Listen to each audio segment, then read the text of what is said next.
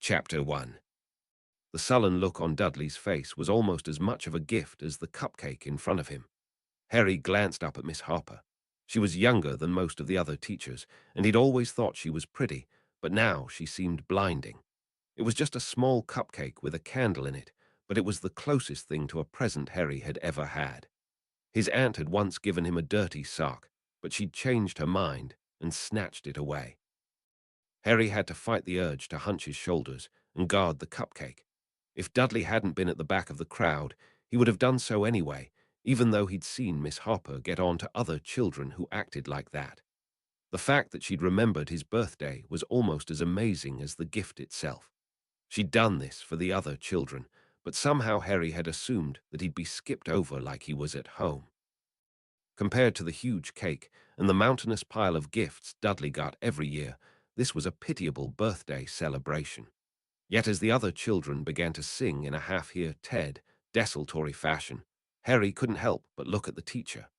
She looked a little bored, but no other teacher had even tried to remember every student's birthday. She'd remembered Harry's birthday, something no one had ever done before. She'd never been as beautiful as now, and Harry wondered if this was what it felt like to fall in love. Harry felt himself being shoved from behind, and he fell to one knee. The curious glow he'd been feeling all day finally faded. Glancing backward, he saw Dudley and his friends. Dudley's face was flushed. He'd known there was going to be a reckoning. He just hoped that it would be later.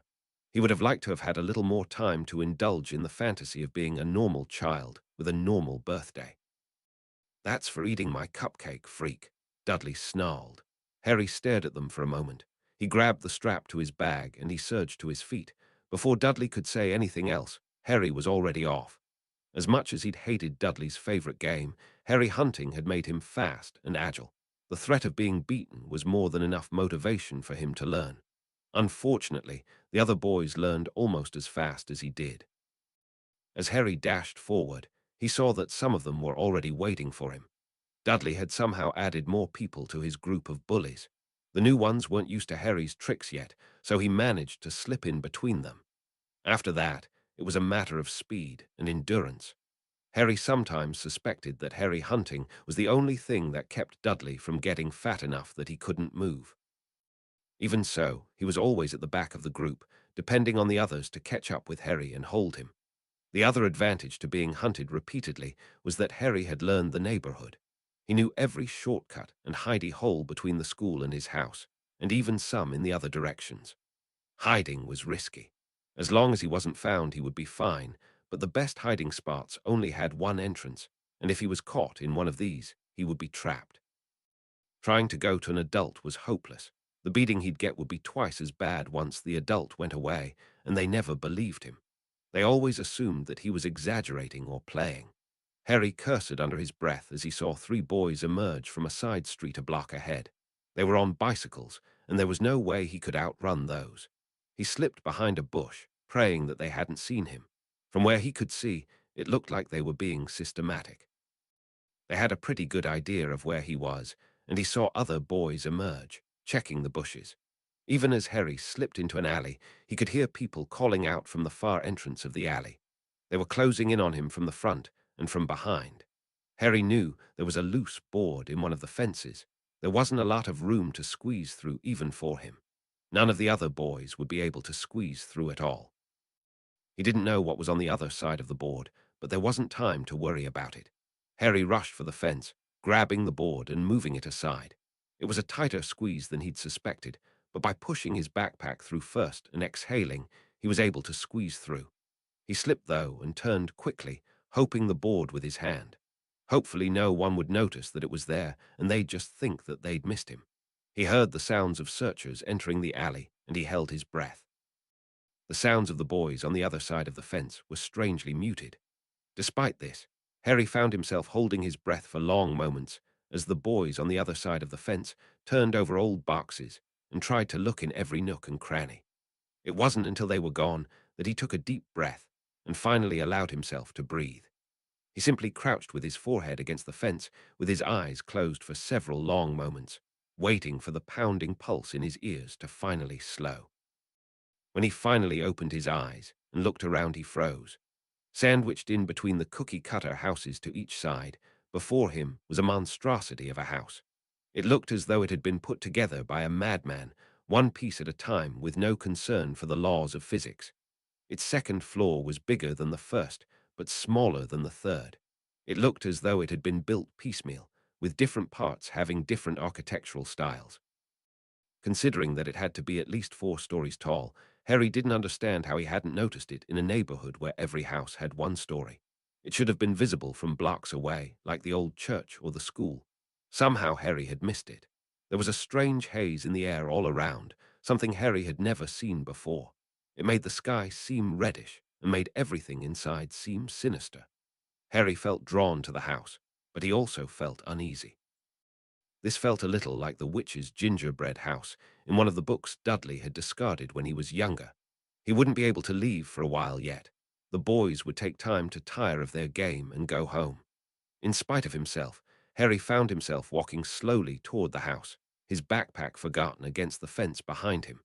It was only as he reached the back porch that he realized what he was doing, and by then it was too late.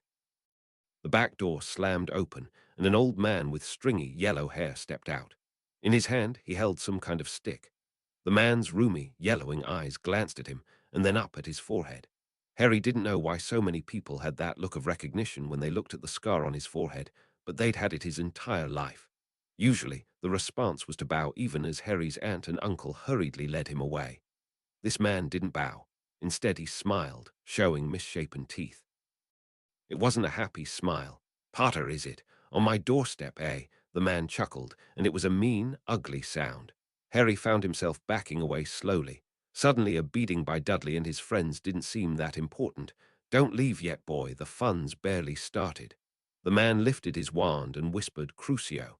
Harry's world turned to pain. "WW, what have you brought us?"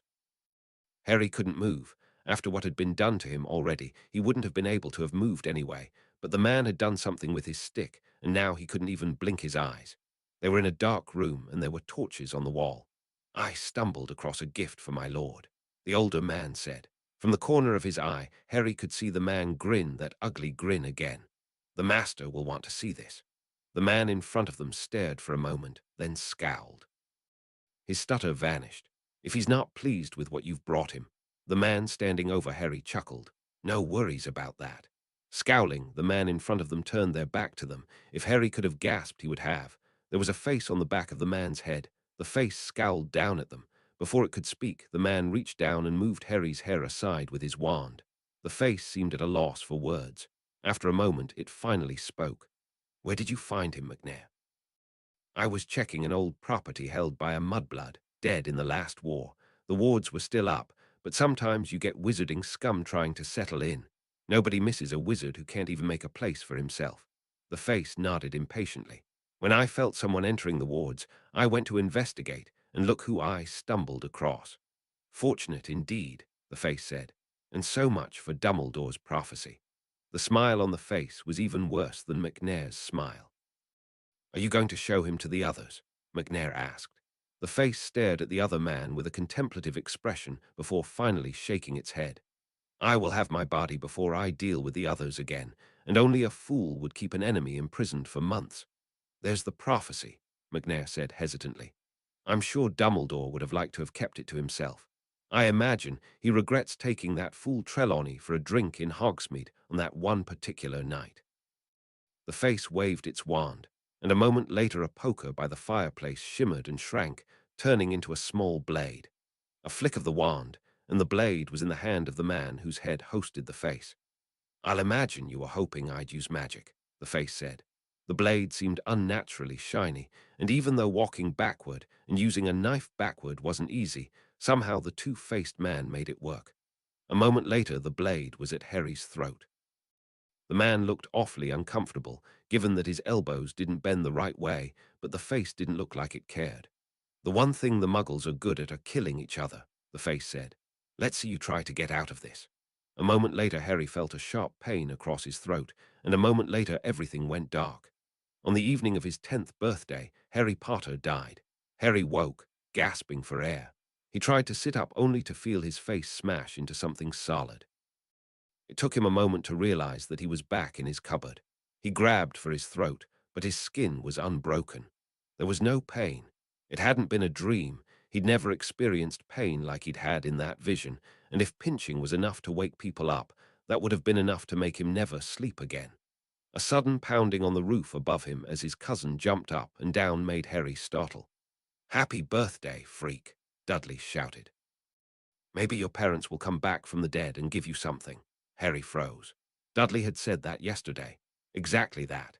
His birthday had been yesterday, not today. As he slowly exited his cupboard, Harry felt a strange sense of déjà vu. His cousin and aunt were wearing the exact same clothes as they had been wearing the day before.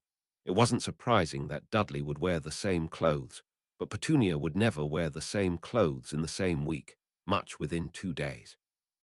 If yesterday had been a dream, how did he know what they would be wearing if it wasn't? It wasn't until he was sitting in front of the lit cupcake that Harry realized that the day really was repeating itself. He felt himself go numb with sudden horror. Today was the day that he died. 2. Invisible. The knowledge of what waited for him at the end of the day made the cupcake taste like ashes. Despite this, he didn't share any with Dudley. Not sharing the cupcake with him had only been an excuse. Dudley and his friends didn't need an excuse for Harry hunting. The fact that Harry was getting attention when Dudley wasn't, even if only for 5 minutes, was enough to set everything in motion. Concentrating on his classes proved to be impossible with the looming threat, at the end of the day, casting a pall over everything. The fact that the classes were exactly the same as the day before only worsened his horror. The thought that it might just have been a dream was washed away by the third class of the day. The fact that he'd been through all of it before allowed him to turn his work in a daze. It felt as though his body was working on automatic. Lunch was normally his favorite part of the day. The Dursleys cared what other people thought, and if they shorted him lunch, people would talk. Dudley sometimes stole his lunch, but that was a different matter altogether. Today everything tasted like sawdust. He ate alone like he did every day, and there wasn't anyone to distract him from his thoughts. He saw Dudley talking to his friends, and they all kept glancing in his direction. He wondered how he'd missed the significance of it the day before. The end of the day came before he was ready. The moment he left the front entrance to the school, he began running. He hoped that he'd be out of sight before Dudley or his cronies had a chance to find him. Just in case, he made sure to turn down a street in the opposite direction from the way he'd gone the last time. A simple beating was much better than having his throat cut and having the pain of whatever that man had done with his stick. Harry had a 5-minute head start on the bullies looking for him, and even though some of them were on bicycles, that was all he needed. By the time Dudley came home, flushed and angry, Harry made sure that he was already cooking dinner for his aunt. He made sure never to be alone with his cousin, and he went to bed in his cupboard. The one advantage of his cousin's casual cruelty was that he probably wouldn't remember to be cruel tomorrow, at least not for the reasons he'd been after Harry today. It was possible that one of his smarter friends might remind him, but Harry planned to be on his guard. Laying in his cupboard, Harry shuddered. He'd been able to change the course of the day, but there was no guarantee that the man, McNair, wouldn't find him in public one day and simply follow him home or simply snatch him off the street. His entire life, he'd had strange encounters with men who bowed to him and acted strangely. Always they'd stared at the scar on his forehead. The horrible face on the back of that man's head hadn't known who he was until McNair showed him the scar. Harry became intensely self-conscious about the scar. He found himself looking away from people, and he found himself scanning crowds for any sign of something being off. It took time, but eventually he noticed that there were people whose clothing seemed off. They looked as though they were trying to fit in but just didn't know what they were doing. The adults ignored them as art eccentrics, but these were always the people who stared at his scar. Eventually, Harry asked his aunt about wearing a hat. A hat? She turned to stare at him for a long moment. What makes you think that we would ever spend a single penny on you that we didn't have to? His aunt and uncle had always hurried him and Dudley away from the people who had bowed to him. Harry suspected that they might know more than they were letting on. Just that the men with sticks like to stare at it, he said, and it makes me uncomfortable. He'd never actually seen any of the men carrying a stick, but if Petunia knew more than she was letting on. Her face went white, and she grabbed him by the biceps hard enough to hurt. Have freaks been showing you their sticks? Have they been showing Duddykins? Her voice was intense, and there was an undercurrent of fear. Not yet, Harry said, but I think it's just a matter of time the way they stare at it. When he arrived home the next evening, his aunt threw a baseball cap and a hooded sweatshirt at him with a sour look on her face. He smiled at her, but she only promised to make him work extra to pay for them. Despite the extra chores, it was worth it. With his hood up and baseball cap on, Harry felt a little safer out in public, although he never really let his guard down. He began to notice places where things were off out of the corner of his eye, places where the air shimmered. It wasn't ever as obvious as it has been from the inside of the house McNair had found him at, but Harry was especially careful to avoid those places like the plague. He conjured all kinds of fantasies in his mind about what it all meant. Was it a secret government conspiracy? Had his parents been spies? Were there monsters hiding among them? Why did they want to kill him in particular? Had his parents' car crash actually been a drunken accident, or had it been something more sinister? Had he time-traveled, or had he simply had a vision of the future? Either way, where had that power come from? How had the man caused pain? His stick had never come close to touching Harry. How had the other man turned a fire poker into a knife? Would he ever feel safe again? His nights were filled with nightmares of men with sticks yelling Crucio, of knives flashing and strangely of green flashes of light, and a woman screaming. He tried looking up self-defense techniques in the library, but although the pictures in the book looked simple enough, he could never remember what to do when his tri-weekly beatings came from Dudley and his friends. It would take practice and a willing partner, Harry supposed, and he didn't have either of those. His only choice was to stay alert and get faster. He began to look at Harry hunting something more than an opportunity to get away from beatings. If men actually wanted to kill him, he was going to have to get faster. He'd have to learn to be alert and to be able to dodge whatever came at him. He never actually reached the point that he was grateful for Dudley and his friends, but he did find himself getting better and better. Dudley kept having to recruit more and more people to keep up with him, and Harry took to escaping as though his life depended on it. One day it might. Months passed, and Harry got better at running and hiding. It wasn't brave, but when adults with strange powers were hunting you, it was the smartest thing to do. One day, they were leaving a toy store. Harry had been brought along to be a pack mule, and he had boxes in his hand piled up past his eyeline. That was the only excuse Harry had for missing the man at the end of the parking lot. Harry was helping to put the presents into the car when he first noticed the man staring at them. Harry wasn't wearing his hat. Dudley had grabbed it while his hands were full and thrown it into the back of the car underneath the presents where it would get squashed.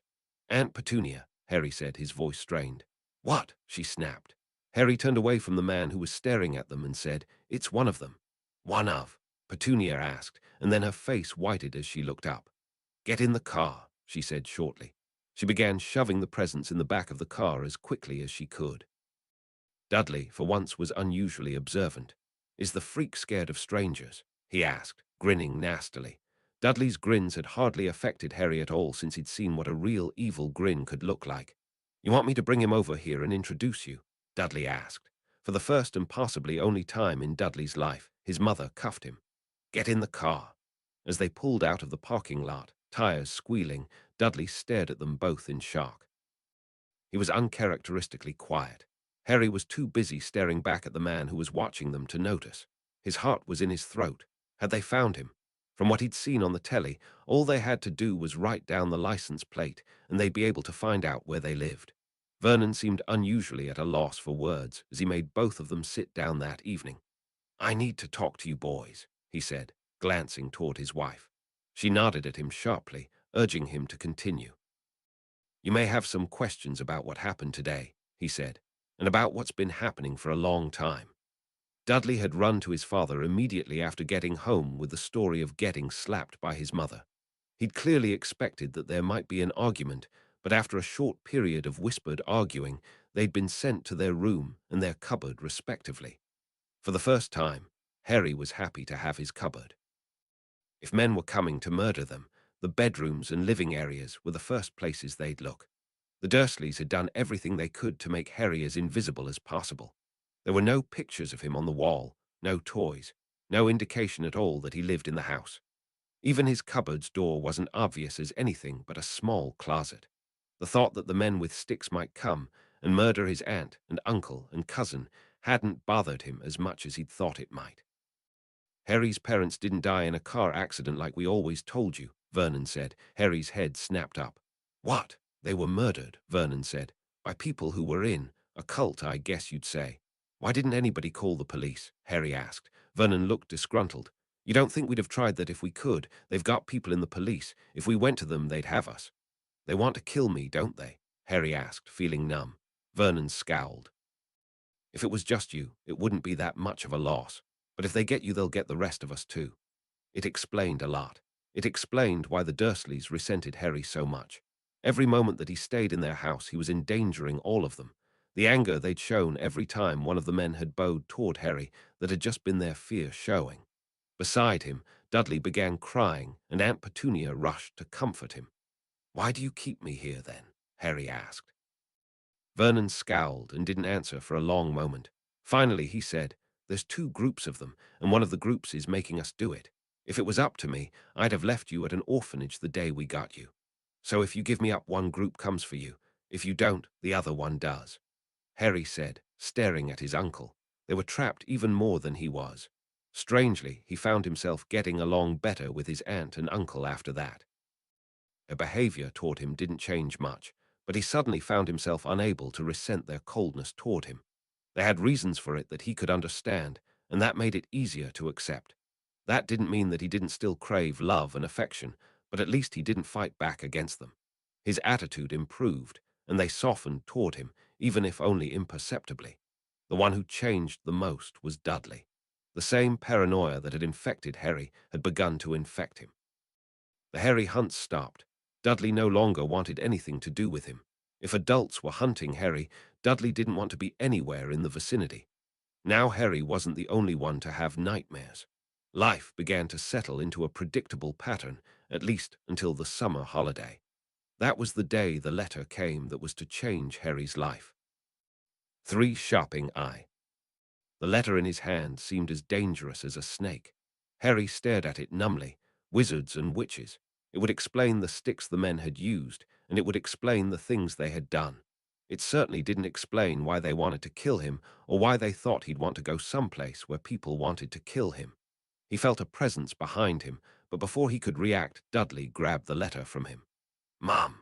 Harry opened one of the letters. He was running before Harry could react, still stunned from what he'd read. Glancing up at the entryway, Harry winced. His aunt wouldn't react well. She was terrified of the men with sticks, and this was only going to make the temporary truce they'd worked for evaporate. Cautiously, he stepped into the kitchen. Petunia's face was as white as a sheet as she stared down at the letter. It was addressed to me, Harry said slowly. He'd never had a letter addressed to him, and he'd opened it without thinking. I won't have this filth in the house, she said in a low, cold voice. Harry nodded. Thing is, you said they made you take me. Are they going to make this happen too? She looked up at him wordlessly and stared at him for a long moment. This place, it's a boarding school. His aunt nodded. Your mother went, thought it was a lark. It killed her in the end. Harry stared at her for a long moment. What happens if we say no? They'll come for you, she said. They don't care what people want, not really, as long as they get what they need. So the more we fight it, the more likely they'll be to send someone here, Harry said. He hesitated. If they do, what are the chances that someone will follow them? They said we'd be protected as long as we stayed in this house, Petunia said. Vernon's had to give up promotions because we'd have had to move. So the family had even more reason to resent him. Harry scowled. All they need to know is the neighborhood we're in. They could look us up in the phone book or just wait at the local grocery store. Petunia turned even whiter. Do you know why they want me dead? Harry asked quietly. There was an accident when their leader murdered your parents, and he died instead of you. That's it, Harry asked disbelievingly. I was a baby. You can't blame a baby for something its parents probably did anyway. His aunt had the grace to look away for a moment. They do, and now both sides are obsessed with you. We were warned about letting you around either group. Harry scowled. So whatever happens, I'm going to end up going, and if we fight it, they may send someone here. Petunia scowled but nodded. So maybe we shouldn't fight it. If I'm gone for 9 months out of the year, you all should be safe, and maybe I can learn something to help keep us all safe. It'll be the death of you, Petunia said. Would that bother you that much? Harry asked. At least all this would be over, and then you'd be able to go on with your lives. She flushed. You think that hasn't occurred to us? And if I don't die, eventually I'll be able to leave and you'll all be safe again. Not until you're 17, she muttered. We've got to keep you until then. That's only a year and a half that we have to live under the same roof, Harry said, if I'm only here 3 months a year. Vernon won't like it, she said, but she was already wavering. Only I don't know where to get all the stuff they're talking about, or where to catch the train. I know where to go, she admitted reluctantly. There's a place where they sell things. I won't go in with you, though. Harry froze. Going alone to a place like that, where everyone was a possible killer. It wouldn't be safe. Maybe we should wait for someone to take me then, he said uncertainly. Although he found the idea of depending on anyone from that world worrying, it would be better than going alone. His aunt's face tightened. We aren't allowing any of them to come here. I'll drive you. No matter how he argued, she wouldn't change her mind. It's somewhere around here, his aunt said. She'd left Dudley at home, and she was adamant in her refusal to come with her. She'd grudgingly gone to the bank and withdrawn £300. The expression on her face said more than anything that she'd find some way to make him pay her back. It seemed reluctant to hand him the money at all, but apparently the thought of avoiding having a wizard come to her house was worth the money. This is all you get, she said, and they won't take proper money.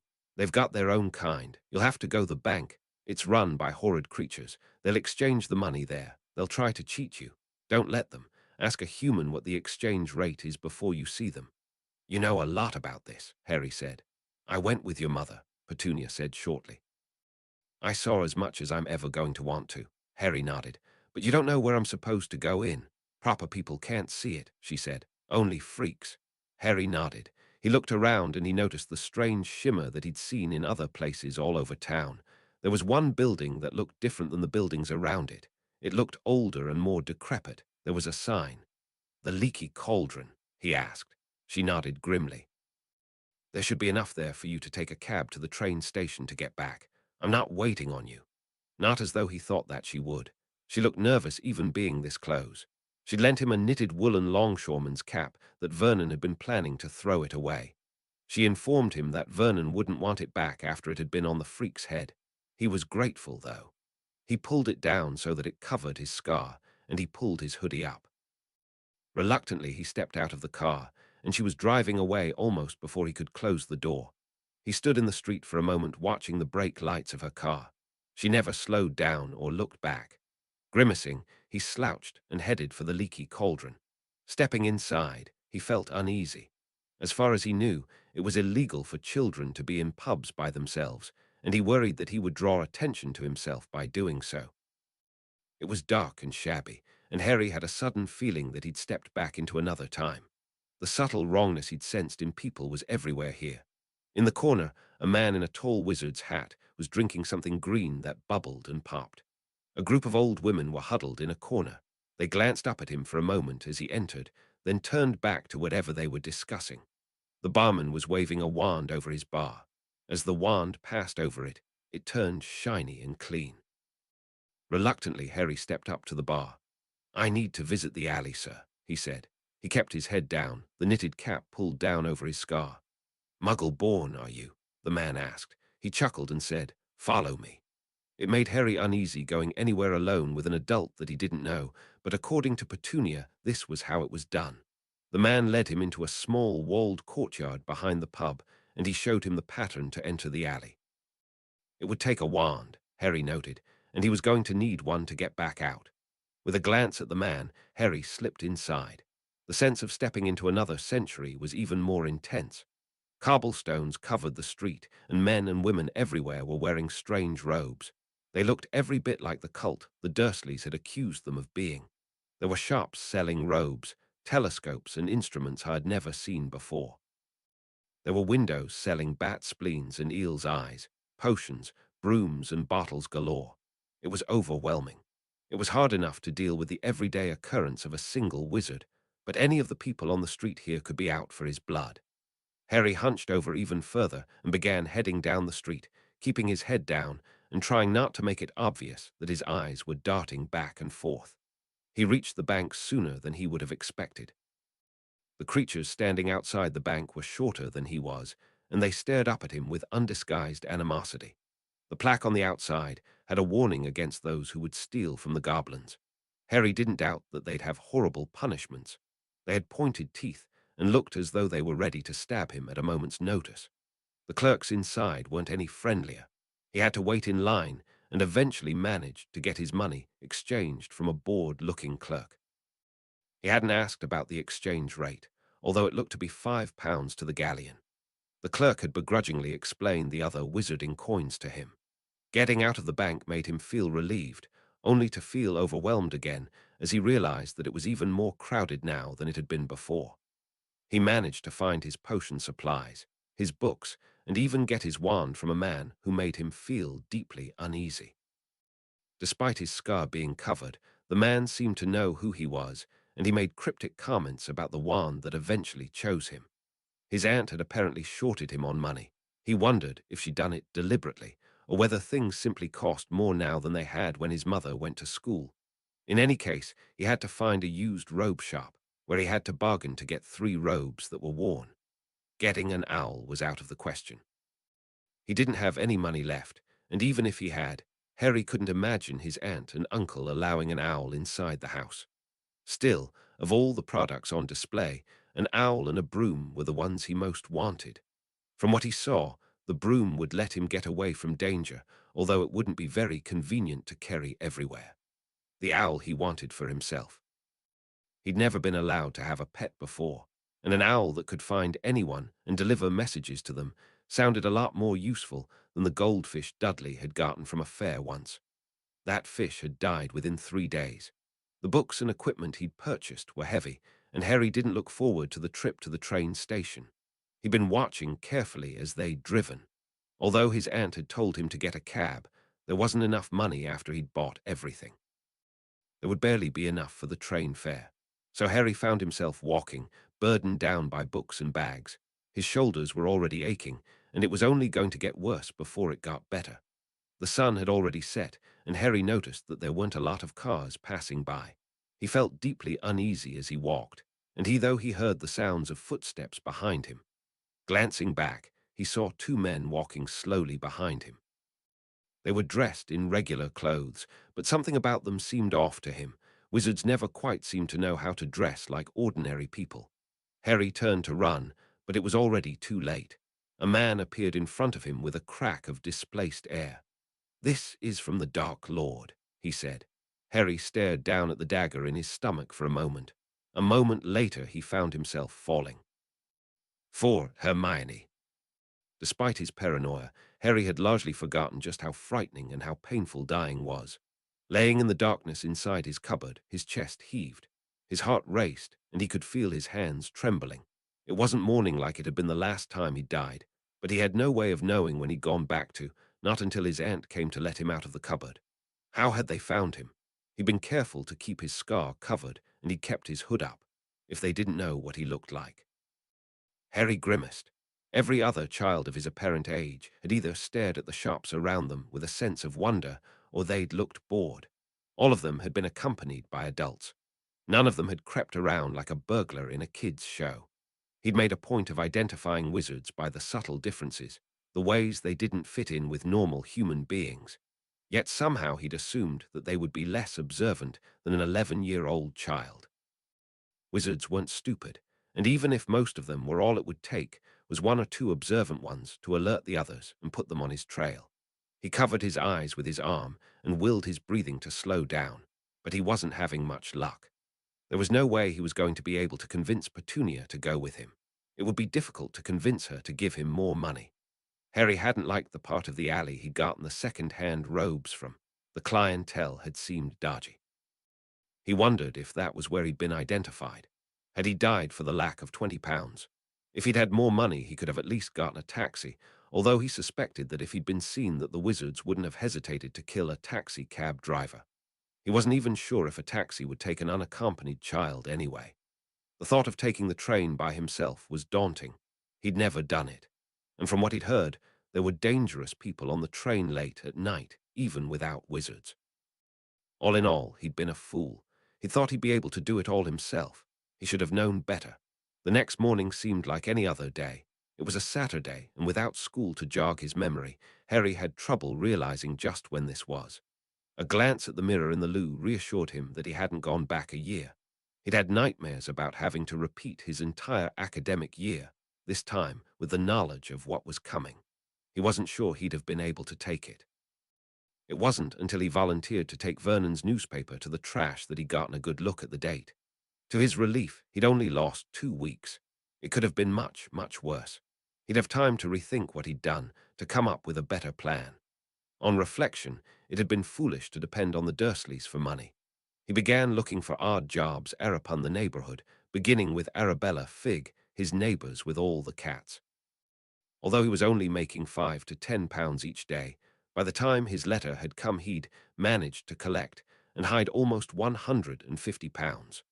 The fact that his cousin was no longer Harry Hunting gave him the time to look for work. Some of the neighbors turned him away, convinced by the rumors the Dursleys had spread about him being criminally minded. Others didn't, and enough of them had given him the benefit of the doubt that he'd managed to collect what to him seemed like an inconceivable amount of money. Of course, since he'd never owned a single pound of his own, any amount of money seemed inconceivable. Although the work was hard, he'd been forced into having a work ethic by the Dursleys. The hardest part was that he had to continue doing his chores for his aunt and uncle on top of the work he was doing for the neighbors. He fell into his cupboard exhausted each night. The nightmares he was having didn't make his sleep any easier, but sheer exhaustion helped him get enough sleep. As the day got nearer and nearer, he found himself growing more and more anxious. He had a plan, but he wasn't sure how he was going to manage it. The only way he'd be able to blend in was if he was with some adults and other children. His best bet was to find a family that looked like normal people and worm his way into shopping with them. No one would be looking for Harry Potter in a family with other children. It was a technique that he'd heard some of Dudley's smarter friends used to get into movies they wouldn't have been allowed to go in and see alone. The only question was whether he could pull it off. Could he pretend to be friendly when his entire life he'd been ostracized? Could he even find a family that looked like they might help him? Fear grew in the pit of his belly until the day his letter came. At least this time, he knew exactly what to say to get his aunt to take him to Diagon Alley. There was a risk in hiding outside the leaky cauldron. There was every chance that someone would notice him, and that he'd be pulled further back into the alley he was currently in and murdered. He thought long and hard about what he was looking for. People who knew what they were doing were out of the question.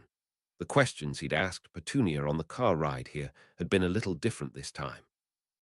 She admitted that sometimes wizards were born to ordinary people, and that other times the parents were all wizards. What he needed were a family with wizard children and ordinary parents. They wouldn't know anything about him or about whatever dark lord that was trying to kill him. They'd be more likely to try to help him as well. A steady stream of people made their way into the leaky cauldron, but most of them had no problem making straight for it. It seemed like an eternity that Harry waited, and he was conscious the entire time of the £450 that he had in his pocket. There were normal criminals who would slit his throat for far less money, at least according to the shows Vernon watched on the telly. Harry sometimes saw part of them while he was cleaning, and he heard the rest from inside his cupboard. The fact that he knew firsthand that some people wouldn't hesitate to kill made the horrifying scenes he'd listened to and heard all the more frightening. Harry stiffened as he saw a family approaching. It was a man, woman, and a girl who looked to be his age. The adults looked confused, and they kept trying to turn away. The girl finally had to take them both by the hand and drag them forcibly toward the pub. They resisted for a moment, but eventually their steps grew surer. They looked surprised, as though they were finally seeing something that should have been obvious right in front of them. Harry took a deep breath. This was it. "Is this your first time to the alley?" Harry asked the girl.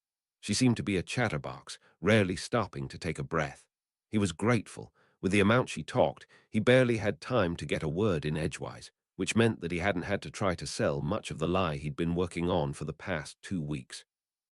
It had been surprisingly easy to ingratiate himself with them before they'd even stepped into the pub. Simply asking if they were coming to buy school supplied had been enough to get everything started. Harry had claimed that his family was going to pick him up because both his caretakers were working late. He'd come up with all sorts of elaborations on that story, but the Grangers had accepted them immediately. He was thankful that he'd managed to convince his aunt to cover his scar with makeup. He'd had to force himself not to rub at it. It felt odd on his skin. The anonymity it provided let him hold his head high, however, even if he had to repeatedly tell himself not to slump or skulk around. "My parents are dentists," the girl was saying, "and they didn't really believe in magic, even in spite of the strange things that were happening in our house, until this professor came to our house and showed us." She took a breath and finally seemed to register his question. "We've never been here, if that's what you are asking. You're the first other wizard I've ever had a chance to talk to, and I have so many questions." Harry forced himself to smile. Being a wizard hadn't brought him anything but pain and misery, but this girl Hermione seemed to be filled with the wonder of it all.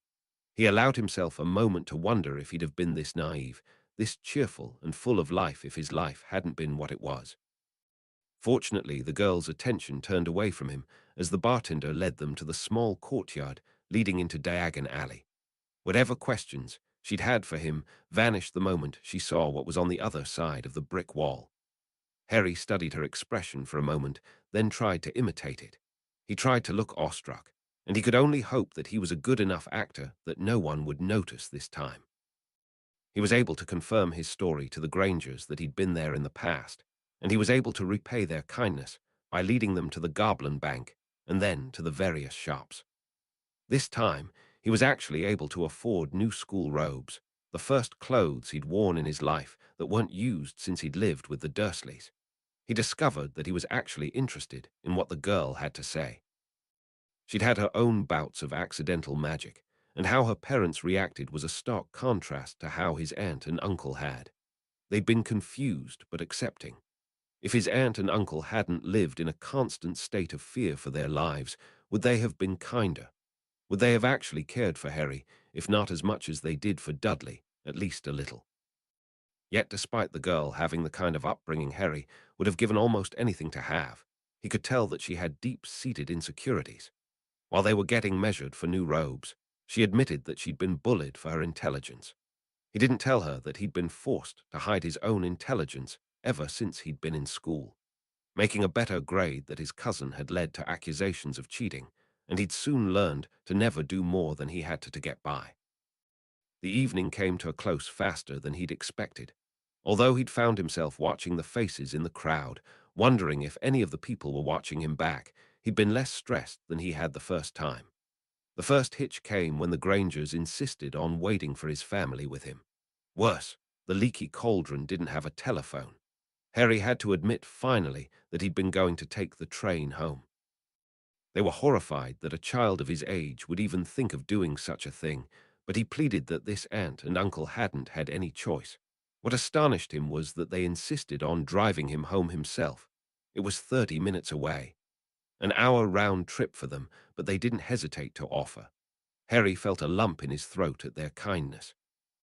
In any other circumstance, he would have been suspicious that they were waiting to take him away somewhere, but compared to what he was facing from the wizards, how bad could it be?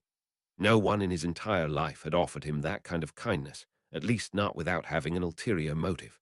He got in the car quickly as he noticed other people coming out of the pub. After all his work at being anonymous, the last thing he wanted to do was make a scene. As he rode home, he felt tears in his eyes.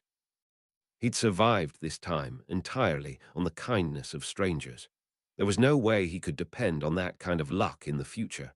He was going to have to plan for the worst. Hoping for the best seemed foolishly optimistic. 5. Ride. A month at home hadn't really prepared Harry for the trip to Hogwarts. His uncle had been upset about the £300 and about his going to Diagon Alley, but his aunt had spoke to him in quiet tones, and he'd eventually settled down. They'd moved him to Dudley's unused room after seeing the way his letter was addressed. Harry was impressed. Not only did he finally have more room, but he could study his books by moonlight. Even with the money he'd saved, he hadn't been able to buy half the books the Grangers had gotten Hermione. He'd looked for books on recent wizarding history, however, hoping to find information about the war that had killed his parents. What he'd found shocked him. Not only was there a very public prophecy about him, but there was a common consensus that the Dark Lord was coming back. That had kept his followers energized, and in turn that had kept attacks by Death Eaters at a low boil for the last 11 years. They were organized, and they believed that their master was the only one who could kill Harry Potter. Harry winced and rubbed his side. He had evidence that that wasn't the case, unless somehow the prophecy meant that he couldn't be permanently killed by anyone other than the Dark Lord. From what he'd understood, the face on the back of the man's head had been the Dark Lord, and that still hadn't killed him. Of course, it hadn't been the Dark Lord's hand that had held the knife. It had been whoever was hosting him in the back of his head. If that was the case, then once the Dark Lord regrew his own body, Harry would be in real trouble. The entire wizarding world was going to expect him to be some kind of master duelist, but Harry didn't see how that was possible. He knew that the Dark Lord was in Britain, and he assumed that he was working toward regaining a body. Harry hoped that someone, Hermione or someone else, would tell him the name of the Dark Lord. It wasn't in any of the books, and it only seemed right that he knew the name of the man who had already had him murdered twice. Of course, he studied his books as much as possible without rubbing his aunt or uncle's nose in it. He didn't know what he would face in Hogwarts, but at least some of the students would be the children of Death Eaters. Others would undoubtedly be the same kind of bullies Harry had seen in school. Some would actively bully others, and others would happily join in. It seemed insane to Harry to have a school where every student carried a weapon with them at all times. He'd seen how impulsive his classmates were, and he could only imagine how much worse wizarding children must be. After all, they lived in a world where normal laws didn't apply, and Harry assumed that had to come with a certain sense of entitlement. He could even see why his aunt and uncle had called them a cult. After all, they separated their members from the rest of humanity, isolating them for months at a time. They forced them to secrecy, not allowing them to talk about whatever went on in their community. By not teaching maths or science or history, they crippled students' ability to leave their community. With a Hogwarts education, there was no way he'd ever be able to go to uni. He'd never be able to get a good job in the non-magical world. He'd be forced to live among the wizards, following their rules and living the way their community decided they should live. Still, if they were going to put a weapon in his hand, he was going to learn how to use it. He knew better than most just how necessary it was to protect oneself, although he supposed that it would be years before he was able to duel with an adult wizard. His best bet was to know more than anyone expected. Surprise could be a great equalizer, and even a trained fighter could be taken down by an amateur doing something unexpected. So he studied, harder than he ever had in his life. Whenever he thought about slacking, his hand went to his side, and he went back to it. He still had his normal chores or course, but at least now he wasn't taking on extra work in the neighborhood. As it was summer, there were no classes, and he had time to study. The only regret he had was that he wasn't allowed to actually use his wand. The Grangers had an actual meeting with a teacher at the school, and they'd been informed that the use of magic outside of school by minors was strictly forbidden. Without being able to actually practice, he wouldn't be able to really accomplish anything. Harry suspected that they wouldn't be learning anything really impressive the first year anyway. There wasn't any point in teaching an 11-year-old how to blow up a castle when they didn't have the self-control to even stay out of fist fights. He had no idea what magic was really capable of. Could he really learn how to blow up castles?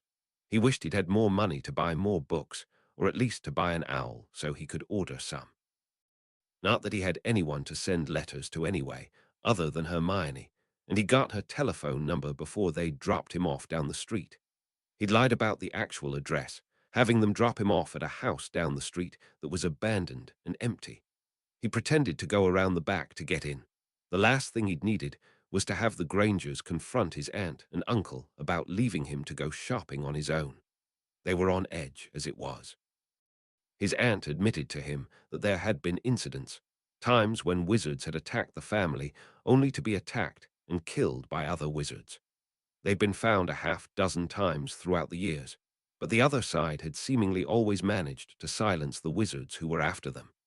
It had led them to be overly cautious, and furthermore, it had led them to resent him, and the effect being forced to keep him had won their family. The fact that the wizards had wiped the memories of every normal person in the area had only increased their anxiety. Petunia had a persistent fear that it had been done to her as well. Harry could hear it in her voice. What truly horrified her was the thought that it had happened much more often, and those half-dozen times were the only times they'd let her remember. The expression on her face made Harry feel pity for her for the first time in his life, even as the true horror hit him.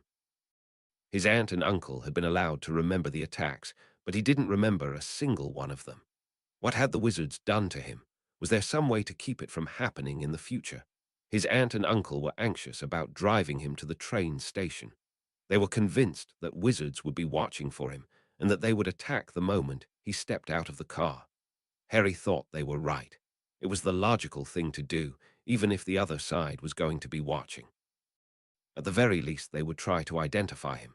Even if he managed to slip into Hogwarts, Harry had a strong suspicion that the children of his enemies would give very good descriptions of him, and coming home would be much more dangerous.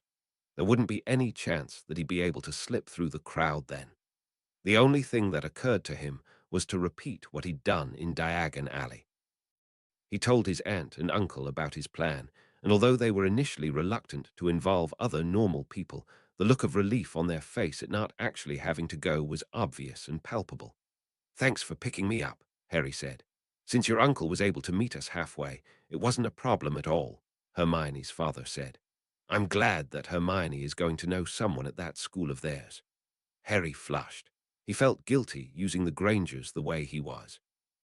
After all, they had been the first people in his entire life to be nice to him. They had helped him out of a sense of common decency, not because they wanted something from him. Now he was endangering their lives, and if there was some kind of magical terrorist attack on the station, he'd been endangering the lives of other wizard children and their parents as well as all the normal people. He shook his head. It wasn't as though he had a choice. "Still, it's a lot more than I could have asked for," Harry said.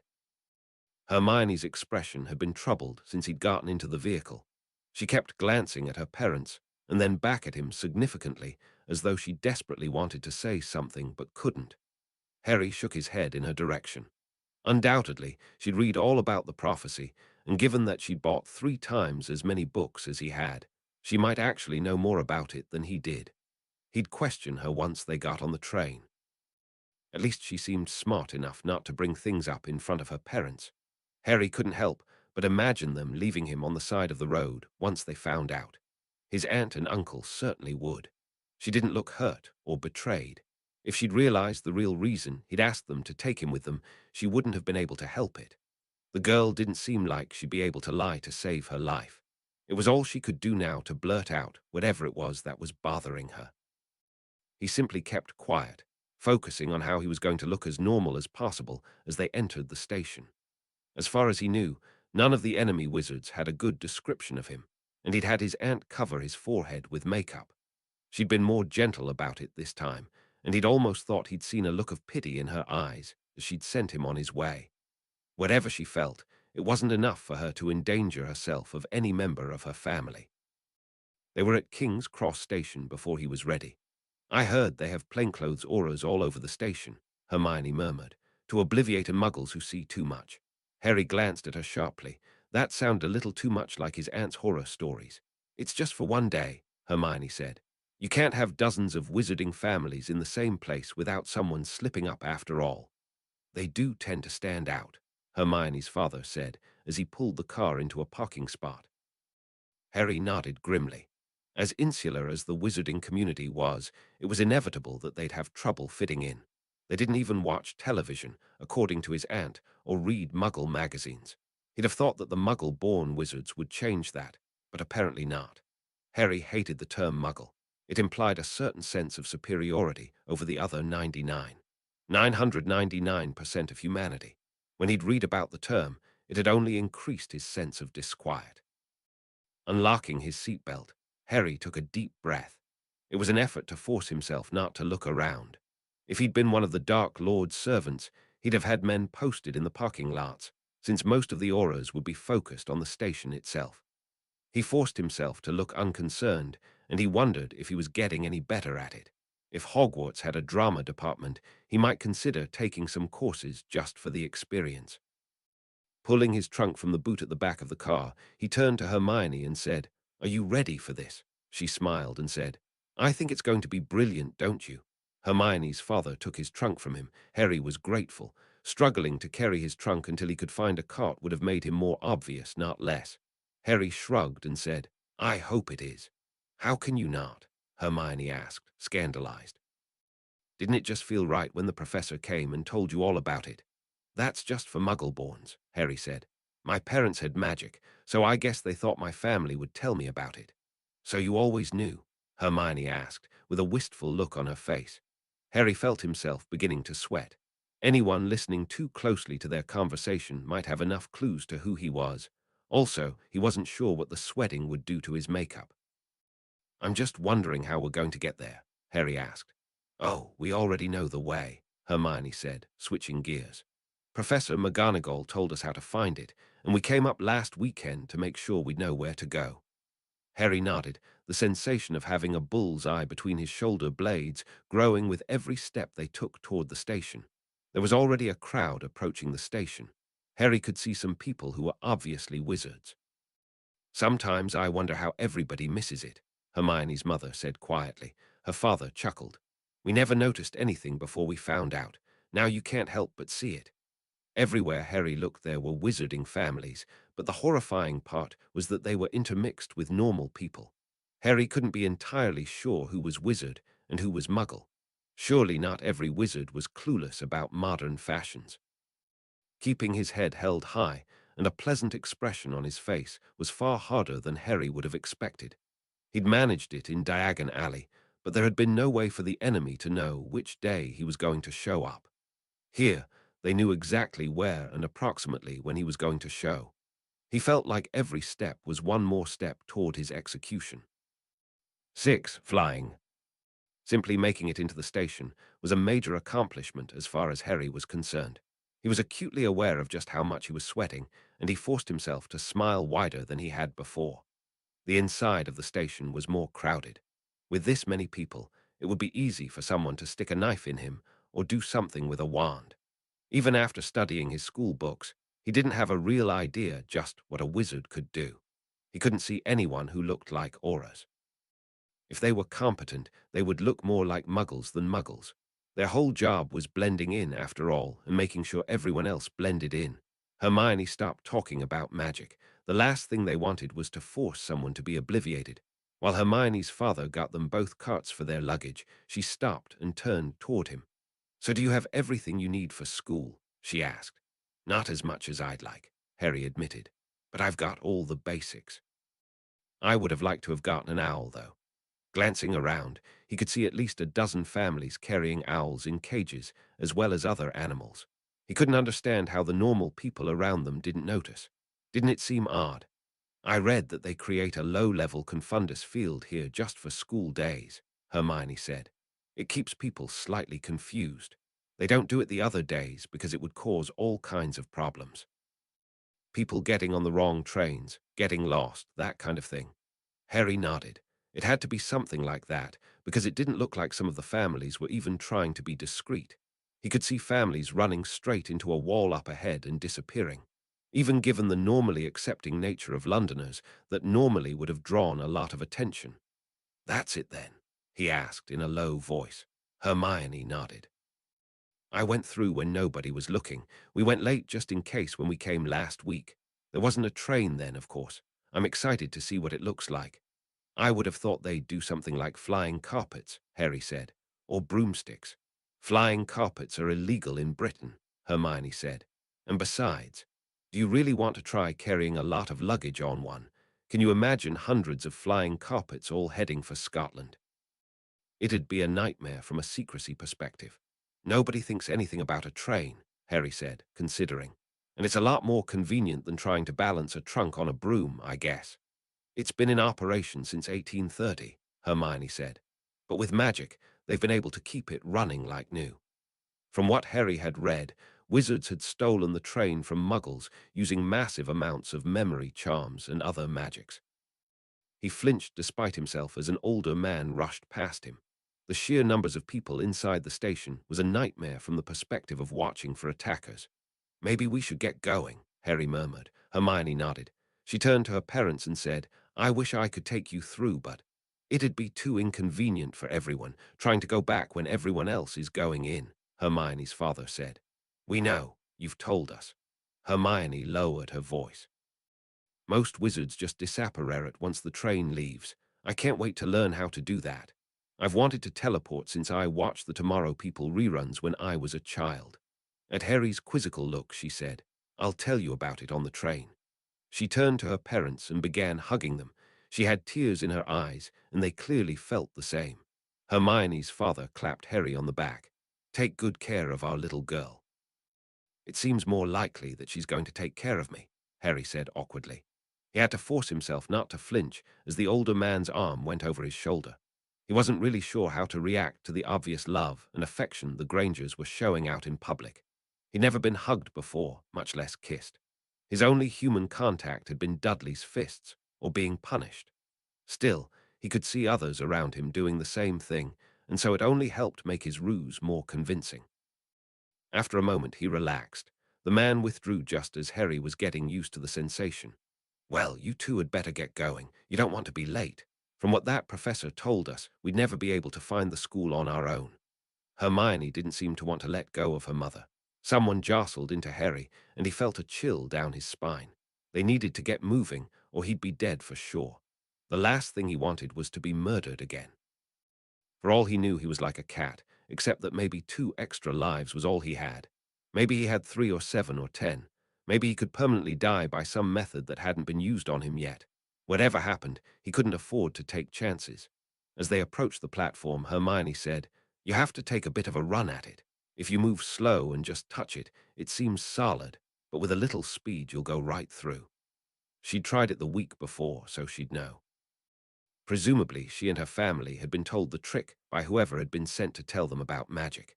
Harry wondered if his aunt knew, and why she hadn't told him. Of course, it had been 15 years or more since she would have been told, so she might not remember. A moment later, Hermione was pushing her way through the wall, and Harry took a deep breath and followed her through. As he stumbled through to the other side, Harry had a sense that he was walking into another world. Whereas on the other side, the wizards had made at least a token effort to fit in with the muggles around them. On this side, they'd changed into clothes. They were more comfortable. It was like Diagon Alley all over again, except this time there were children everywhere. They were moving around and talking in high-pitched, shrill voices. Adults moved more sedately. This was making Harry anxious. The fast-moving younger children were coming in from all directions, and the sensation of quick movement out of the side of his vision made him jerk. It was only 2 red-haired twins throwing something through the air at each other. Harry reached up and wiped the sweat from his forehead. His hand felt sticky, and a moment later he realized that he'd wiped the makeup from his forehead. Hermione was staring at his forehead. I'd wondered if you'd gotten cosmetic surgery to have it repaired, she said quietly, staring at the scar on his forehead. I just didn't want to say anything. As if the Dursleys would shell out for cosmetic surgery, he was lucky they'd even bothered to get him glasses. The train was bigger than he would have thought. It had to be to carry hundreds of students. Harry found himself being impressed in spite of himself. It wasn't like a modern tram at all, and despite its age, it looked brand new. The sign said Hogwarts Express, 11 o'clock. Maybe we should get on the train before the good seats are taken, he said. The first 2 compartments were already filled with students, some hanging out of the windows calling to their families. He could see an entire family of redheads staring at the scar on his head. He winced and grabbed Hermione. I've had too many people gawk at it. That's why I cover it up with makeup. It was a lie, of course. He'd never even given people a chance to gawk at it, although he could see several people in the crowd gawking at it now. They pushed forward, and together he and Hermione managed to pull their suitcases onto the train. They dragged them to the first empty compartment they could find, and they managed to wrestle the luggage into the overhead bins. Harry felt exhausted as they finally sat down, less from the exertion with the luggage, and more from the emotional stress of having had to walk through the gauntlet. He'd felt like he was creeping through a minefield, but for whatever reason, no one had tried to kill him. I read about the prophecy, you know, Hermione said, and we got a subscription to the wizarding newspaper. There was an article about your attending this year. She pulled out a paper, and Harry saw a picture of him as a baby. His scar was starkly visible. "The last thing I want is to get famous," Harry said, "or think about the prophecy. I think prophecies are rubbish anyway. They do always seem to be written in a way that they can be met in multiple ways. You never hear about a prophecy saying that someone is going to be defeated on June 22nd, Harry said, smirking. "Well," Hermione said, "if I heard I was going to be defeated that day, I'd just call in sick." Harry nodded. "I think it's nonsense anyway. Do they really think I defeated the Dark Lord as a baby?" "You call him the Dark Lord?" Hermione asked. "I thought only Death Eaters did that." Harry flushed. "I couldn't find out what his name actually is. I'm not going to run around calling him, you know, who like they do in the books." Hermione smirked and leaned closer to him. "You want to know his name? I know what it is." It's a round-faced boy stuck his head in the door and said, "Have either of you seen my toad?" Harry stared at the boy for a long moment. He couldn't for the life of him understand why anyone would want a toad. Owls were useful, and cats were good for petting, at least when they weren't clawing and biting like Miss Fig's many cats when they were in a mood. A toad didn't seem useful at all, and they didn't seem like they'd be good companions. "Haven't seen it," Harry said. "Let's go help him," Hermione said. "It'll give us a chance to see the rest of the train, and we might even make a new friend." Harry hesitated. The other students would see his scar soon enough, and he could feel the train beginning to move. There wasn't much chance that the adults had allowed Death Eaters on the train. "All right," he said. It was a relief to finally not have to worry about his life every second. According to what he'd read, Hogwarts was the safest place in all of Wizarding Britain. He should be safe enough until it was time to come home. The thought of finally being able to relax made him smile. He said, "Sure, let's go." Finding the toad wasn't easy. Most of the students seemed absorbed in their own conversations, and few of them seemed interested until they glanced up at the scar on his head. Harry made sure to let Hermione and the new boy to do all the talking, even as he kept well back. The last thing he wanted was to have a lot of questions. One redhead was in a compartment with his brothers. "I want to go meet Harry Potter," he was saying as Hermione opened the door to the compartment. Harry quickly stepped back out of sight before the trio could see him. Some of the looks the older students gave them weren't friendly, especially the ones wearing green. Harry felt a little uncomfortable around them, and he was starting to feel like this was a mistake. A white-haired boy and two goons brushed by him, barely giving him a look as they headed toward the back of the train. "Out of the way, mudblood," he snarled at Hermione, who seemed confused. Harry stepped aside quickly, letting the three of them pass. "It's mudblood?" he asked. Hermione shrugged uncomfortably. It didn't sound very nice. Eventually, they found the toad in the boys' loo. "Thanks, mate. I don't think I'd have found Trevor on my own," the boy, who'd finally introduced himself as Neville Longbottom, said. With a name like Longbottom, Harry suspected that he had to have been bullied, unless other wizard names were just as outlandish. "It's not a problem," Harry said. "Why don't you and Hermione head back, and I'll catch up with you in a bit." He wanted a chance to see if he could recover his scar with the makeup, even though almost everyone had seen it by now. "It's all right if I sit with you?" Neville asked. The boy seemed harmless enough. A toad didn't seem like the kind of pet a Death Eater would have anyway. Maybe a snake or a hawk to peck out people's eyes.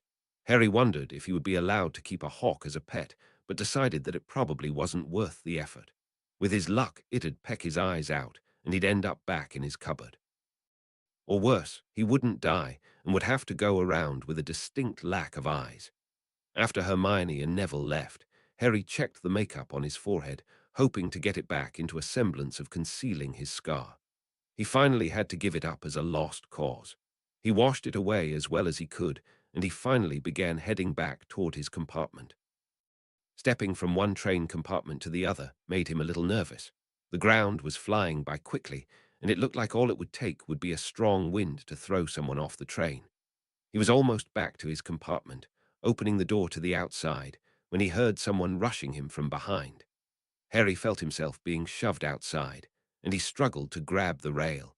But whoever it was that was pushing him was a lot bigger and stronger. There wasn't even a chance to see who it was. Harry was grabbing for the rail and holding on for dear life. Someone grabbed his hands and wrenched them open. Before he could even scream, he was pushed over the edge. He was pulled under the wheels of the train, and there was a moment of horrific pain before everything went black. 7. Mandatory. Waking in darkness. For a moment, Harry thought he was back in his cupboard. It took a moment before he realized he was in his bed in his room. Although he had a window, he'd had to cover it at night in order to sleep. After years of total darkness, it was hard to sleep with the light shining through the window. He rolled out of bed and staggered for the door. He moved quietly in the darkness through the hallway and into the lavatory. Not bothering to turn on the light, he quietly retched into the toilet. His mind kept flashing back to the pain as he'd rolled under the wheels of the train, to being pushed. From what Hermione told him, there weren't many adults on the train. Only the witch running concessions and the driver. That meant that either an adult had managed to hide somehow on the train, or one of his fellow students had outright murdered him. Either way, any sense of security he might have had was gone. Hogwarts wasn't going to be any safer than being at home, less so in many ways. At least here he had anonymity. He closed his eyes and hoped that there might be some way to refuse. He was in his room, which meant that this was after he'd received his Hogwarts letter and after his trip to Diagon Alley. Aunt Petunia might be upset at the loss of £300, but she hadn't really wanted him to go to Hogwarts anyway. Maybe there was a way to rescind his acceptance and simply go to public school. Living with the Dursleys wasn't that bad, especially since they'd come to an accommodation. He grimly cleaned the toilet as well as he could, after finally reaching to turn on the light. Staring at himself in the mirror, Harry noted that he looked pale and haggard. While his body was whole and there was no sign of the broken bones and mangled flesh that he'd experienced for a moment, the memory still remained. He remembered every death, and those memories were more intense than any of the others. This last death had been more intense than the others, although the Crucio spell the man had used on him had hurt almost as badly. He couldn't keep going through this, or he would go insane. Harry went back to bed, and sleep was a long time coming. He had nightmares about being ground beneath the wheels of a train, even as men in robes stabbed him over and over again and laughed maniacally. It wasn't until he woke the next morning that he discovered that he'd lost a month this time. All the goodwill that he'd slowly developed with his aunt and uncle over the preceding month was gone. Furthermore, he'd have a month to obsess and revisit what had happened on the train.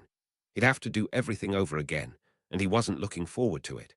It had been easier this time to gain the approval of his aunt and uncle. He'd seen what buttons to push the last time, and he'd managed to find other things that they approved of this time.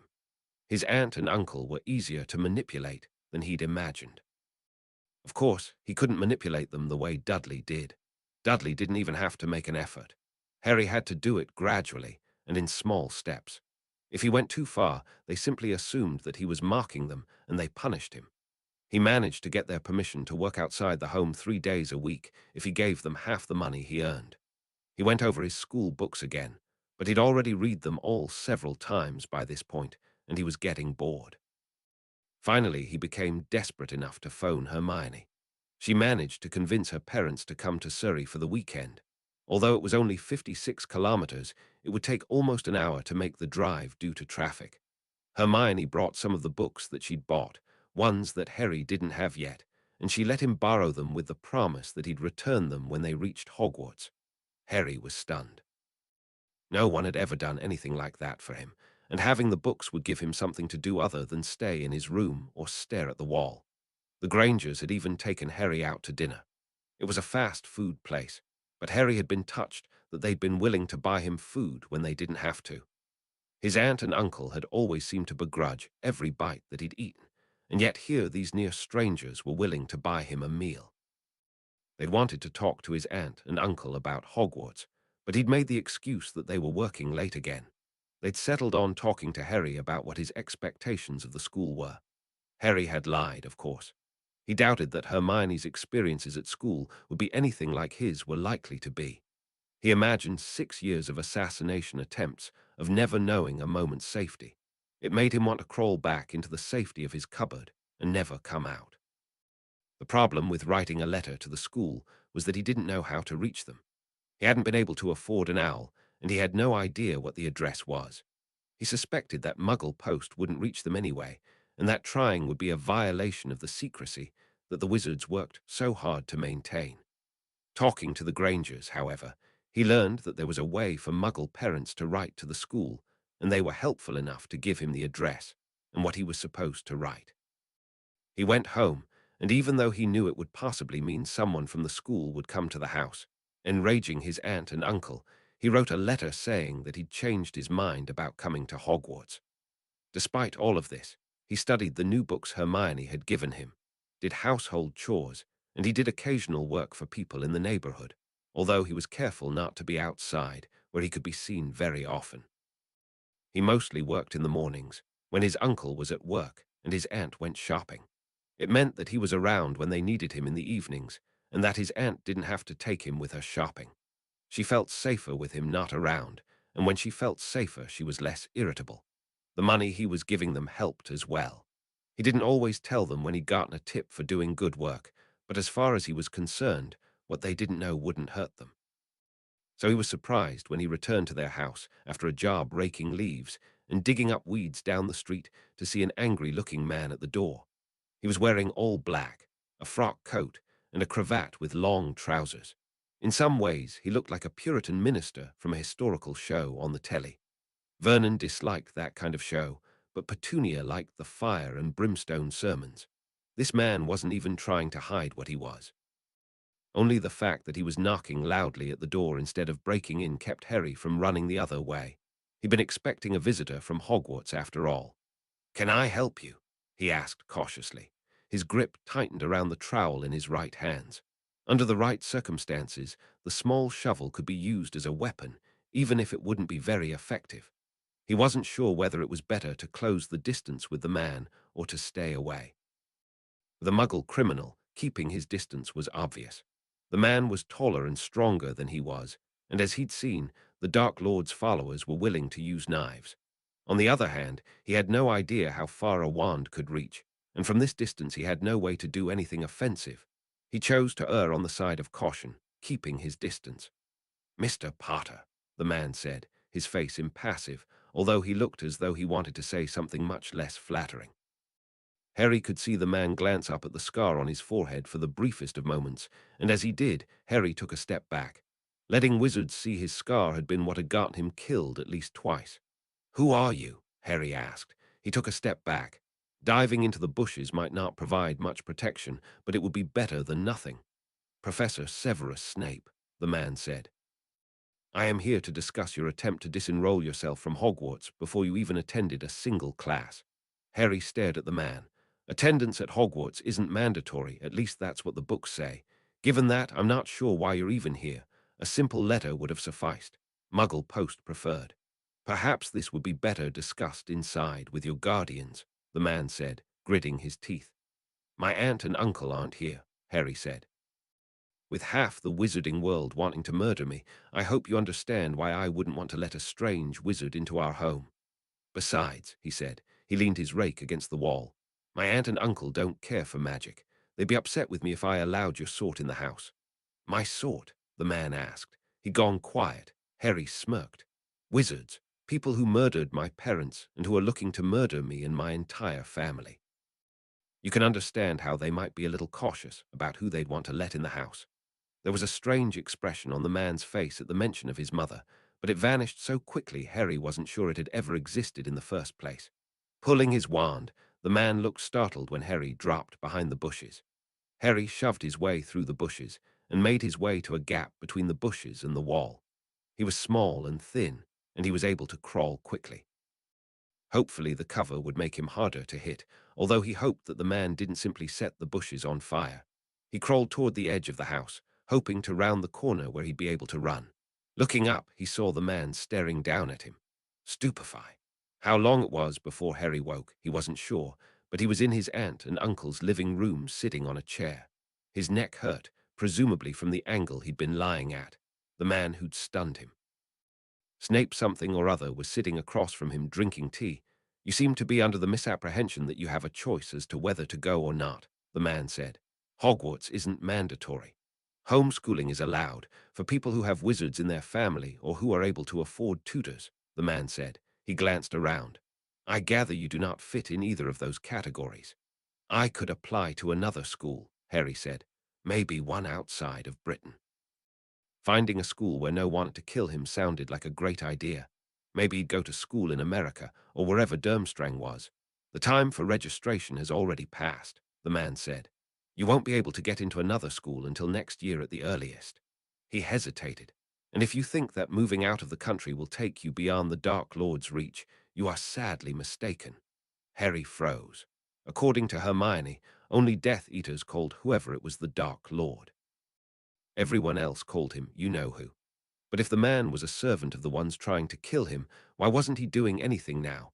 The man must have read something in Harry's expression, because he snapped, "If I meant harm to you or yours, I wouldn't have been able to find this house." "What?" Harry asked, taken off guard. "There are wards around this house that make wizards who wish you harm unable to find it," the man said, "as well as providing other protections." "Even more reason for me not to leave then," Harry said. "Anonymity is my only protection, and once my face is out there, that's it. Hogwarts is the best protected place in all of Wizarding Britain. Better than right here," Harry shot back. "I'll be going to school with the children of the people who want me dead. At least here, I only have to deal with people who want to kill my social life. The Dark Lord's followers haven't tried to find you because they knew you'd be coming this year," Snape said. "If you do not, they'll be looking for you seriously."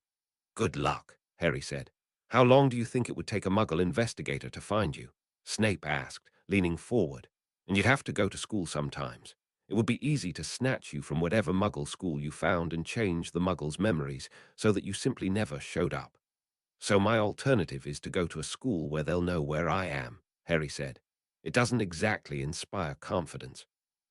They argued back and forth, but ultimately Harry was forced to conclude that the wizards and their politics wouldn't allow him to skip school. Half the wizarding world had their hopes resting on him, and the other half wanted to strangle him. Both sides wanted him at Hogwarts. If he refused, his family would simply be charmed into forcing him to go. Harry finally agreed to go. His aunt would be home soon, and he didn't want to deal with the fallout that would cause. For some reason, the man didn't seem particularly in a hurry to see his aunt either.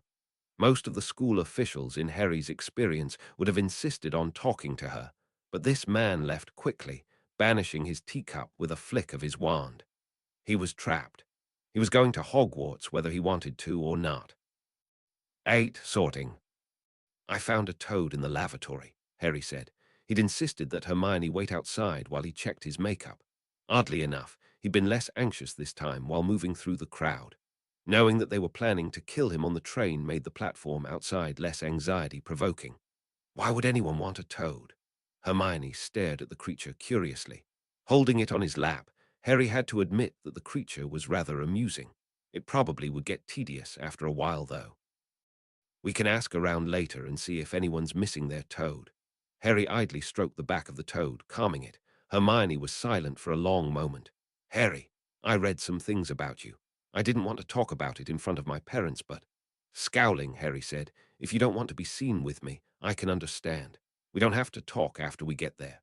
If he was courageous, he'd tell her to leave now, but the last thing he wanted to do was to be alone on this train. "What? No. I just wanted to say how sorry I was about your parents, and about how the people in the papers are treating you." Harry glanced up at Hermione. She seemed sincere. He wondered how she could look so unconcerned. Maybe the implications had escaped her. He had a target on his back, and anyone who was close to him might get caught in the crossfire. The smart thing to do would be to stay as far away from him as possible. If he was a better person, he'd make her go away for her own good. Hermione was the first friend he'd ever made. Her family was the first people to ever treat him decently. He owed her more than to let her get hurt because of his own problems. "Thanks," he said, hating himself. "Do you think it's true? That I'm some kind of savior?" Harry shook his head. "It doesn't matter. As long as the rest of the world thinks that's what I am, it's going to affect my life." "That's why you cover it up?" Hermione asked, glancing up at his forehead. "Among other reasons," Harry said shortly. The door opened suddenly, a boy sticking his head through. "Have you seen a toad?" "Trevor. I found him in the loo," Harry said. "We were going to start looking for his owner when the train started." The train began moving with a jerk. "Would you like to join us?" Harry asked. The more witnesses he had, the less likely anyone would be to try anything. "I left my luggage in another compartment," the boy said hesitantly. "We'd be glad to have you," Harry said. He forced himself to smile. Longbottom was too small to be the person who had forced him over the rail. No matter what happened, he wasn't leaving the compartment until the train reached its destination. Once Neville returned with his luggage, Harry turned and locked the door. At the looks from the others, he shrugged. Everybody should have found their compartments by now. The door rattled behind him, and Harry winced. "Have you seen Harry Potter?" A voice came from outside the compartment. It sounded like the redhead, although after a month Harry couldn't be sure. A moment later he heard murmuring voices. There were shouts outside, and the sound of someone hitting the wall even as someone else shouted, "Blood traitor." Harry smirked as they heard the sound of rushing feet in the corridors as older voices yelled down the hallway. Like I said, everybody should already have found their places. The rest of the trip was oddly anticlimactic. 8 hours with the other two should have been a trial, but Neville Longbottom was an endless source of knowledge about the wizarding world. He'd been raised a pureblood, and he seemed more than happy to answer Hermione's endless questions. There had been trips to the loo for the other two. Harry had insisted on going along with Neville, and he'd been sweating the entire way. He wondered if there was a spell to make it possible to not have to use the bathroom. Neville had showed them some wizarding games to pass the time, and Hermione had showed them some of the books she'd gotten from her third trip to Diagon Alley. He'd given her money to make a few purchases for him, including a book about poisons and a bezoar. While he doubted anyone would openly attack him at school, at least as long as he was with other people, he could easily see poison being used. According to his texts, bezoars weren't good for everything, but they were better than nothing. Neville finally told him the Dark Lord's name, although he seemed as though he was about to pass out as he said it. Voldemort, French for flee from death. The irony of that wasn't lost on Harry. As much as Harry tried to flee from death, it always seemed to find him. Presumably, the other wizard didn't have the same problem. It didn't seem likely that it was the man's given name anyway. Nobody named their child Voldemort Jones, after all. Although given that he was sitting with someone named Longbottom, he might be mistaken. They talked a little about the house system in Hogwarts. Neville assumed he would be in Hufflepuff, believing it was the house for people who weren't good enough for the other houses. Hermione hoped for Gryffindor, although she rather thought she might be placed in Ravenclaw. Harry had no idea where he was going to be placed. He didn't care, as long as he wasn't going to have to sleep near people who wanted to kill him. In all, although Harry kept waiting for something horrible to happen, nothing ever did. Maybe Snape had done something to beef up security, or maybe what had happened the first time had simply been a crime of opportunity once the perpetrator had realized who he was. Either way, Harry felt better once the train had stopped, and they had all slipped into their robes, he and Neville first, and then followed by Hermione as they stepped out into the corridor. He felt nervous again as the crowd surged around him. It would be easy for someone to push a knife into his back in the press of the crowd and get away without anyone seeing what happened. They managed to get out onto a small, dark platform and then out onto the grass. Harry made sure to push his way to the edge of the crowd, although he shivered in the cool night air. A light appeared, and a moment later a huge figure appeared. He was twice as tall as an average man and 3 times as wide, and he had a beard that looked like it could host an entire flock of birds. The man looked as though he was looking for someone. Harry's paranoia suggested that it was him, so he carefully bent down as though he dropped something. "Furs years, follow me," the man said. He sounded disappointed for some reason. The man led them down a dark, narrow path. It was steep, and Harry wondered if he was going to put his foot in a hole and twist his ankle. If he fell and broke his neck, he would not be amused. They walked for a time, with everyone oddly silent. As they rounded a bend, everyone gasped as the sight of the still, black lake and the castle beyond. Even Harry, as bitter and anxious as he had become, wasn't immune to the sight before him. For a moment he forgot to worry about dying and simply stopped to take in the sights. "Four to a boat," the man said. Harry wasn't certain he was entirely human. Given his size, how could he be? He and Hermione and Neville all scrambled to get into a boat. Harry saw the redhead and the boy with the white hair arguing with loud whispers, even as everyone else scrambled to get into their own boats. A girl named Lisa Turpin joined them on the boat moments before it began to glide across the lake on its own. Staring at the water, Harry was particularly careful to hold onto the sides of the boat, even as he kept a wary eye on his companions. "Are you afraid of the water?" Neville asked quietly. Harry shook his head. "I'm not particularly anxious to meet the giant squid." Neville paled. Truthfully, while the whole thing seemed solemn and impressive, it didn't seem very safe to Harry. The red-haired and white-haired boy and his two followers had argued long enough that there weren't any boats left. They were riding together, and Harry could see the boat rocking in the moonlight. How many of the students couldn't swim, given how impulsive some members of his age group were? He could hear the sounds of a splash as the other boat turned over. A moment later, he saw the boat right itself and 4 screaming boys being deposited back into their boat by massive tentacles.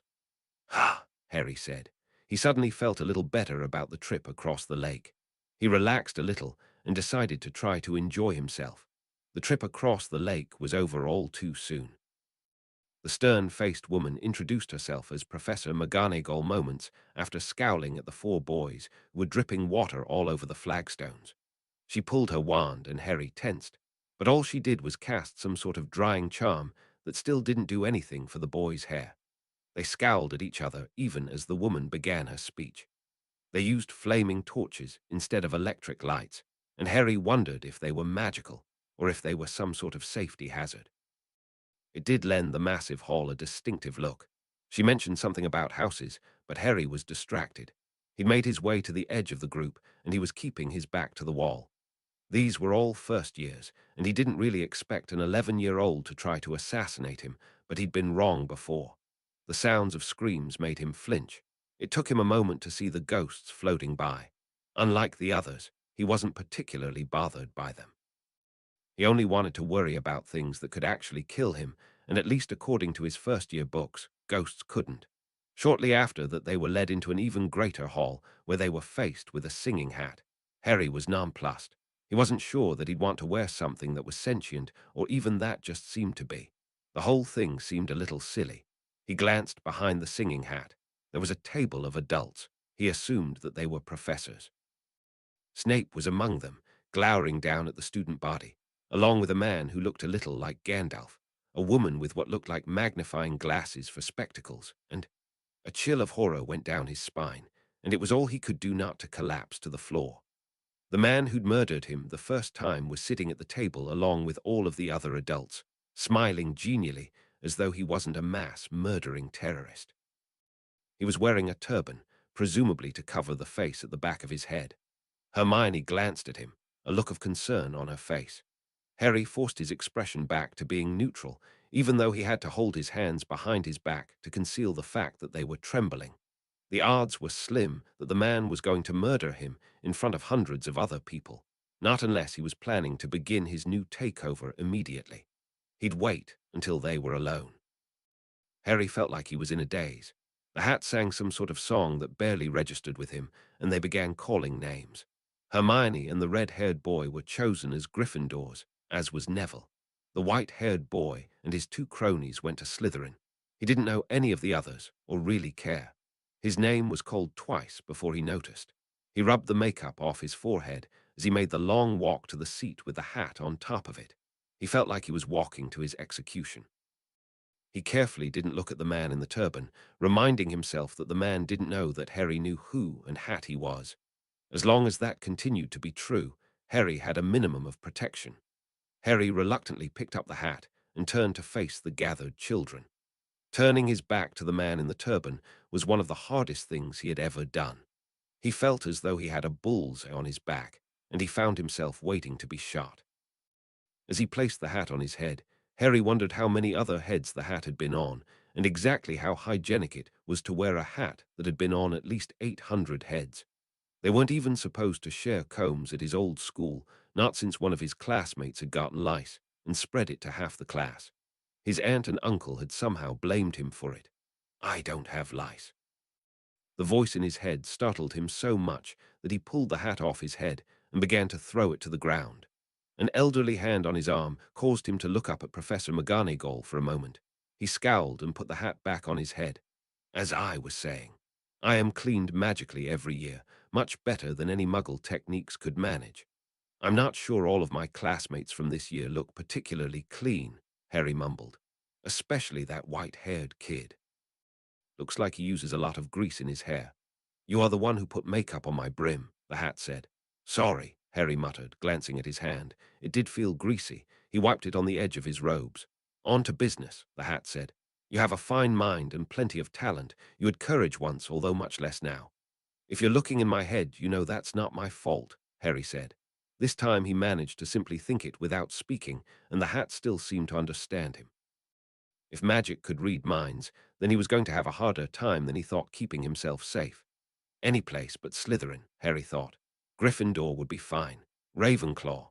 Even Hufflepuff. Hufflepuff might be the safest option. "Oh, that wouldn't do at all," the voice said. "Hufflepuffs value loyalty and friendship. You've never had anyone to be loyal to until just recently, and even though you've recently found a friend, you didn't hesitate to put her at risk for your own safety." "Ravenclaw, then?" Harry asked. "I study." The truth was, he'd been studying more over the past month than he'd ever studied in his life. "But you don't care about learning for its own sake." The hat sounded almost disappointed. "You only care about how it will help you get to your goal." "Gryffindor?" Harry asked cautiously. "Once, perhaps it would have been a good fit for you.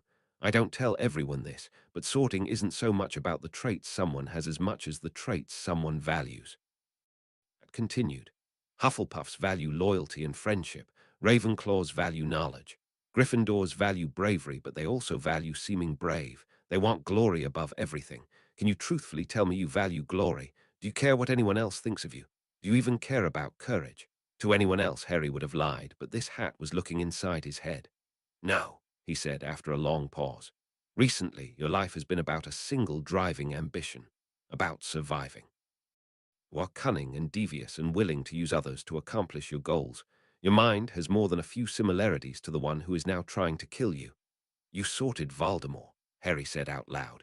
It came out louder than he'd intended, ringing across the hall. The crowd nearest to him gasped and pulled back. "I tell no secrets of those whose charge I am given," the hat said. "If there is ambiguity, I often allow a student a choice, but in your case there is no ambiguity. Has to be Slytherin." The hat called. The sense of walking to his execution worsened as Harry slowly pulled the hat off and faced the silent crowd in front of him. 9. Sleeping. There had been cheers for the other students, but for Harry there was dead silence. He grimaced and carefully set the hat down. He walked toward the Slytherin table and carefully sat down without a word. The other first years almost imperceptibly pulled back from him, and it seemed that none of them could stop staring. Looking up, Harry could see that even Professor McGonagall seemed at a loss for words. After a seemingly endless time, she eventually went on to the sorting of the last two students. Harry felt miserable and misused.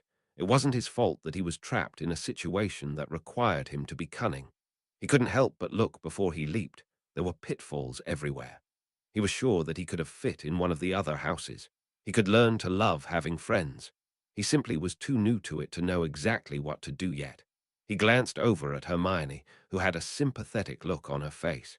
He couldn't see Neville. Harry stared at the table, barely noticing when the headmaster stood to give some sort of speech. He was startled to see food appear on the table, more food than he'd seen in his entire life. While the other students talked openly, the students around him seemed subdued. Harry could feel them glancing at him, and he grimaced. A moment later, he felt a presence settle beside him. He glanced over and saw a gaunt, dead-eyed ghost covered in silver blood. Harry shrugged and began eating, even as the other students around him reacted to the ghost. He didn't have time to worry about phantoms. "We weren't expecting to have a Potter sitting at this table," the ghost said finally. Harry chewed his food for a moment, considering what he was going to say. "I can't say I expected to be here, but I can't say the hat was wrong." This end of the table mostly consisted of first years, while the older students were further back. Harry suspected that he had the most to fear from the 6th and 7th years. They would know the most magic and wouldn't be risking as much of their magical education by trying to hurt him. "You think you are cunning enough to be a Slytherin? Try me," Harry said. He smiled mirthlessly. "There's a prophecy about me. If it's right, I'm going to be a very dangerous person someday. Probably best to head off any problems. I've got a very, very long memory, and I hold grudges." The ghost glanced around the table. All the others nearby seemed to be listening intently, and some of them were pale. The ghost nodded. "I can see why you were placed here." Harry smiled mirthlessly. He chatted with the ghost, who introduced himself as the Bloody Baron. He supposed that as a ghost there wasn't much that could be done to him. His classmates were in an unpleasant position. Harry suspected that at least some of them would have been happy to have been friends with him. However, with Voldemort's people being active, none of them could afford to be seen as being friendly to him. There were too many people in their house who were doubtlessly reporting to their parents. Some of the parents were Death Eaters. Being friendly with Harry was a good way to have friends and relatives murdered, at least if the histories Harry had read from the last war were still true. This was like his experience in school with Dudley keeping anyone from being his friend, only infinitely worse. Harry glanced behind him. Hermione was talking to other people around her, and she seemed happy at least. The red-haired boy was glaring at Harry with a look of betrayal on his face. Considering that Harry had never met the boy, certainly not in this timeline, he couldn't see what the boy had to feel betrayed about. The rest of the meal concluded in silence, and afterwards the headmaster made an announcement about avoiding the third floor on pain of certain death, as well as warning about the forbidden forest. Harry felt his stomach drop. He already had an insane professor waiting to murder him the moment he turned his back. Some mysterious danger on the third floor and a forest nearby filled with horrible monsters. He wondered if he would survive the night, much less live to finish all 7 years of school. If this was the safest place in all wizarding Britain, he wondered what an average place was like. Did they have trolls in the toilet or giant snakes in the drains? Didn't this bother anyone? None of the other students around him seemed all that concerned. In his old school, they would have evacuated everyone if a homeless man had wandered onto the school grounds. Parents certainly would have withdrawn students if they heard about certain death on the third floor. Harry was still grumbling to himself when the entire room was led by the headmaster in a horrible rendition of the school song. Apparently music wasn't one of the subjects taught here. An older student, apparently a prefect, gathered them up and led them out of the great hall. They were led down a set of stairs. Apparently the Slytherin common rooms were in the dungeons. Harry felt exhausted. Apparently being in constant terror was wearing on the body, and he'd had a long day. They were led to a stone wall, and the prefect turned to them. The password for this week will be Alpha Serpentis. Memorize it and don't let any member of another house hear about it. We haven't had anyone from another house break into our common rooms in the last 700 years, and I won't have it happen on my watch. It'll change every 2 weeks, and it'll be posted on the note board inside, he said. The wall opened up in front of them, and he led them into a short passage. It led into a room with greenish lamps and chairs. The ceiling was low, and there were windows apparently leading out to the lake. You've been assigned rooms, the prefect said. Your trunks have already been moved next to your assigned bed. Harry wondered how they'd moved all the trunks in the short time since the sorting. It had been less than an hour, and he hadn't seen any staff other than the professors. Professor Snape handles the punishments within Slytherin, and he is known for his creative punishments for those who prove to be an embarrassment to the house. I know better than to ask the lot of you to stay out of trouble, but you better not get caught. The prefect gestured, and a female prefect came to escort the girls away to their rooms. The girls' rooms are off limit to the boys. I don't suppose you care much about that now, but you will later, the prefect said, smirking. He led them through a small hallway into a circular room. There were 5 beds, and Harry's was the one farthest from the door. He wasn't sure how he felt about that. It would make it difficult for him to escape, but it also meant that an attacker from outside would have farther to go before they could attack him. You should go to bed, the prefect said. Class schedules will be handed out at breakfast tomorrow. Classes start at 9, and breakfast begins at 8, although in the future early risers will be able to get an abbreviated breakfast at 7:30. The boys around Harry groaned, although Harry couldn't understand their problem. He was up by 6 a.m. at the Dursley house in order to shower and start making breakfast so it would be ready by 7. Sometimes he had to get up earlier if he knew he had extra chores. Even during the summer, his aunt insisted that he keep to the same schedule, claiming that he didn't need to be lazy even when his cousins slept in until 10. They had late breakfasts on those days to accommodate his cousin, even though this left Harry hungry. The prefect glanced at Harry and said, "Good luck and welcome to Hogwarts." As the door closed, Harry turned to face the other boys. The white-haired boy was flanked by his 2 cronies, and a black boy was standing off to the side. "I'm sure you all know who I am," Harry said. "Who are you?" "Draco Malfoy," the white-haired boy said. "And this is Vincent Crabbe and Gregory Goyle." Harry wondered if the later two could speak for themselves. They didn't look to be particularly cunning, although maybe they simply wished they were. The other boy was tall and dark-skinned. He said, "Blaise Zabini, pleased to meet you." "Are you?" Harry asked. "How much do you know about the prophecy?" Harry asked. "My father says it's all a load of hogwash," Draco said, as though a kid our age would be a threat to the Dark Lord. Harry smiled grimly. "And yet they act like I am a threat. Can you think of a reason why?" "Because old people are crazy," Goyle asked. "Yes, actually, but sometimes they're right," Harry said. He headed for his bed. "You know, if I end up dead in here, half the wizarding world is going to be after your heads, right?" The others stared at him silently. "And if you try to kill me and fail, you'll be stuck in here, sleeping with me," Harry said. He smiled, although the smile didn't reach his eyes. "The hat told me that my mind is very much like Voldemort's. And what does he do to those who cross him?" They all started, although he couldn't tell if it was at his use of the name or at what he'd said. "Whatever you do to me, I'll find a way to hurt you," Harry said. He hesitated. "I know you can't be seen as being my friends, but being my enemy wouldn't be very bright either." With that, he began undressing for bed, and the others followed suit.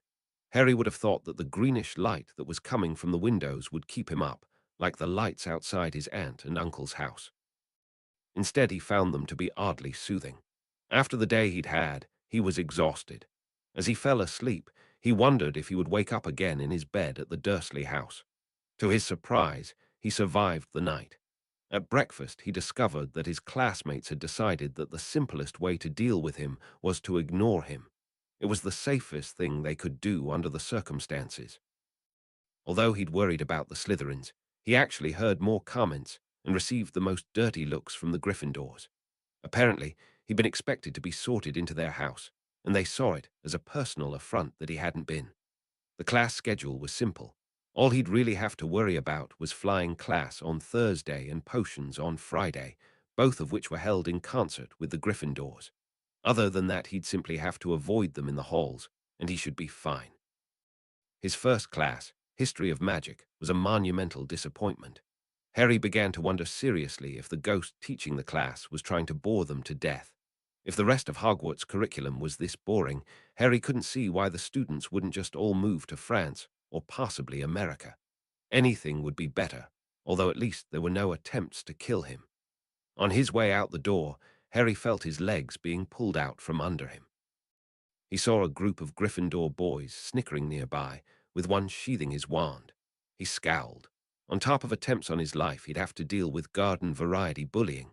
He'd thought he was done with that when he left Dudley behind. It had been the one thing he'd been looking forward to about going to this castle-shaped death trap. Making sure to never be alone, Harry made his way to Charm's class, which was led by a professor who was short enough to be a goblin. This class he found much more interesting. Although they weren't allowed to do any practical magic, Professor Flitwick did begin to teach them the basics of wand movements and a little about the theory behind the pronunciation of spells. At home, Harry had always been at the mercy of the bigger, stronger boys. No matter how hard he'd tried, he'd never been able to fight back in any way that mattered. However, trained wizard duelists were known for being able to take on multiple opponents at once. Magic was the great equalizer. A child the size of Hermione could defeat a man who weighed 100 kilos, assuming she knew the right spells. What he learned in class was going to be the basis for defending himself from Voldemort, his Death Eaters, and even from bullies in other houses in his own. The problem was going to be learning fast enough, Harry thought, as he was dodging jinxes from another set of bullies. The Slytherins hadn't joined in so far at least, but Harry suspected that it was only a matter of time. Harry vowed to remember everyone who'd attacked him and to find some way to get back at them. Talking to Dudley had never made a difference. The only thing that had stopped his bullying had been fear. The only way Harry would be safe from day to day was if people feared to attack him. Herbology was interesting, but didn't seem as useful. Harry had studied poisons a little as he'd feared that would be the easiest way to murder him. He kept his bezoar with him religiously. Herbology didn't seem to focus on poisons or even plants that could be used to attack people. It seemed perfectly pleasant, and Harry liked the professor much as he'd liked Flitwick. Neither seemed likely to try to murder him, although the woman would seem to have the skill to make a competent poisoner. Astronomy made him anxious. Being at the top of a tall tower during the middle of the night seemed like a recipe for being pushed off the tower while no one was looking. He made sure to get a telescope as far from the edges as possible, and he was careful on the stairs coming back. He couldn't see how astronomy was going to help him on his quest to survive. Although once he'd realized he wasn't about to be murdered, he'd relaxed and enjoyed looking at the stars. Part of him wished that he'd be able to simply lie on a blanket out, staring up at the stars, without a worry in the world. If he'd been in Gryffindor, he was sure he'd have had friends. People wouldn't have been afraid to talk to him. He'd have been able to spend time with Neville and Hermione every day. He wasn't even sure if they'd want to speak to him now, and he hadn't had a chance to find them. Undoubtedly, the other Gryffindors were going to pressure them to stay away from him. In a perfect world, he'd be able to relax, letting Hermione do his homework and spending time with Neville, playing. Whatever it was that wizards played. It wasn't until he stepped into his defense against the dark arts class that he realized that he'd be taught by Voldemort himself, or at least the man who hosted him. 10 potions. Unlike Gryffindors, Slytherins were content to wait for the best time to attack an enemy. Harry had to remind himself of that as they filed into the classroom under the watchful eye of the man who had Voldemort in his head. The entire room reeked of garlic. There was an undertone of rot, a smell which had been barely noticeable the first time Harry had been killed by the man. It was stronger now, even if the scent of garlic almost overpowered it. Apparently, hosting Voldemort inside your head wasn't very healthy. Harry couldn't imagine the kind of violation it would be to have his worst enemy inside his head. "Why, you may address me as Professor Quirrell," the man said as the last student took their seats. And this is defense against the dark arts." The stutter had to be an affectation, doubtless to make the man seem less dangerous, just as the garlic had to be there to cover the smell. Harry wondered if Voldemort's face was a little like having a zombie sewn to the back of your head. He wondered if Voldemort got sweaty inside that turban. The idea that Voldemort might get sweat in his eyes and not be able to do anything about it made Harry smirk. Quirrell had been ignoring him, but he glanced toward Harry, who suddenly felt sudden pain radiating from his scar. The pain had begun just as Quirrell looked at him, and it receded when he looked away. The man hadn't even touched his wand, and he'd been able to cause pain without anyone noticing. Harry made an effort afterward to avoid meeting his eye, even as the lesson proved to be less than inspiring. The man told a story about battling a zombie, but with his maddening stutter, the story took twice as long as it should have. He told a nonsensical story about his turban, which none of the other students seemed skeptical about. Slytherins were supposed to be cunning and suspicious. Harry liked to think that even if he'd never met Quirrell before, he'd have been suspicious of him from the very beginning. He was glad to get out of the classroom, hurrying out without his usual caution, which was why he was caught by a spell. He felt his hair falling off his head even as the Gryffindors snickered. The Slytherins smirked slightly as they passed by him, especially Draco Malfoy. Malfoy had looked offended at his speech the night before and had been more obvious about ignoring him than any of the other Slytherins. Harry knew better than to rush to a lavatory to check his hair, not with Quirrell staring at him. Being alone would be bad for his health. Hermione looked horrified, and she looked as though she was going to get up and walk across the room to talk to him, but Harry grimly shook his head. The last thing she needed was to associate herself with him in front of the entire school. The only consolation was that his accidental magic tended to work very well on hair. Harry fully expected to have hair again by the next morning. In the meantime, the breeze against his scalp felt different and interesting.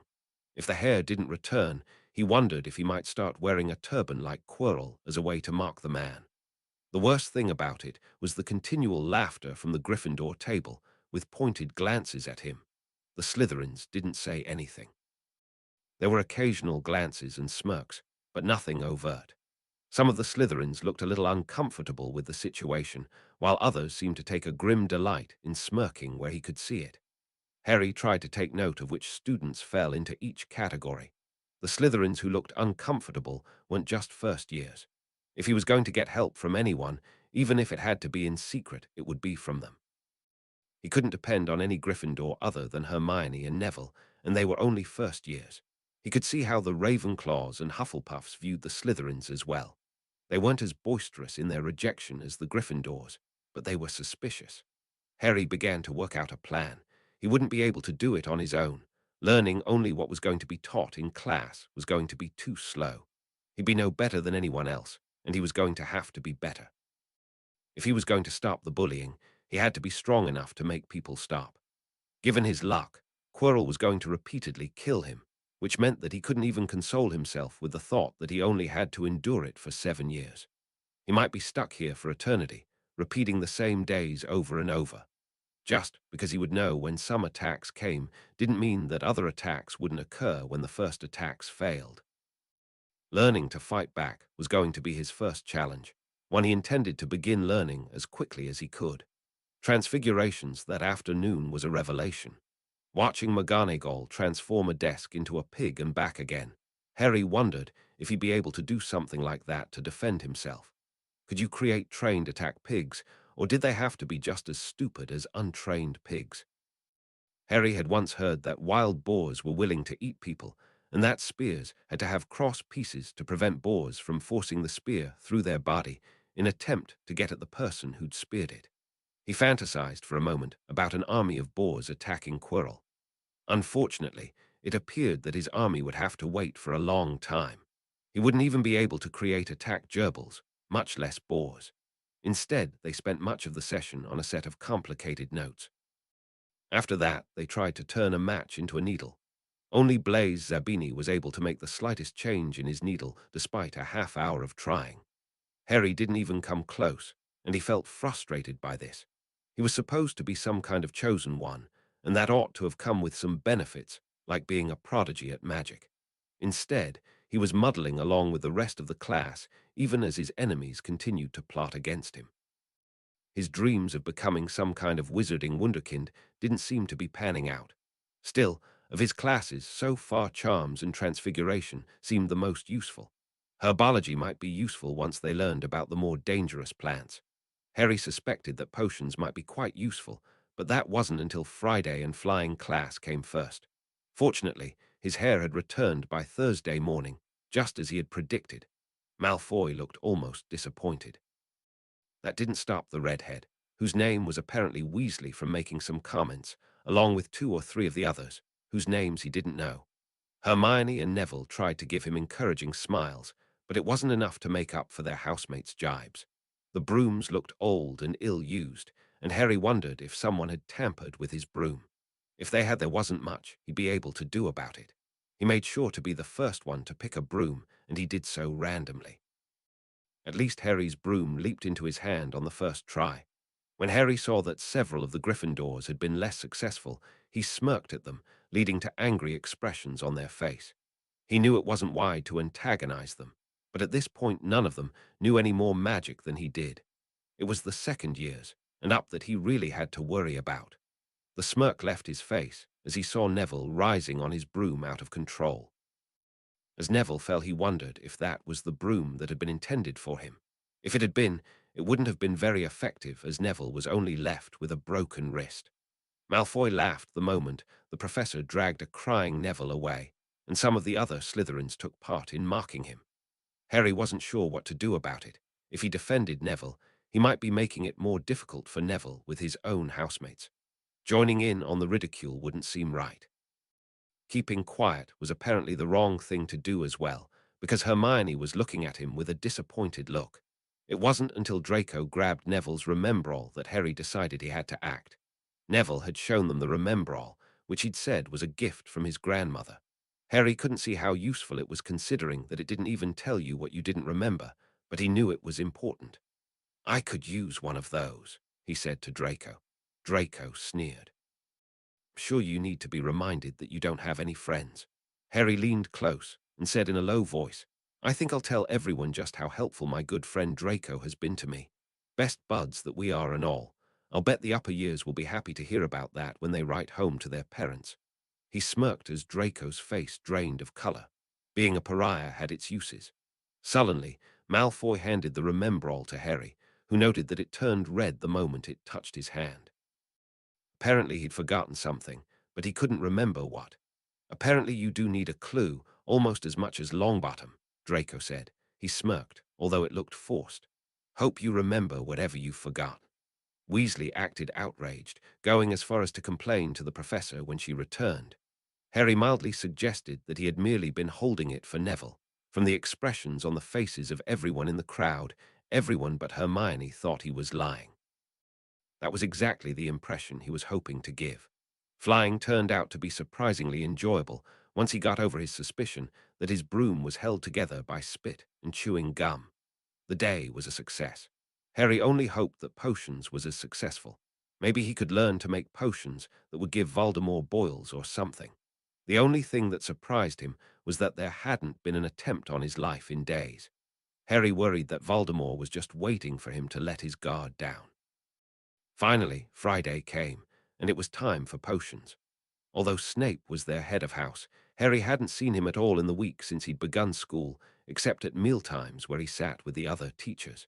He'd have thought that the man would be more involved with his students, but maybe he preferred a hands-off approach. He'd begun to get used to the chill of the dungeons, so the potions classroom didn't seem to bother him at all. Hermione and Neville sat next to him, but unfortunately, a number of Gryffindors did so as well. Snape swept into the room with flowing robes, and Harry wondered if the man had theatrical training. His speech about potions had the sense of being something that was well rehearsed, but Harry still couldn't help but be impressed. Stoppering death sounded like exactly the kind of thing he needed. "Potter," Snape asked, "what would I get if I added powdered root of asphodel to an infusion of wormhood?" "A way to fake your own death," Harry said, "or someone else's." He'd considered using a potion to fake his own death in the hopes that Voldemort and his cronies would give up looking for him, but Voldemort struck him as the kind who would destroy the body just to be safe. After all, a man who named himself Flee from Death had to be paranoid. Snape stared at him for a moment before asking, "What is the difference between monkshood and wolfsbane?" "They are the same thing," Harry said. "People think that wolfsbane is just poisonous to werewolves, but it's a pretty effective poison on its own. If you take very much of it, you'll go numb and your chest will hurt, you'll throw up and you'll have diarrhea." For some reason, the Gryffindors around him looked uncomfortable. "Planning to poison someone, Potter?" Snape asked, looking him directly in the eye. Harry couldn't help but have a contemplative look on his face. He'd studied the poisons because he was expecting to be poisoned, but he wondered how hard it would be to get to Quirrell's food. It magically appeared from somewhere, but he'd read that food couldn't be created. The question would be how to poison Quirrell without hurting anyone else. Harry wondered why it hadn't occurred to him before. He'd never be safe as long as Quirrell was alive, but killing someone was a huge step. He wasn't sure he'd really want to kill someone, no matter how bad they were. Maybe he could learn how to transfigure him into a doorstop. That way he wouldn't actually have to kill him, but it would get him out of the way. Snape was looking disconcerted for some reason. "Where would you look if I told you to find a bezoar?" "In my pocket," Harry said without thinking. He grimaced. He hadn't actually wanted anyone to know that he had one. He pulled it out. "I think it's stupid not to have one. After all, you never know what people are going to put in your food." He glanced significantly at the Gryffindors. The Weasley boy had the grace to flush, even though the others didn't seem nearly as embarrassed. "And if you lost yours? At the apothecary, or the stomach of a goat if I couldn't just buy one?" What Potter didn't say was that asphodel and wormhood combine to form the draught of living death. It is a powerful sleeping potion which is used for more than just a tempting fraud. Monkshood and wolfsbane are also called aconite, and they are just as poisonous as Potter suggested. A bezoar will save you from most, but not all poisons. Snape was silent for a moment before he snapped, "Why isn't anyone writing this down?" Harry was paired with Hermione for the practical portion of the potions class. Although he felt they were doing reasonably well with their potions, Snape criticized their potion just like he criticized everyone else's, except Malfoy. When Neville's cauldron melted, Harry was the first to react. The potion caused boils to erupt all over Neville's arms and legs, and it was melting some of the Gryffindor's shoes. As Snape ranted about adding the porcupine quills before taking the cauldron off the fire, Harry began taking notes. Potions could be dangerous, and apparently misbrewed potions could even become weapons. If he could only find a way to bottle it, Harry would love to pour Neville's potion down Quirrell's back. "Potter," Snape said, "take Longbottom to the hospital wing." 11 stairs. You've got to read the directions before you start the potion, Harry said. Boils covered Neville's arms and legs and face. Harry wondered if Snape would allow him to buy Neville a full-body apron and face mask. Given how dangerous poisons seem to be, they probably all should be wearing protective gear. Harry made a mental to always check his supplies before starting potions. Tampering with his supplies might be a very good way to assassinate him if the kind of injuries Neville had sustained from a harmless potion were any indication. What risks would there be when they moved onto more dangerous potions? Harry couldn't imagine trying to teach a class like that, especially when students like Crabbe and Goyle didn't seem any brighter than Dudley. It wasn't any wonder that Snape was so irritable all the time, even if he didn't turn out to be a Death Eater. Glancing around, Harry realized that this was the first time he'd been in the hallways while almost being alone. He made sure to always stay with groups of other students, even if they'd studiously been ignoring him. "I hope you know the way to the infirmary," Harry muttered. "This'll be my third time this week," Neville said glumly, wincing as Harry took his arm. Harry stared at him. "What happened?" "I twisted my ankle on one of the moving stairs." Grimacing, Neville said, "I can't even keep myself from getting hurt, much less do any magic." "I didn't transfigure my needle either," Harry said. That and potions were the only real pieces of magic they'd tried during their first week. "Hardly anybody did. They've got to teach us the basics before we can do real magic. Like not falling down. I seem to have a real problem with that." Harry sighed. "I think you're just too anxious, and it's making you make a lot of mistakes." Anxiety was becoming a constant companion for Harry, but at least he was keeping himself under control. It was exhausting, though, and he suspected that he was anxious a great deal of the time when nothing was even happening. While it was possible that Voldemort was in the castle simply to kill him, it was just as likely that he had some other plan in mind as well. If he did, then he couldn't be plotting to kill Harry every second of the day. It was more likely that he'd simply wait until a good opportunity presented itself, and he'd kill Harry when he finally let his guard down. "I can't think when Snape is hovering over me," Neville complained. "Sometimes you have to take a deep breath and calm down, or you'll just make more mistakes," Harry said. He paused and then grinned.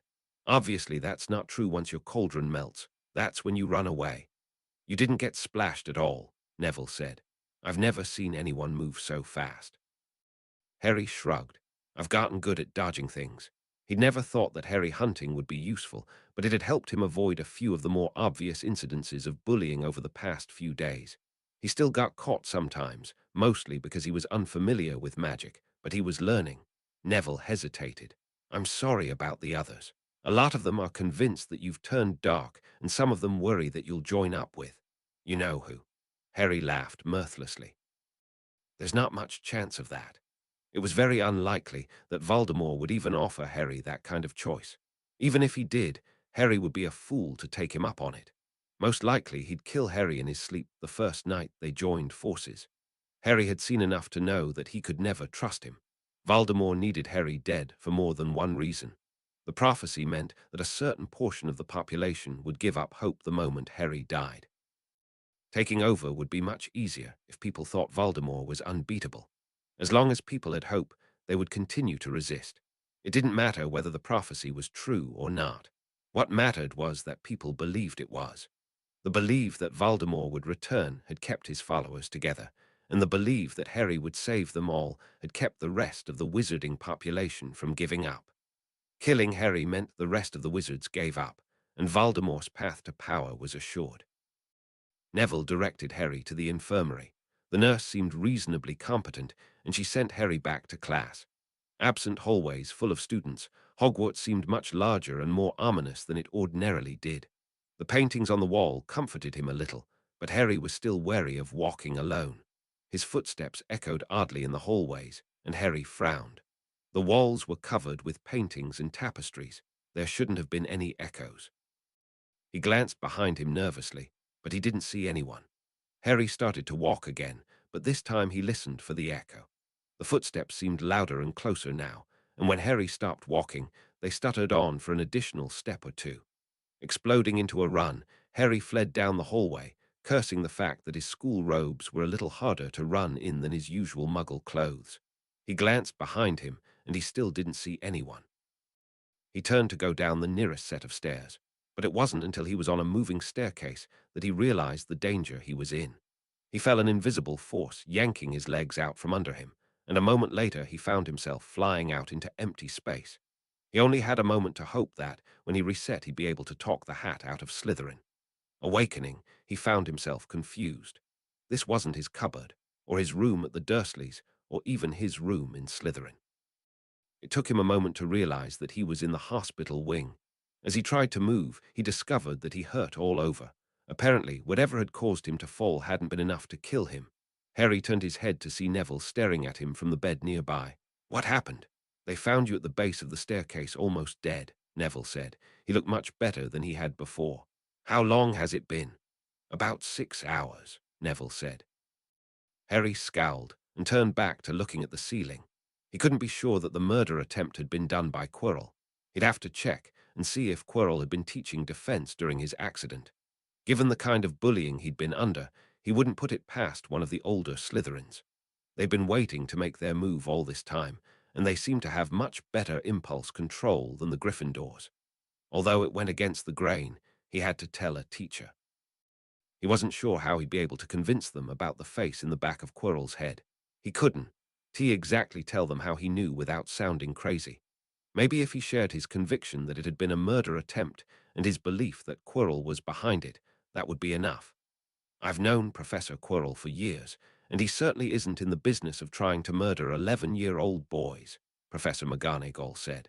"Someone hexed my legs out from under me," Harry insisted. "This was deliberate.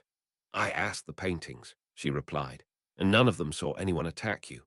For some reason, his head of house had delegated questioning Harry to Professor McGonagall. He'd asked to speak to the headmaster, only to learn that he was away on pressing business with the Wisengamot. Apparently, Dumbledore had enough titles and jobs that he was kept exceedingly busy throughout the year. Harry suspected that he was trying to do too many things without delegating enough. He'd heard Vernon complaining about a boss at work who did the same thing. Micromanaging, he'd called it. Being too controlling over every little detail meant that sometimes you missed important details. Sometimes you missed the big picture.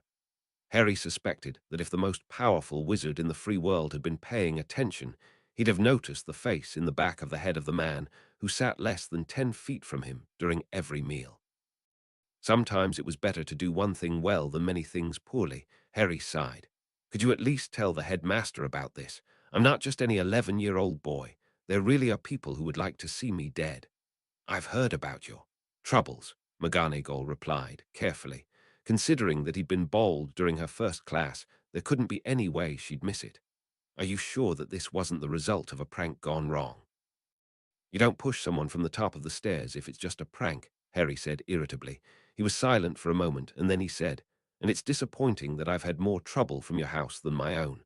"I imagine that some of them are disappointed with your choices," she said, looking uncomfortable. "You think I'd be in a house with people who want me dead if I had a choice?" Harry asked. He grimaced. "Apparently I'm not enough of a bully to get into your house, Mr. Potter." McGonagall said, stiffening. "I'm sorry. I'm just a little tired," Harry said. "I know a couple of good Gryffindors. It's just that it feels a little hopeless having 2 houses dead set against me. It would have been easier if I'd been a Hufflepuff." Nobody noticed Hufflepuffs. They were safe, and they were invisible. Harry sometimes wished desperately that he'd been sorted into that house, even though he knew that the hat had been right. "I'll let you rest," she said. As she left, Harry frowned. He'd have thought the headmaster would be a little more concerned about what was happening with the savior of the wizarding world. Apparently, Dumbledore had enough titles and jobs that he was kept exceedingly busy throughout the year. Harry suspected that he was trying to do too many things without delegating enough. He'd heard Vernon complaining about a boss at work who did the same thing. Micromanaging, he'd called it. Being too controlling over every little detail meant that sometimes you missed important details. Sometimes you missed the big picture. Harry suspected that if the most powerful wizard in the free world had been paying attention, he'd have noticed the face in the back of the head of the man who sat less than 10 feet from him during every meal. Sometimes it was better to do one thing well than many things poorly. Neville was in the bed across from him. Apparently he'd been listening in. "We're not all bullies." "You aren't," Harry said shortly. "Hermione's not. The rest of them I'm not so sure about." Neville had been gone for only a few hours when Harry had another visitor, someone he hadn't met before. The fact that he was wearing Gryffindor colours made Harry wary. "My name is Oliver Wood, and I'm the captain of the Gryffindor Quidditch team." Harry smirked when he realized that he wasn't going to be attacked immediately. "You must be really hard up if you're recruiting from Slytherin." The older boy grimaced. "I'm here because I talked to Longbottom, and I wanted you to know that we aren't all like that." "That's not what my experience," Harry said neutrally. "I've had more trouble from your house than from people whose parents want me dead." "It's just a few bad apples," Wood said. "McLaggen is a tosser, Hooper is a complainer, and Jordan can't understand why everybody isn't in Gryffindor. The twins, they prank everybody." The red-haired twins had been the ones who'd made him bald. "You're what? A fifth year?" Harry asked. "If you don't approve of what they are doing, why don't you stop it?" "I don't have any classes with them," he said, "and I've tried to talk to them about it, but they've been unreasonable." "You could talk to your head of house," Harry said. "You think I haven't tried?" Wood was silent for a moment. "I heard that you were raised Muggle, so maybe you don't know what it's like for the rest of us.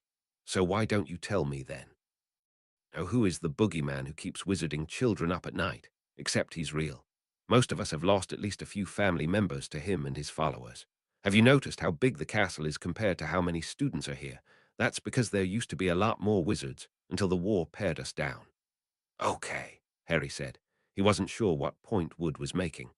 "The one bright spot was that we were told that a savior was coming, someone who would make it all go away. An end to the dark times." Wood hesitated. Getting here and discovering that the savior was a Slytherin was a shock to all of us. "So," Harry asked, "so I wasn't one of you. Does that give you any right to pick on somebody who can't even fight back?" "People get scared," Wood said. "And when people get scared, they get mean." Remembering the Dursleys, Harry nodded. Most of the abuse he'd suffered throughout his life had been a result of fear and resentment. "So what are you going to do about it?" Harry asked finally. "What? Telling me you're sorry and the not changing anything isn't going to help me at all." Wood stared at him silently. "I've already told you that they won't listen to me. McGonagall won't either." "Bullies won't stop unless someone makes them stop," Harry said. He'd learned that throughout his childhood. Unfortunately, it had never stopped for him. "So teach me to make it stop," he said. "What?" Woods asked again. "Teach me how to defend myself, and I'll make them stop," Harry said. "I'm pretty busy with Quidditch," Wood said. He looked away. "And teaching a Slytherin to attack a Gryffindor won't make anyone happy with me. So don't let anyone know," Harry said. "You think it's good for them to get away with bullying people. If they'll do it to me, they'll do it to other people, maybe even people in your own house." "I'm not sure," Wood said reluctantly. "I'll figure out a place we can meet, and we can work around your schedule." It would require that Harry find ways to be alone, which he didn't feel particularly comfortable with considering that he was in the hospital wing already for being caught by himself. Wood frowned. "I don't know if you've heard, but I can be a little intense. I don't need to spend 4 months learning to turn a needle into a matchstick," Harry said. "Intense is exactly what I need." Harry felt anxious as he knocked on the door. All the other third-year Slytherin boys were away studying, but his target was alone.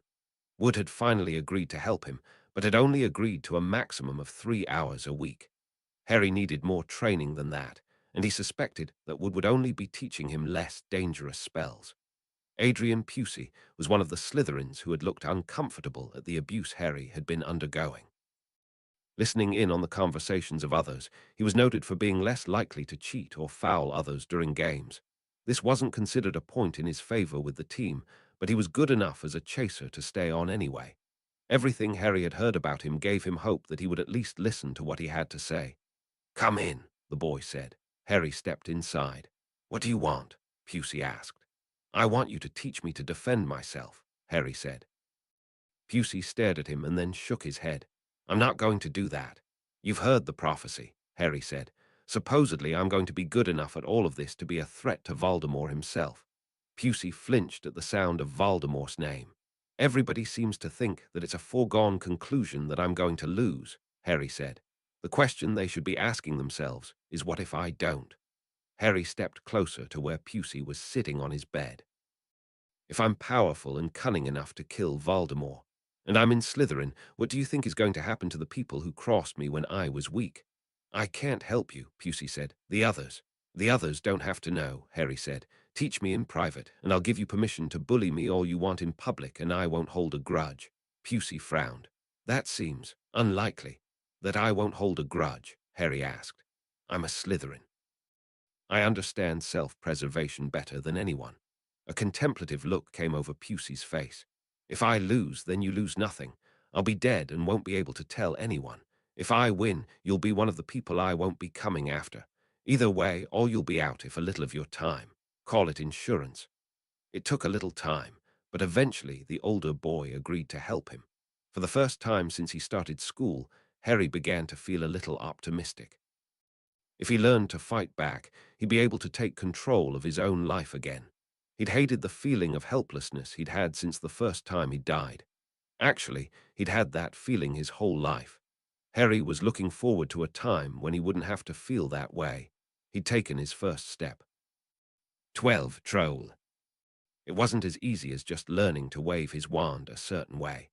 Apparently, there was a lot more to casting spells than Harry had thought. Part of the reason the school presented it in a slow fashion was so that students could understand what it was that they were doing. He struggled, even with the help of Woods and Pusey, neither of whom knew about each other. Woods was a demanding taskmaster, a perfectionist who seemed to love to make long and boring speeches. Despite that he seemed to know what he was talking about. It's better to have one spell that you know very well than a half-dozen you can barely cast, he told Harry early on in training. If you can figure out unusual ways to use that spell, you're even better off. He tried to help Harry cast spells, but focused more on teaching him to dodge them. Apparently dodging was an important part of wizard combat, especially since there was no shield that would stop an Avada Kedavra. Harry had to practice dodging for increasingly long periods while trying to cast spells back at the other person. Wood only taught him to use Expelliarmus and Stupefy. Pusey also taught him the stinging hex on the principle that causing pain to the bullies was the only way to get them to stop. It took time even to get the casting of those right, frustrating time that made Harry wonder what he was doing. He was supposed to fight Voldemort, so shouldn't he be some kind of prodigy? Both of his tutors assured him that he was learning quickly for a first year, although Harry was suspicious that they were just humoring him. Even once he began to cast the spells, they weren't very powerful. His stinging hex hurt less than a slap to the face, and his Stupefy only dazed his tutors for a moment. Worse, even if he got the spell to work right, he still needed to hit his target, and both of his tutors excelled in a sport that required dodging. With time, the spells got better, although it never seemed to be enough against the older boys. It all felt like an exercise in futility until he managed to catch Cormac McLaggen in the face with a stinging hex. After the fifth time, he tried to catch him in the halls in a week. Woods had demanded to learn where he'd learned that spell. Harry claimed he was practicing it on his own. The Slytherins bullied him occasionally, although they were usually less blatant than the Gryffindors and much less likely to get caught. Hermione and Neville took to staying close to him during classes they had together and while moving to and from class. They tried to head off the bullies wherever they could, even though Harry could see that it made Neville anxious.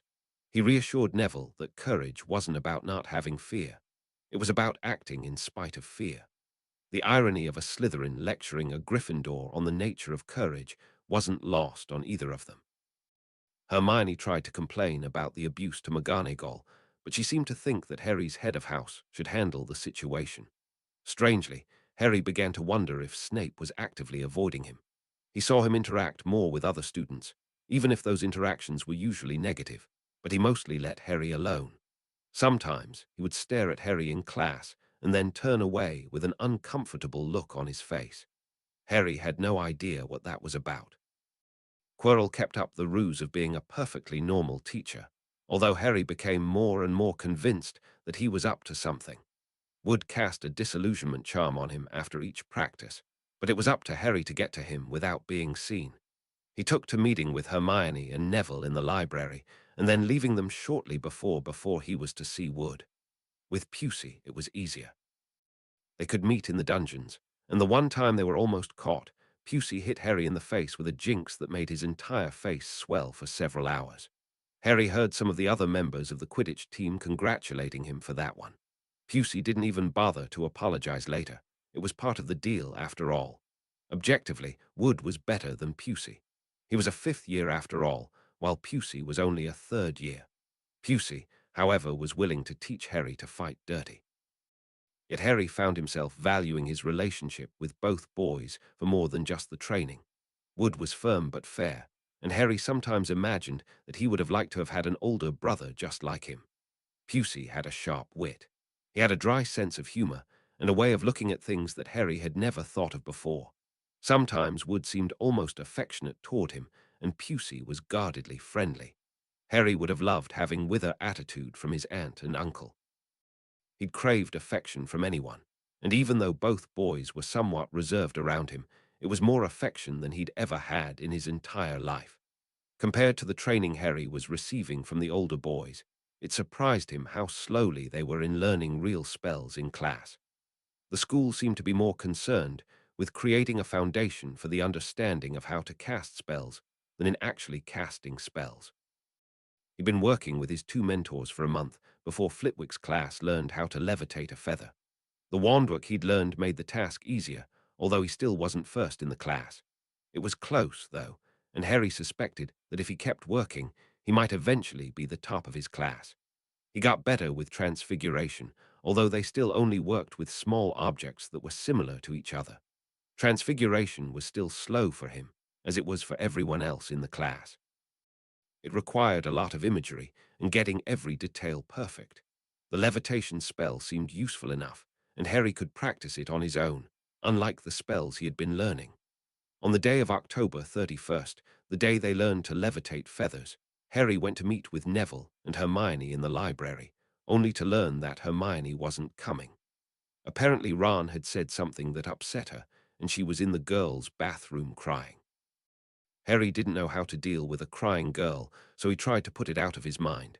She'd stop crying eventually, and then he'd deal with her when she was back to being rational. It was the only sensible way to deal with things. However, as the afternoon progressed, Hermione didn't show up for flying lessons. It was unlike Hermione to miss classes. Given her nature, that meant that whatever had happened had hurt her greatly. Harry began to feel guilty.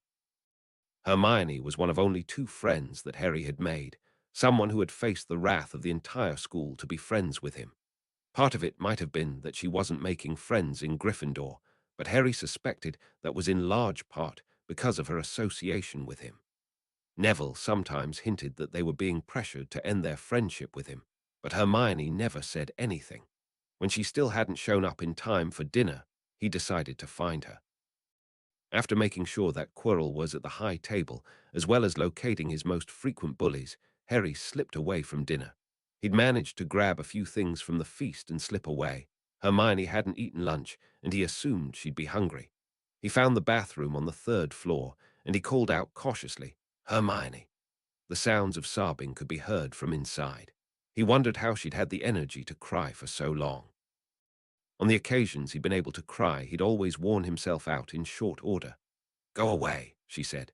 "You can't be in here. This is the girls' loo." Harry hesitated.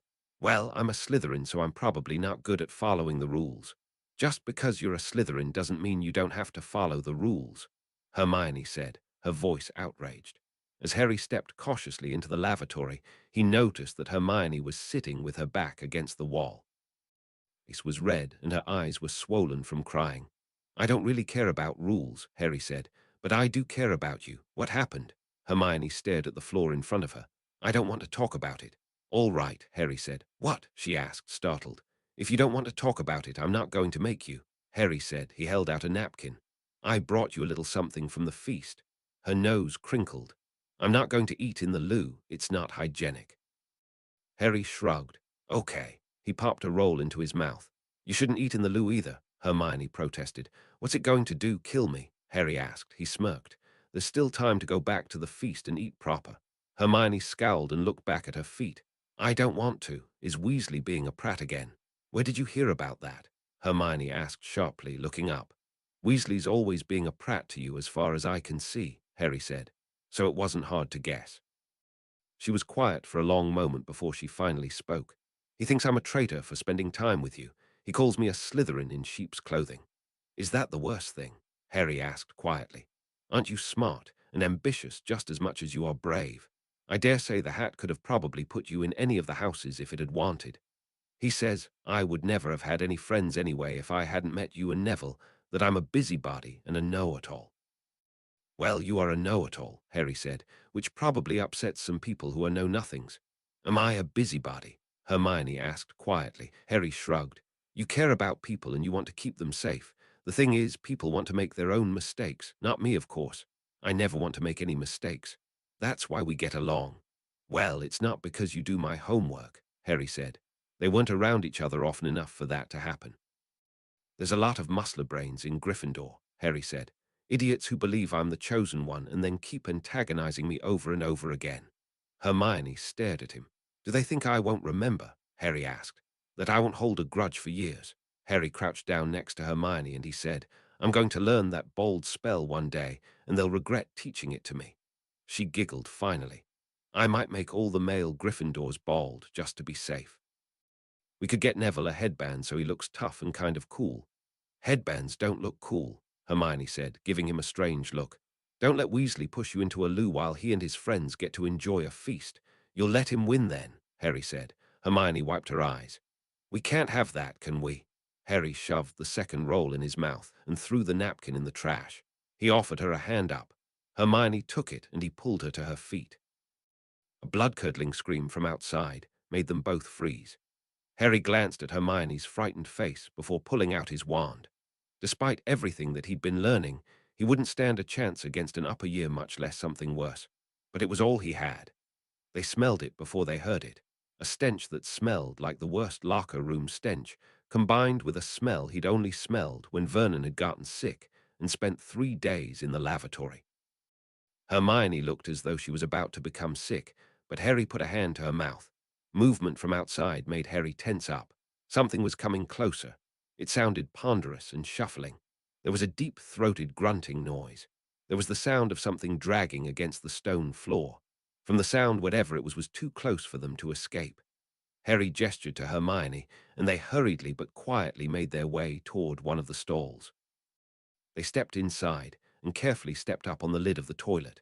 Both of them stopped breathing as they heard the labored breathing from outside the stall as something entered the lavatory. There was a sound of crashing as something seemed to be moving heavily around. Hermione stared at him, her face as white as a ghost. Her entire body was trembling, and she looked like she was about to faint. Harry grimaced and put his eye to the small gap between the stall door and the jamb, and he looked carefully outside. It was 12 feet tall with skin that looked like granite. It stood on legs that looked like tree trunks, and it was staring at itself in the mirror, almost as though it didn't understand that it was looking at a reflection. It growled and smashed the mirror, and Hermione gave an involuntary tiny scream as her foot slipped into the toilet water. The creature whirled, and Harry knew he didn't have a choice. He exploded out of the stall and cast a stinging hex directly in the creature's eye. They'd covered trolls the week before in defense class, and Quirrell had been unusually thorough. Their hides were spell-resistant, and there wasn't much of a chance that he was going to be able to stop it. However, if he could lead it away from Hermione, he might have a chance of leading it toward one of the teachers. The stinging spell to the eye outraged the creature. It roared and smashed its way through the entrance to the lavatory. It hadn't noticed Hermione, and Harry found himself feeling glad. He hadn't had his experience in running away from things, and she wouldn't have had much of a chance against something like this. He ran down the hall yelling at the top of his voice. This would serve the dual purpose of leading the troll away from Hermione and hopefully drawing the attention of professors. The troll lumbered after him. Harry felt good about his chances. As powerful as it was, it didn't have his speed or agility. He should be able to outpace it and maybe even squeeze into a place where it couldn't follow. It had experience in that sort of thing already. He really needed to explore Hogwarts more to see if there were good hiding places. He'd heard that a lot of old castles like this had secret passages. Finding some of them would make it easier to get around without being seen. Before he hid, though, he needed to draw the troll far enough away that it wouldn't circle back and get Hermione. Harry turned the corner, and before he could stop, he found his feet slipping out from beneath him. He lay stunned for a moment, and it took another moment to realize that he was laying in a massive pool of blood. Glancing to his right, he stifled a scream as he saw the Hufflepuff prefect's body laying against the wall. Bones were showing, and blood was everywhere. Harry scrambled to get to his feet as the pounding of footsteps drew nearer. He was covered in blood, but that didn't matter as much as just getting away. His feet slipped in the blood, and he fell to one knee. By the time he managed to scramble to his feet, it was too late. The troll stood over him, its face a mask of rage. Before Harry could do anything, he saw the club rise and fall toward him. His world exploded with a moment of pain. Must be Slytherin. Harry stared at the faces of the assorted students in front of him, and he felt the hat on his head. For a long moment he was confused, frozen as what had happened finally registered with him. His stomach heaved, and Harry threw the hat down and ran out of the great hall. As he was sick in one of the boys' lavatories, Harry could only think one thing: crap. 13. Training. Classes were boring the second time around. While it was true that Harry was getting a reputation as a particularly gifted student, he knew better. Being the first to turn a matchstick into a needle wasn't much of an accomplishment when you'd been practicing it for 2 months while the others were trying for the very first time. Potions was still a challenge, because Snape assigned Neville as a partner when it was clear that he was somewhat better at preventing disasters than any of Neville's other partners. Partially it was greater experience, and partly it was painful memories of the disasters Neville had created the last time. Astronomy, history of magic, and herbology were horribly boring, however. Charms was a little better, although in the first months it was mostly written work. Harry got much better at the Lumnos charm. He was better at avoiding the bullies as well. He didn't remember every time they'd caught him unaware over the past 2 months, but he remembered often enough that it was difficult for them to catch him. The expression on Cormac McLagan's face when Harry hit him with a stinging charm was priceless. The fact that Harry hit him in the face 3 more times was considered a little excessive, but Harry thought it was important to drive a point home. Even the detention he served was worth it. McGonagall's disapproving face made him feel a little guilty, but not enough not to not do it again the next time someone tried to bully him. There were benefits to doing everything again. He'd come early to flying class, and he'd volunteered to help set the brooms out. He'd carefully switched brooms so that Neville's broom was taken by Draco instead. Draco was the one to go to the infirmary, and a week later when they returned, the old broken-down brooms had all been replaced by new, more serviceable school brooms, presumably donated by the Malfoy family. He ducked the hair loss spell, and it was Malfoy that the Weasley twins inflicted with the balding spell. Harry hadn't intended for that to happen, but he wasn't particularly bothered. The fact that Draco tried ineffectually to retaliate turned the Weasley twins' attention away from him and onto Draco and his cronies. What followed was a brief prank war that Harry found himself enjoying. After the first incident, McLagan was much more cautious about physically attacking Harry, although he made sure to say insulting things whenever he thought Harry could hear him. Harry always pretended that he hadn't. It was easier than another detention. The older boys, Hooper and Jordan, still caught him sometimes, although it occurred less frequently than it had been the last time. They were much more cautious in what they did because Harry had shown a vicious streak in retaliating.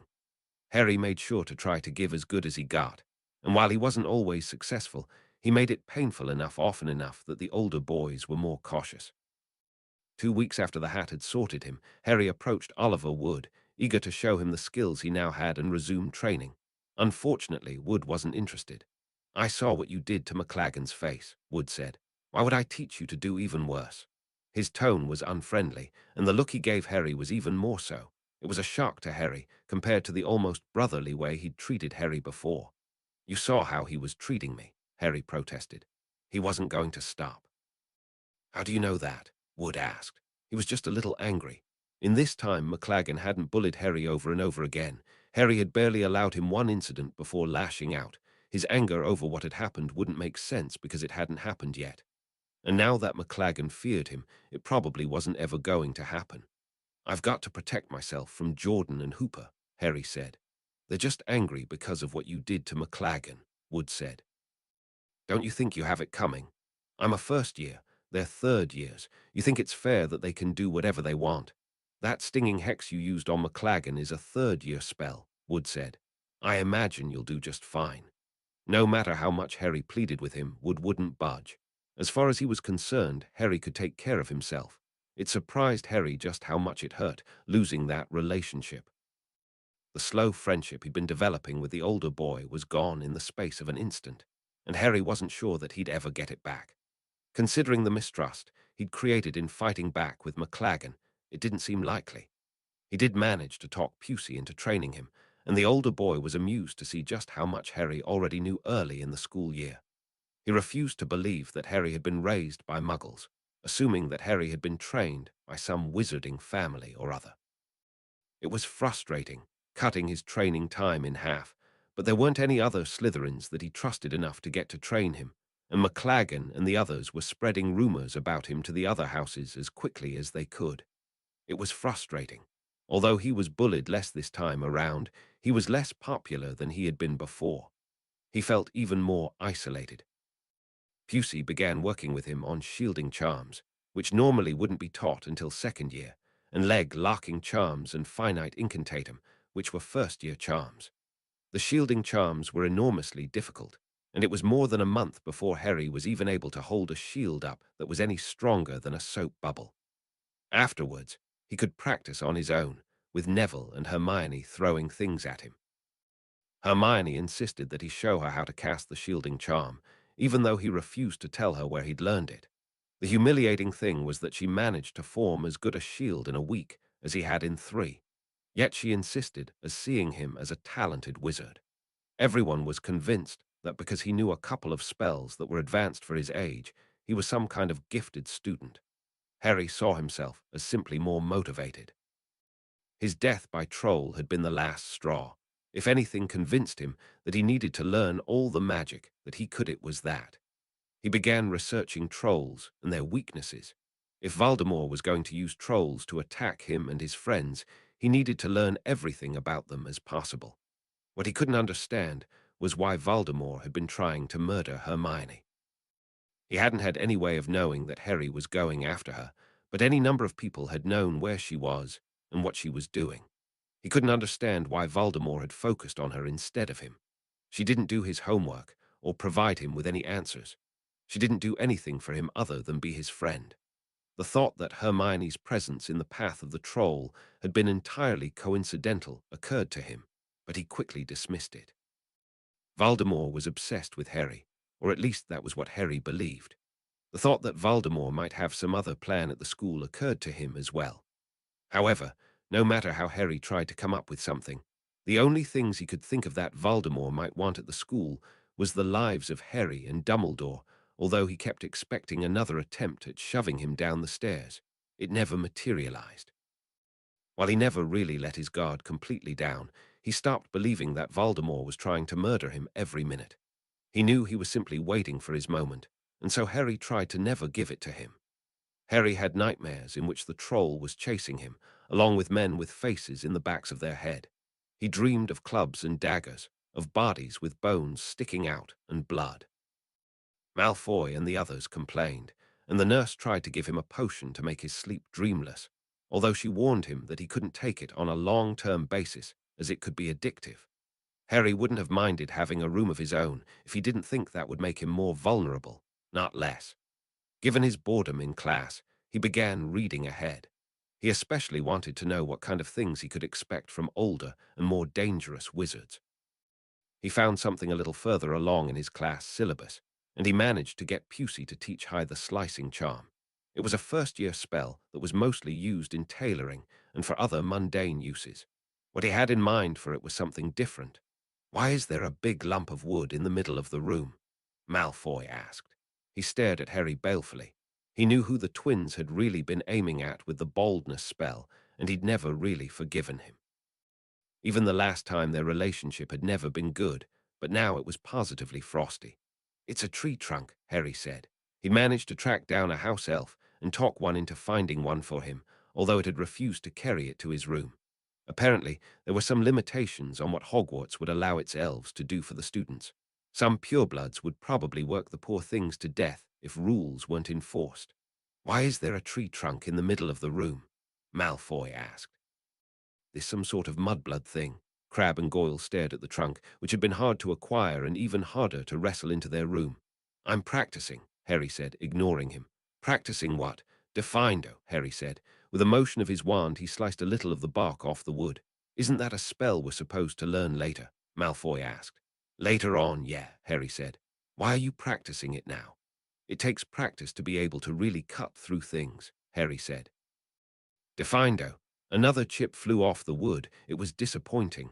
From someone with experience and power, the spell was able to do a lot more.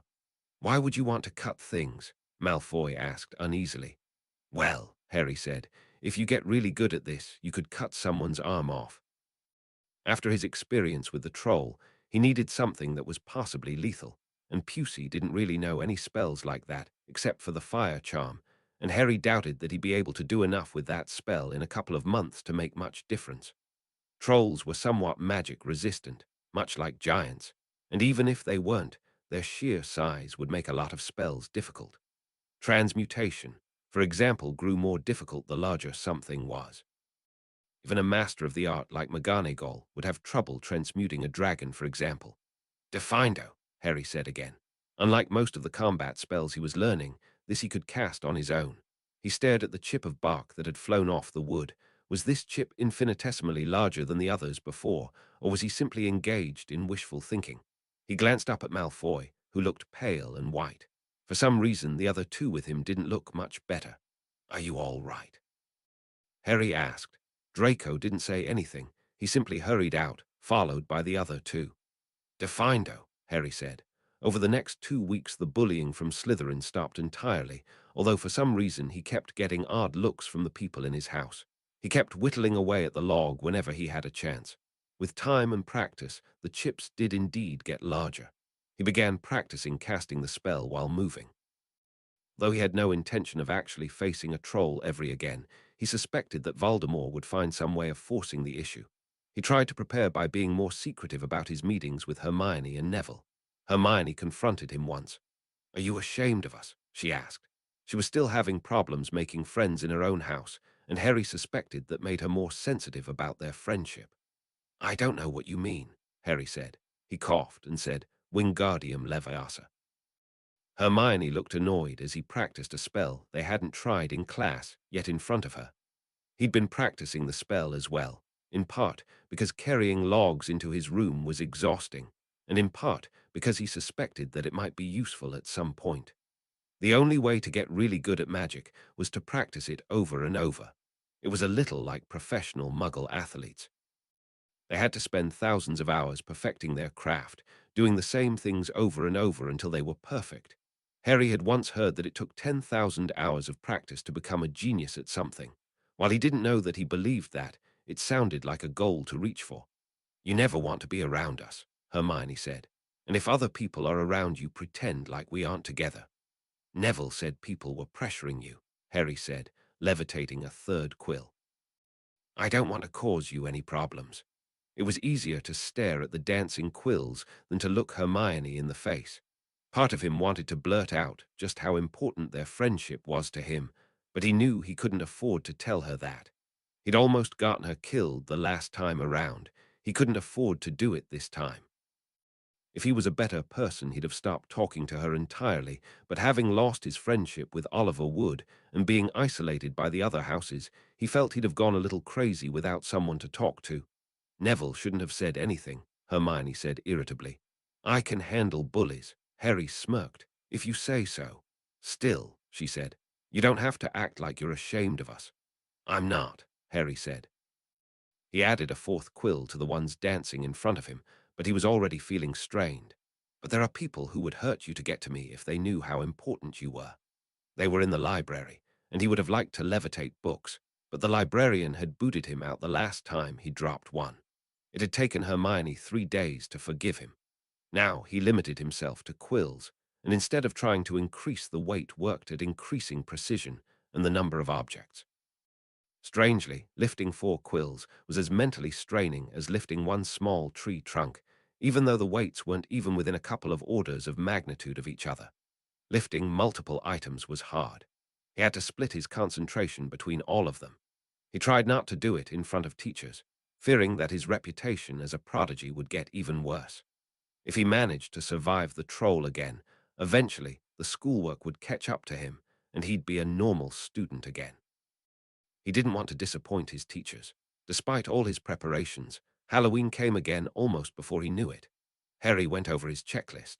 This time he would go to Hermione early in the day. He'd remove the temptation to go after her by getting her back to class on time. After that, he'd rejoin the group, and he wouldn't leave the group for anything. Hopefully, this time things would fall into place, and Voldemort wouldn't even bother trying to use a troll. Somehow, though, Harry thought it wouldn't be that simple. 14. Red. The day began much like it had before, although after 2 months Harry's memory of the day had begun to fade. He'd shown off a little levitating feathers. Although he hated being called a prodigy, he put a lot of time and work into the spell, and Flitwick had been excited when he'd managed to levitate 6 feathers all at the same time. Harry didn't mention that he'd once levitated 8 of them, although he still couldn't do it reliably. He imagined that it was a little like Muggle juggling. Adding each new item made it a lot harder to keep track of all the other items. Pusey had refused to practice the Defindo spell with him. Apparently, there was a rumor going around that Harry was wanting to use the spell to chop people's arms off.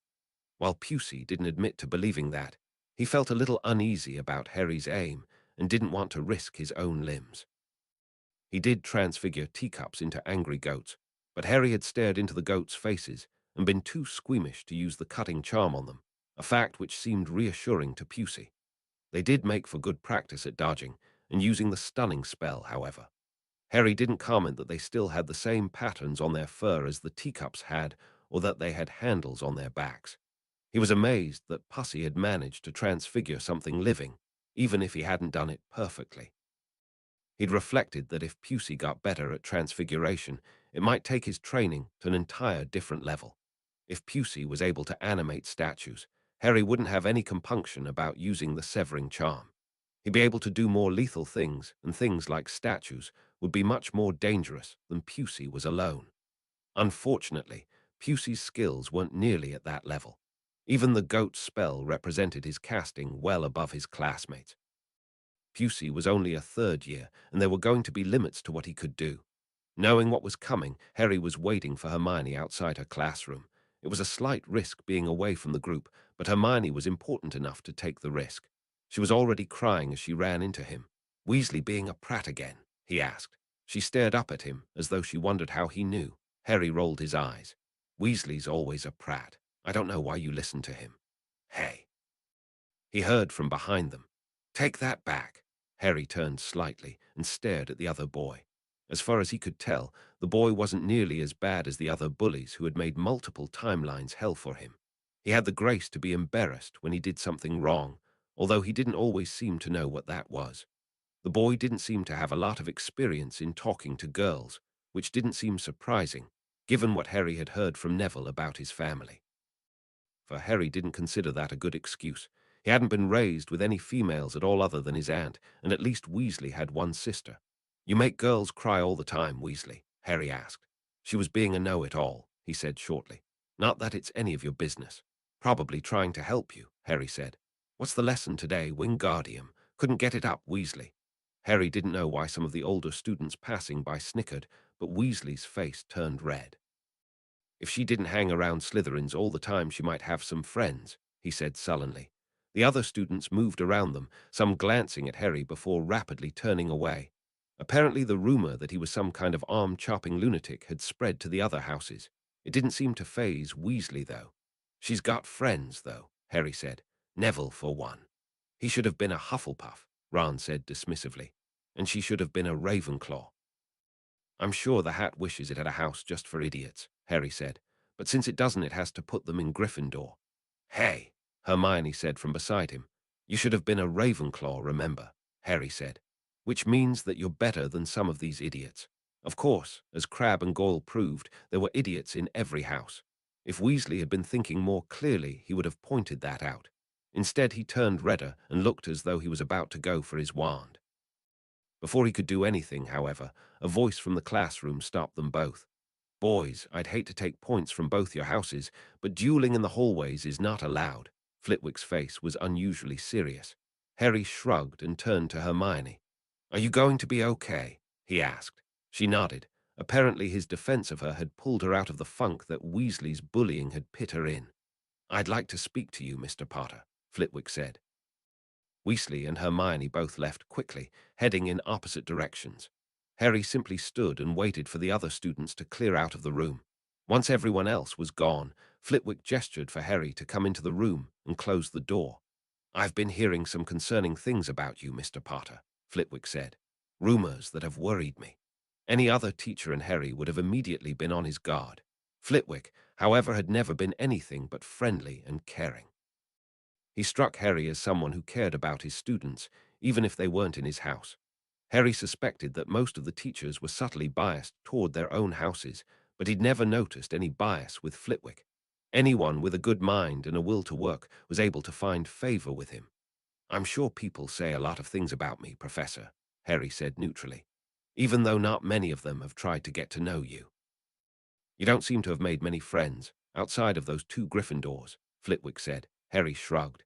"It takes a lot of courage to be friends with me. The Slytherins have too much of a sense of self-preservation to even try, and some of the Gryffindors have been spreading rumors so that no one else will spend time with me." "Why would they do that?" "They think being Slytherin makes me automatically dark, and that scares them," Harry said. "So you haven't been practicing a spell to do grievous injury to people?" Flitwick asked. "I've been studying ahead," Harry said. "A lot of the spells we're taught at Hogwarts can do harm if misused. I think the concern is the focus you've had when practicing this one spell." Harry sighed. "I'm not planning to chop anyone's arms off. I'm sure why Malfoy has been telling everyone that." The rumor had spread as far as Gryffindor, and Neville had told Harry as soon as he'd heard it. Harry hadn't bothered confronting Malfoy about it because it had been useful. Having the Slytherins stop bullying him because they thought he was a little crazy was useful. "You have to admit that the kind of practice you have been doing wouldn't be necessary if you were just going to use it for tailoring or some other mundane use." "You don't think I need a weapon?" Harry asked. "I have a bounty on my head. I've heard some of the other Slytherins talking about it when they think I'm not listening." "There are other ways. Dozens of ways you could incapacitate enemies," Flitwick said. He hesitated. "It's not an easy thing, killing, especially at your age." Harry scowled and looked at the floor. "When the Death Eaters come for me, I don't think stunners will do me much good." "Your fellow students aren't Death Eaters," Flitwick said. "Are you sure about that?" Harry asked. "How sure are you that Voldemort isn't already here?" Flitwick flinched at the name, although he didn't seem to be as superstitiously terrified as most wizards were when the name was brought up. Harry continued, "They're coming for me, and sooner or later I'm going to have to fight life and death battles." "Why the severing charm?" Flitwick asked faintly. "I can practice it without anyone else helping me," Harry said. "Practicing stunners and body binds requires that you have partners, and there isn't anyone willing to help me." Flitwick frowned. "So if you had this extra training, you wouldn't use it against the other students?" "I probably would," Harry said, "because people keep attacking me, but stunners are much safer than the alternative." Flitwick stared at him for a long moment before saying, "Detention, Mr. Potter, for tomorrow at 6 after the feast. Bring your wand." Harry stared at the diminutive professor. Was he suggesting what Harry thought he was suggesting? According to Hermione, Flitwick was known as a dueling master. "We can't have you forced to use techniques that could hurt someone, can we, Mr. Potter?" Harry grinned, elated. It was the first time he would ever be looking forward to a detention. All he had to do was survive the night. Feeling tense on the evening of the feast, Harry didn't relax until he saw that Hermione and Neville were in their places at the table. There would be no horror in the bathroom this time, and Harry relaxed. The Hufflepuff prefect hadn't left yet. Harry wasn't sure whether he had been coming after Hermione out of some sense of fair play, or whether he was on another errand, but Harry had been thinking about what to do for 2 months. Despite this, Harry wasn't sure what to do. He couldn't manage a Confundus charm, and because he didn't know why the prefect had been in that corridor, he couldn't find a way to stop him. His only option was to watch the prefect and improvise. He'd thought of finding a way of making the prefect sick, so that he'd spend the feast in the hospital wing. However, given the speed of wizarding healing, there was no guarantee that the nurse wouldn't have him better in time to be in the hallways. Harry could barely taste his food because his stomach was twisted in knots. He only hoped that he was quick enough to find some way to stop the prefect. Harry chewed slowly, then felt himself freeze. Where was the other Hufflepuff prefect, the girl? He hadn't seen her the entire feast. He'd been focusing so much on the male prefect that he hadn't been paying attention to seeing if anyone else was missing. Harry froze. He was too young to fight a troll by himself. He started to stand up to go to the table, despite Quirrell sitting among the other teachers with a small smirk on his face. It was as though he knew exactly what Harry was thinking. Before he could, a shriek rang through the hallway. The female prefect was at the entrance, blood streaming from her side. Troll! Troll in the dungeon! She collapsed, and suddenly there was pandemonium. No one would listen. Harry had tried to tell the prefects that they should all remain in the Great Hall, that sending the Slytherins back to the Slytherin dorms was suicidal when the troll was supposedly in the dungeons. Assuming the troll hadn't moved far from where he'd been the last time, they should be reasonably safe. But Harry tried to stay in the middle of the group. Unfortunately, as everyone was Slytherins, they all had the same idea, and he was smaller than the others and found himself being pushed toward the front. There were almost 200 Slytherins behind him, and Harry should have felt reassured by that, but most of them were untrained, and very few of them would be able to face a fully grown mountain troll.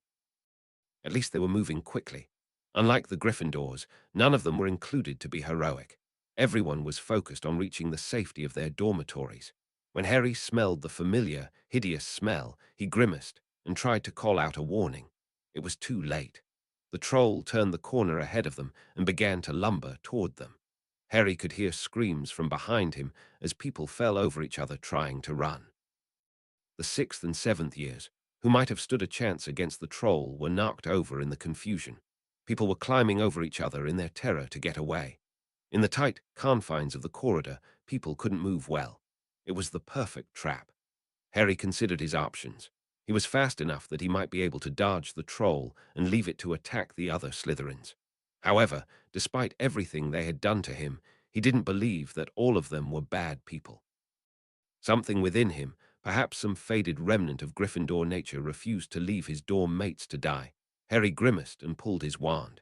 He promised himself he'd have a better plan the next time around, something that wouldn't get everyone around him killed.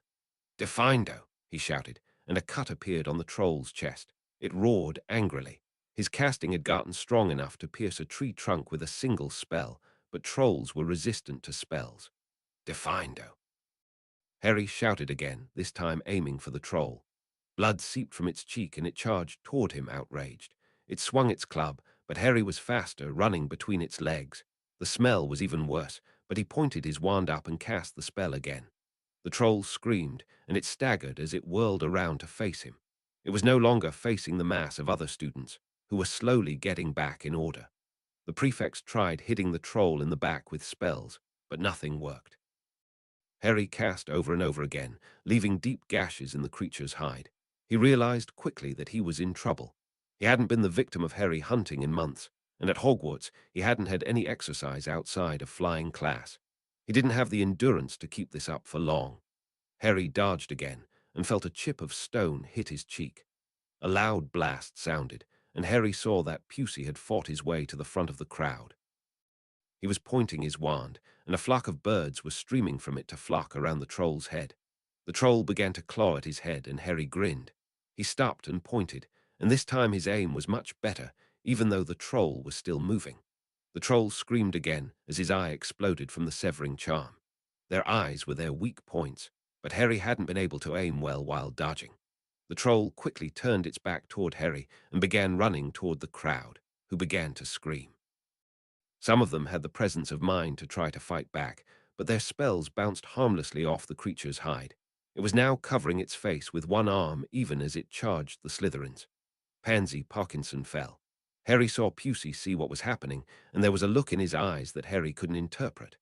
Deliberately, Pusey stood between Parkinson and the troll, blasting fire from his wand. Harry screamed, but it was too late. The club came down, and it came up bloody.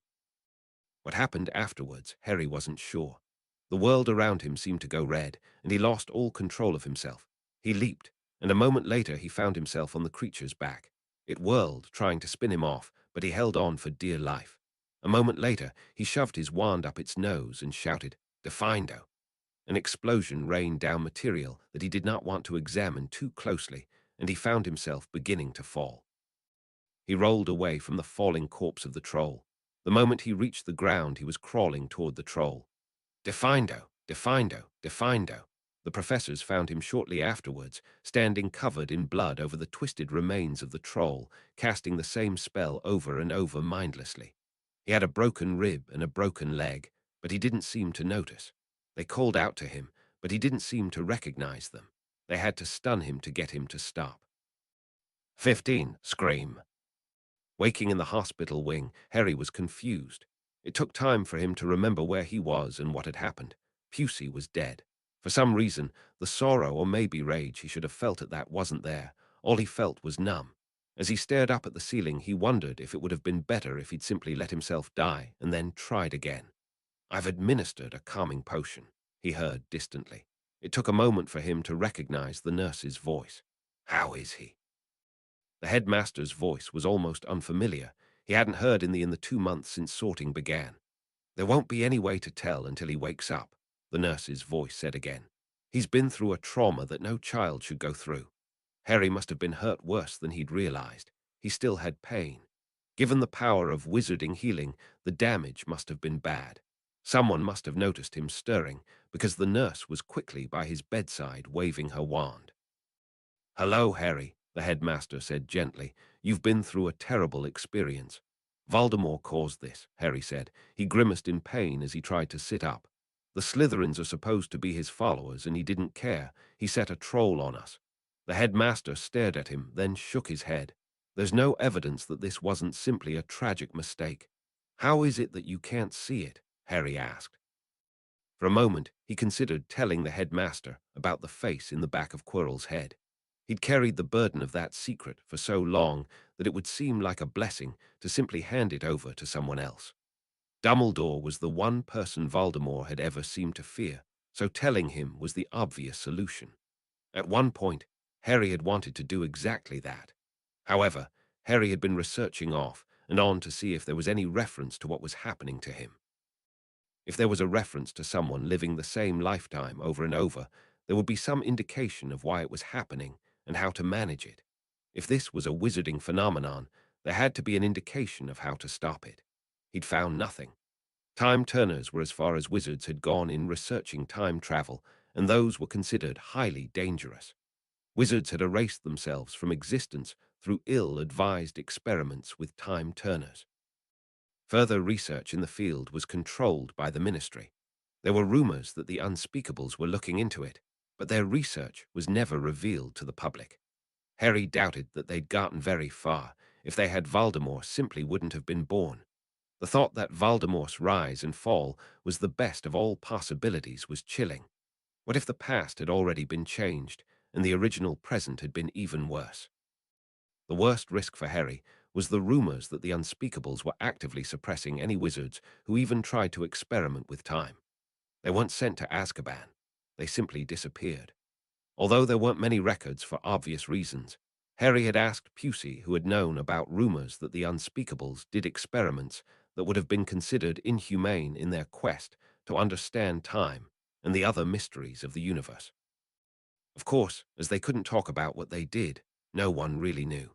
If anyone believed Harry about his power, Harry had no doubt that unspeakables would be by to collect him, sooner than later.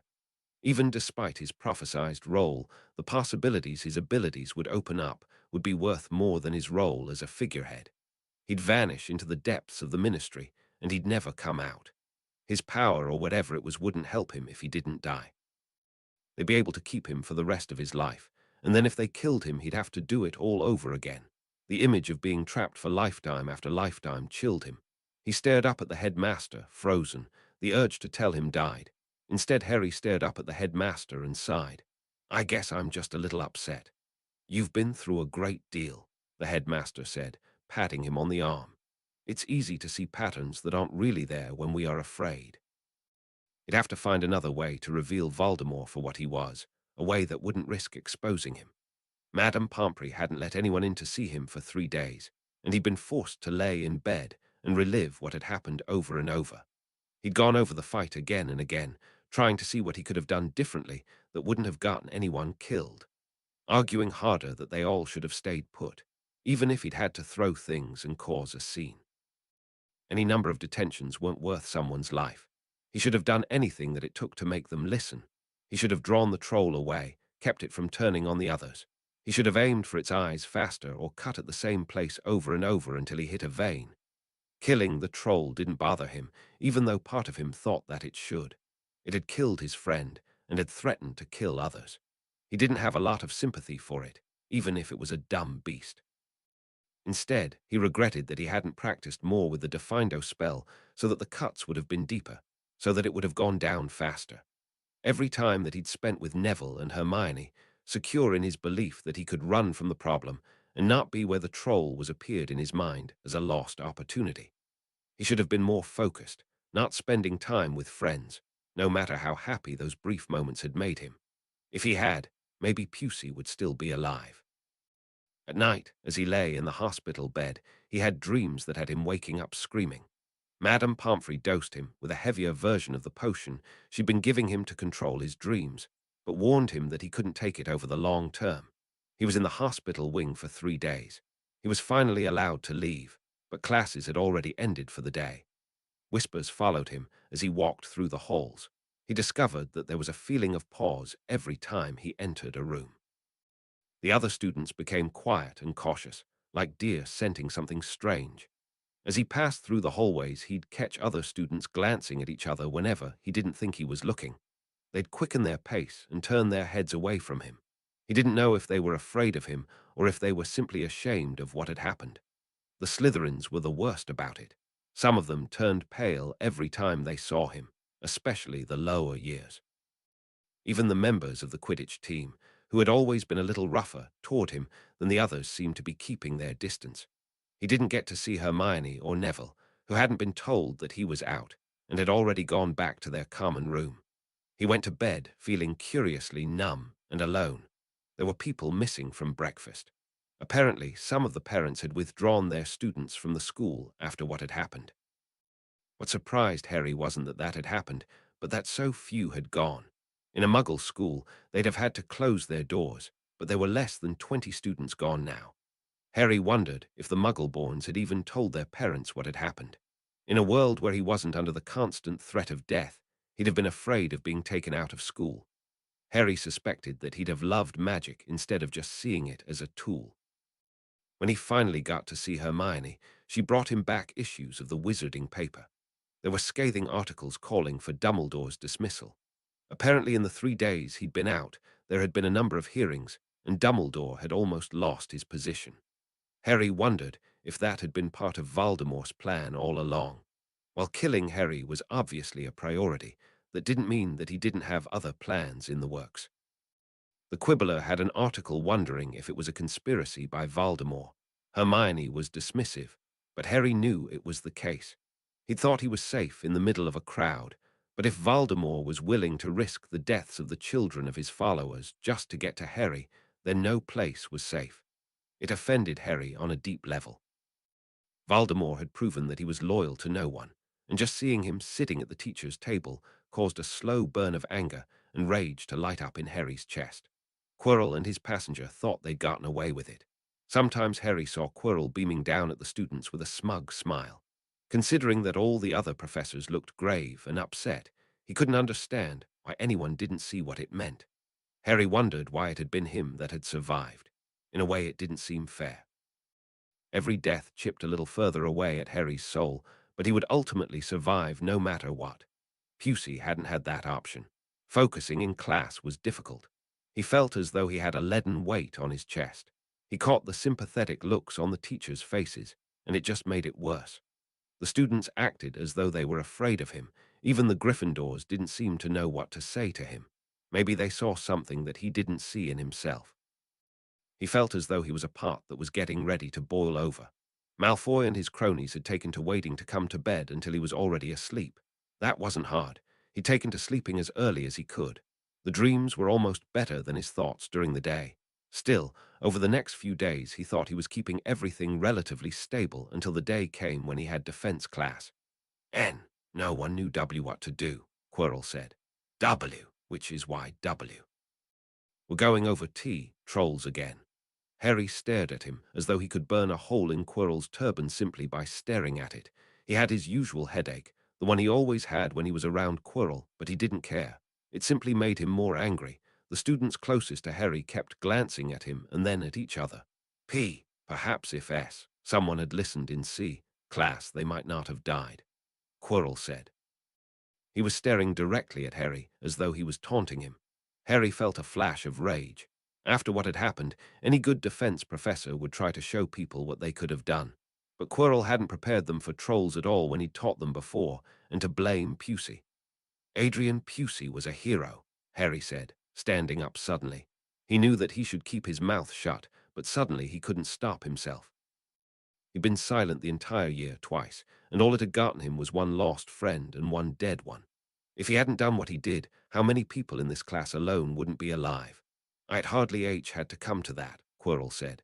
Aye, if he'd kept his head, he'd have survived. After all, you're a F, first year in managed to defeat it. Harry gripped his wand tightly. For a moment he was afraid he was going to snap it.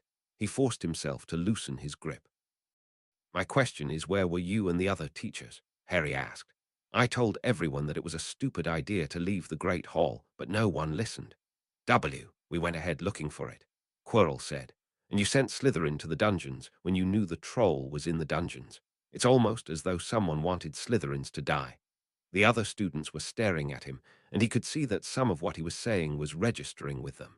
They began muttering among themselves. How exactly did the troll get on the school grounds? Aren't the school wards supposed to protect against that happening? Aye, it's a mystery that's still being investigated by the Auras, Mr. Potter. The man's stutter was obviously faked. It slipped when he was distracted. How no one else noticed this, Harry didn't know. Isn't it true that only school staff has the ability to shut off the wards? Isn't the most likely thing that one of the professors changed the wards to allow the troll onto the grounds? Harry asked. That's a S. Serious accusation, Mr. Potter, Quirrell said. Why would any of the professors want to do any of you harm? He smirked, as though he knew Harry had no way to prove what he was implying. He probably meant to imply that some of the professors might want to harm Harry, but the other students were clearly getting another message. To hurt Harry, it didn't matter who they went through, even if they were purebloods and supposed to be protected. Who would do that? Harry asked. It certainly isn't anyone affiliated with the headmaster. He almost lost his position over it. Who else would have to gain? He turned to the other students and said, who else would have something to gain? There's only one person it could be. And if it's him, then that means that none of us are safe. He has no loyalty, and just because our parents are his followers doesn't mean he won't have us killed. We've an eye, intriguing F, fantasy M, Mr. P. Potter, Quirrell said. His smirk was gone B, but P. Perhaps it is time to get back to the lesson so you don't get any more of your classmates killed. Harry saw red. He was moving before he knew what he was doing, his wand coming out of his pocket. The world felt as though it was moving in slow motion, and Harry felt himself stepping out from behind his desk and charging down the aisle. Defindo, he shouted, his wand pointed at the professor's head. Quirrell's eyes widened and he went for his wand, but it was too late. Harry's spell had hit the turban on his head, leaving the cloth to unwrap and slip over Quirrell's eyes. Harry followed up with another spell, attempting an Expelliarmus, but it didn't work. Quirrell was already recovering, but Harry's next spell hit him in the side, causing his jacket to redden with blood. The man twisted, as though to protect his side, and Harry heard screams as the closest students saw what was on the back of his head. Harry pointed his wand and cast, but Quirrell had regained his equilibrium.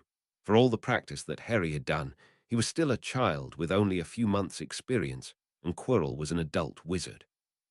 He felt his wand being yanked from his hand by Quirrell's spell, and a moment later he screamed as Quirrell hit him with a crucio as the horrified class sat in their chairs, frozen in horror.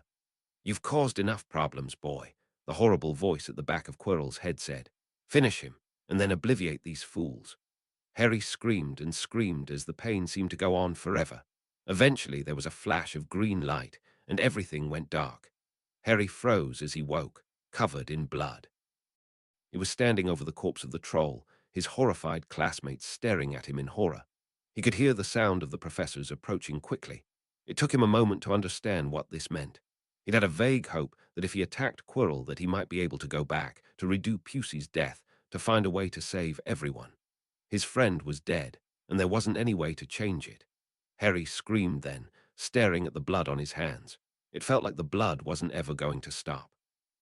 For a moment it felt as though he wasn't ever going to stop screaming. He heard footsteps followed by a horrified gasp. A muttered spell later, he felt everything go black. 16. Pay. For 3 days Harry lay numb, not thinking about anything. He simply stared at the ceiling and ignored the worried sounds of Madame Pomfrey talking to the other professors. It wasn't until they began talking about sending him to St. Mungo's that Harry finally began to move again. Neville had told him what had happened to his parents. 12 years locked away in a hospital with no wand and no freedom. Harry was going to need freedom for what he had to do. Quirrell was going to pay. Voldemort and all his followers were going to pay. Harry wasn't sure how he was going to do it. He wasn't invincible, and if they did any permanent damage to him that occurred before his life reset, he'd be stuck with it forever. If they ever learned what was happening to him, they'd simply lock him away in a room somewhere to rot. If he couldn't die, he couldn't reset. Harry had to get strong as fast as he could, and he had to stop thinking defensively. Attacking Quirrell head-on hadn't worked, but that was because he'd been thinking like a Gryffindor. Even a child could hurt an adult with enough time and preparation. Quirrell thought he was unassailable. Harry intended to show him that wasn't true at all. His first step was to hold Professor Flitwick to his promise. Learning dueling from a master duelist was going to be much more productive than learning from schoolboys who were still learning themselves. Flitwick would have been able to defeat a troll easily, and Harry needed that kind of power. He soon learned that there were limits to what Flitwick would teach him. He refused to teach him lethal spells, and he was only available to teach once per week. However, Flitwick was able to teach him things about strategy that neither of his other two teachers had been able to verbalize. He learned footwork and to keep his head when spells were flying. Flitwick was a capable teacher, one who was gentle but firm when he had to be. Harry felt like he was in a daze the first few days after he was allowed out. Everything felt numb and nothing felt real. He knew that this feeling wouldn't last forever. Eventually he'd feel the emotional pain, but it was better than being overwhelmed. On the day he was to take defense class, Harry went to the hospital wing and claimed to have a headache. It had the virtue of being true. He was anxious that he wouldn't be able to restrain himself if he heard Quirrell talking about Pusey again. Now wasn't the time to attack straight on, and if he redid the same week over, and over all he'd be doing, was causing himself pain. The thought that he'd train himself by just attacking Quirrell over and over again until he learned to not die was amusing, but Harry still didn't understand how the times for his reset moved forward. Every time he died, he repeated the same situations, but whenever he'd survived, the time frame had moved forward. Harry wasn't sure if this was a coincidence or if this was how it actually worked. By the time Quirrell's next class came around, Harry was under better control of his emotions. He comforted himself by staring at Quirrell and attempting to push his hatred through the air and into the other man's skull. For some reason, it was Quirrell that began to have headaches during their sessions, and Harry found this grimly ironic. Harry still had headaches during defense class, but they were fewer than before. The bullying stopped, although whether it was because everyone thought Harry was dangerous or out of guilt for what had happened, Harry didn't care. It made it easier to move around, and he became a little less jumpy. 3 weeks later, late in November, Harry was sitting in the library with Hermione and Neville. He'd been cautious about being seen with them, but a Quidditch game was going on, and there was little danger of them being overheard. Considering that the professors were all at the games, Harry loved Quidditch. It was the one time he could move around the castle with little fear of being attacked. He rarely attended matches as a result. His own house didn't care for him being there, and none of the other houses wanted him to sit with them. Hermione wasn't impressed by sports, and Neville was somewhat interested, but more interested in spending time with Harry and Hermione. The matches had only begun in early November, and this was their third match. There was one more match, and then none again until February, which Harry regretted. "You're going home, then?" Neville asked. Harry nodded. "It's not safe for me to stay over the holidays." The prospect of weeks at Hogwarts with few other students and no supervision was a nightmare. Quirrell would have all the time in the world to attack him. Time with the Dursleys would be paradise by comparison. Neither Hermione nor Neville believed him when he told them that Quirrell was an agent of Voldemort. They thought he was being paranoid, and that Quirrell was harmless. Harry told them, however, so that they would stay on their guard. "I'd invite you to visit," Neville said, "but Gran has heard about the bounty on your head. She says we couldn't provide enough security." "I'll be safest at home," Harry said. "It upsets my Muggle family when they are faced with magic, so it's better not to send an owl. I've gotten Hermione's telephone number, so I'll call her whenever I can without upsetting them." Needless to say, his family wouldn't be happy if he got calls. Hermione had seemed upset that they'd discriminate against her for being a witch, but Harry explained that they would have been angry if she'd been an ordinary girl who called, much less a magical. Eventually, she'd agreed to wait for him to call instead. "Send her a letter, and I'll have her read it to me over the telephone," Harry said. "I'll send her letter through Muggle post that she can send on to you." Neville nodded, although he still wasn't clear about just what telephones were. Harry had tried to explain it several times, but had concluded that he was going to have to see it to understand it. "Ron almost got killed the other day," Neville said. "What?" Harry asked sharply. If Quirrell was attacking other students, one who weren't associated with Harry, then it had to be in the pursuit of some other plan. "He wandered onto the third-floor corridor," Neville said. "Said he stumbled into a room where there was a giant three-headed dog. He barely got out alive." Harry shook his head. "Dumbledore warned us about that corridor. Weasley doesn't strike me as the type to listen." Hermione shook her head. "The question is why he has a giant three-headed dog in a castle full of schoolchildren at all." Harry stared at her. "This entire school is a death trap, even without Voldemort. It's set next to a forest filled with giant, man-eating spiders, werewolves, and a host of other monsters. There's a tree on the grounds that will beat you to death if you get too close to it."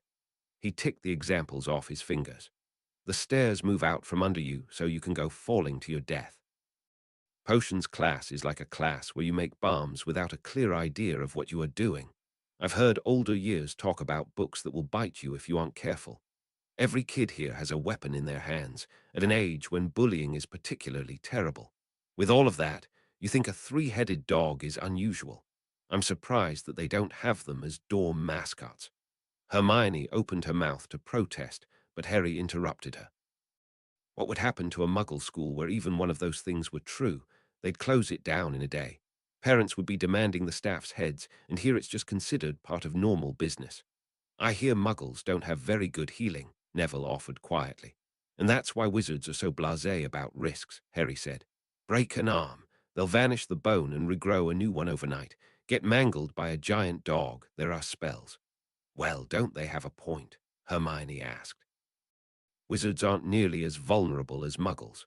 Harry stared at Hermione, wondering how she could have assimilated the wizarding naivete after less than 3 months. She should have still had a little Muggle caution. "They don't have magic to cure being dead," Harry said bluntly. "A student died, and here we are a few weeks later acting like nothing happened." "It's not just here," Hermione said quietly. "I had a classmate at my old school. She was killed by her father." Neville looked shocked, and Harry wondered if that sort of thing didn't happen in wizard families, or if it just wasn't spoken about. Everybody was upset, but they were back to acting normal in a few weeks. Harry grimaced. He didn't understand how people could be so uncaring. Adrian was dead, and everyone acted as though he didn't matter. Was it because he was a Slytherin? Did the rest of the school hate their house that much that a Slytherin death wasn't a reason to mourn? Of all the Slytherins, Harry had thought Adrian was the most liked. He never cheated, he always played fair, and he was good to everyone. So he wasn't quite as friendly as a Hufflepuff or quite as studious as a Ravenclaw. He'd been a good person. "Adrian Pusey was my friend," Harry said quietly. "He helped me when the rest of the school was bullying me, even though he really didn't have to. I think he took pity on me." Hermione frowned. "It's not that nobody cares.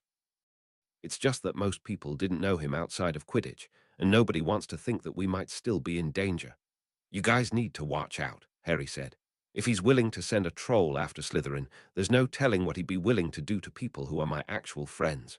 "Not everything is about you," Hermione said, sighing, "even if the world seems to be conspiring to make you think it is." "So you aren't curious about the dog?" Neville asked. "Not at all," Harry said.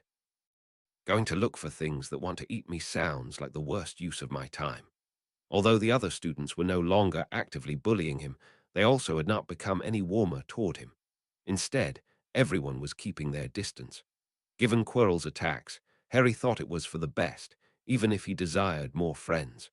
The day after Harry put in the paperwork saying that he was going home for Christmas, he received a note come and speak with the headmaster. "I thought you might stay over the holidays," the headmaster said. "I've been busy and had hoped to get more of a chance to get to know you." "I understand that you are running the skirmishes with the Death Eaters," Harry said, "but I can't stay with Quirrell, not where there aren't protections." "You never did explain exactly why you thought Quirinus was working for the other side," the headmaster said. "It had to be one of the staff that let the troll in," Harry said. He couldn't tell the headmaster the real reason he knew Quirrell was literally in Voldemort's pocket. Hogwarts is supposed to be the safest place in Wizarding Britain, and part of that is because of the wards. "There are several members of the staff under investigation by the Aurors," the headmaster said mildly, "including myself."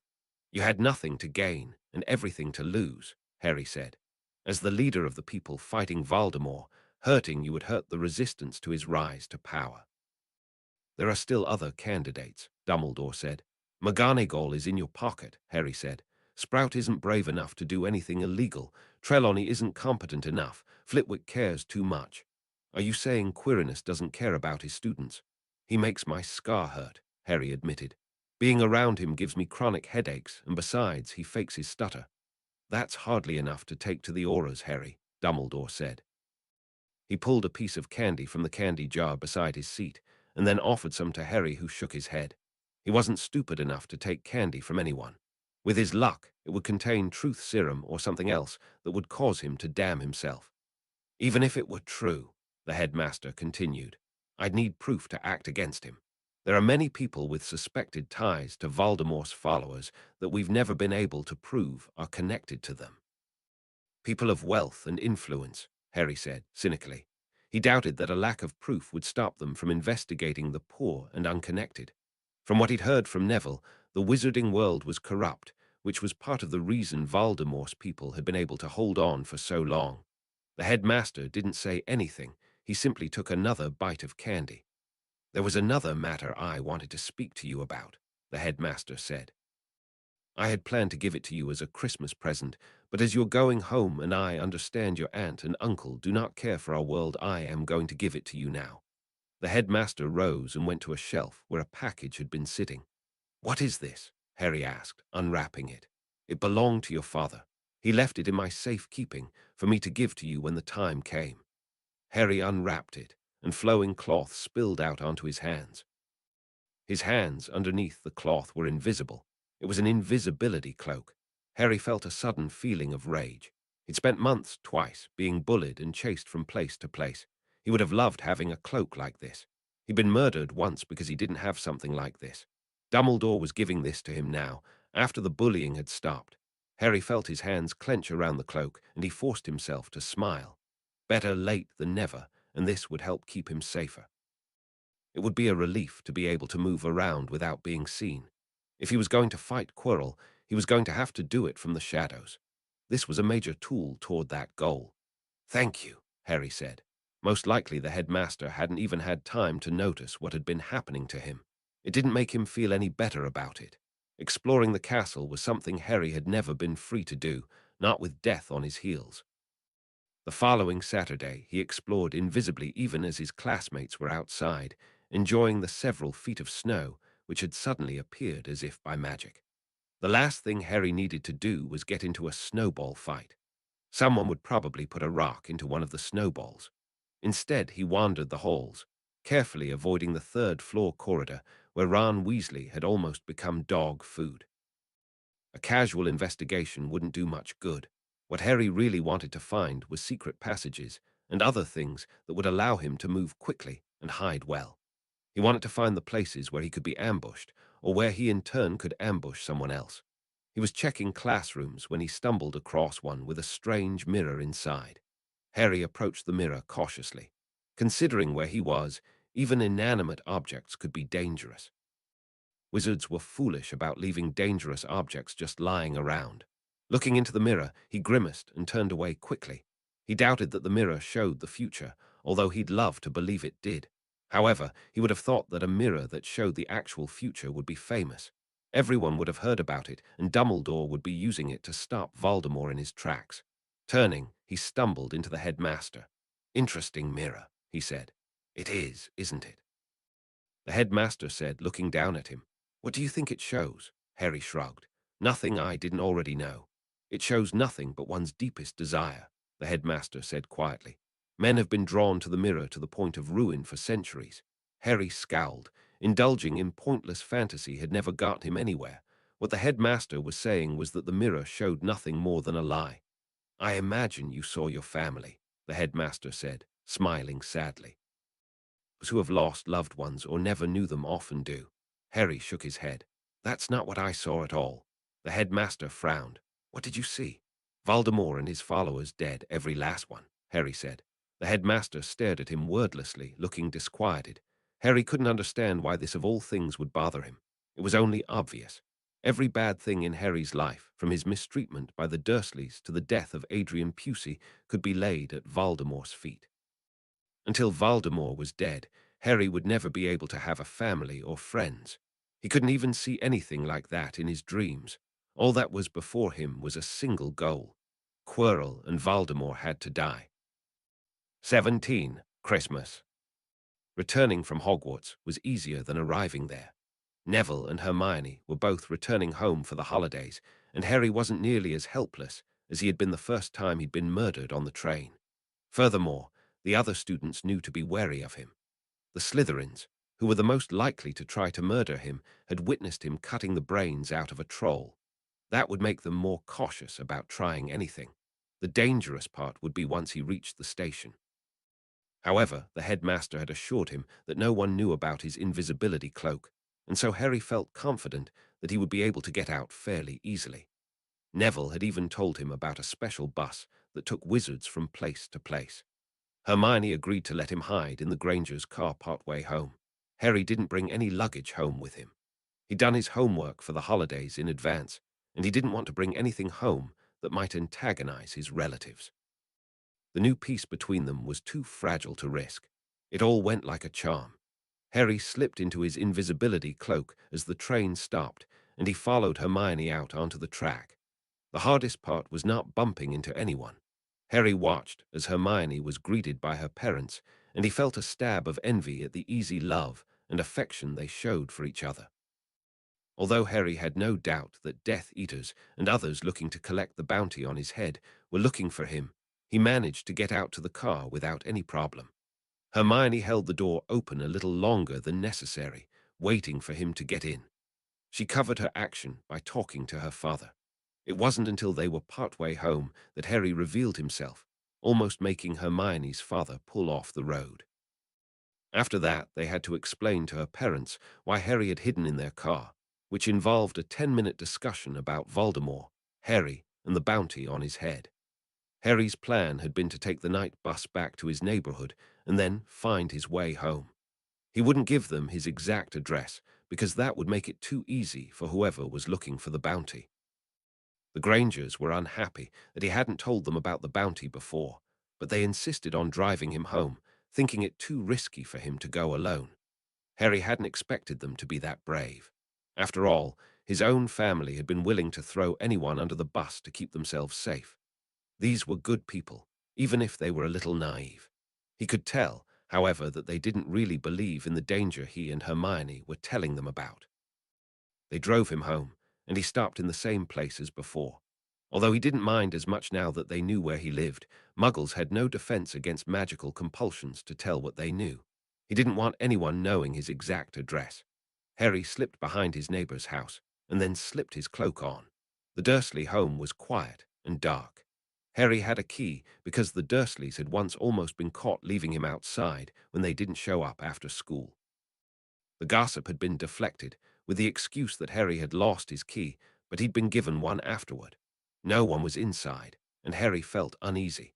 At this time of night, Vernon should have been home, and his aunt should have been making dinner. Dudley should have been home from Smeltings, complaining in his way about the food not being ready.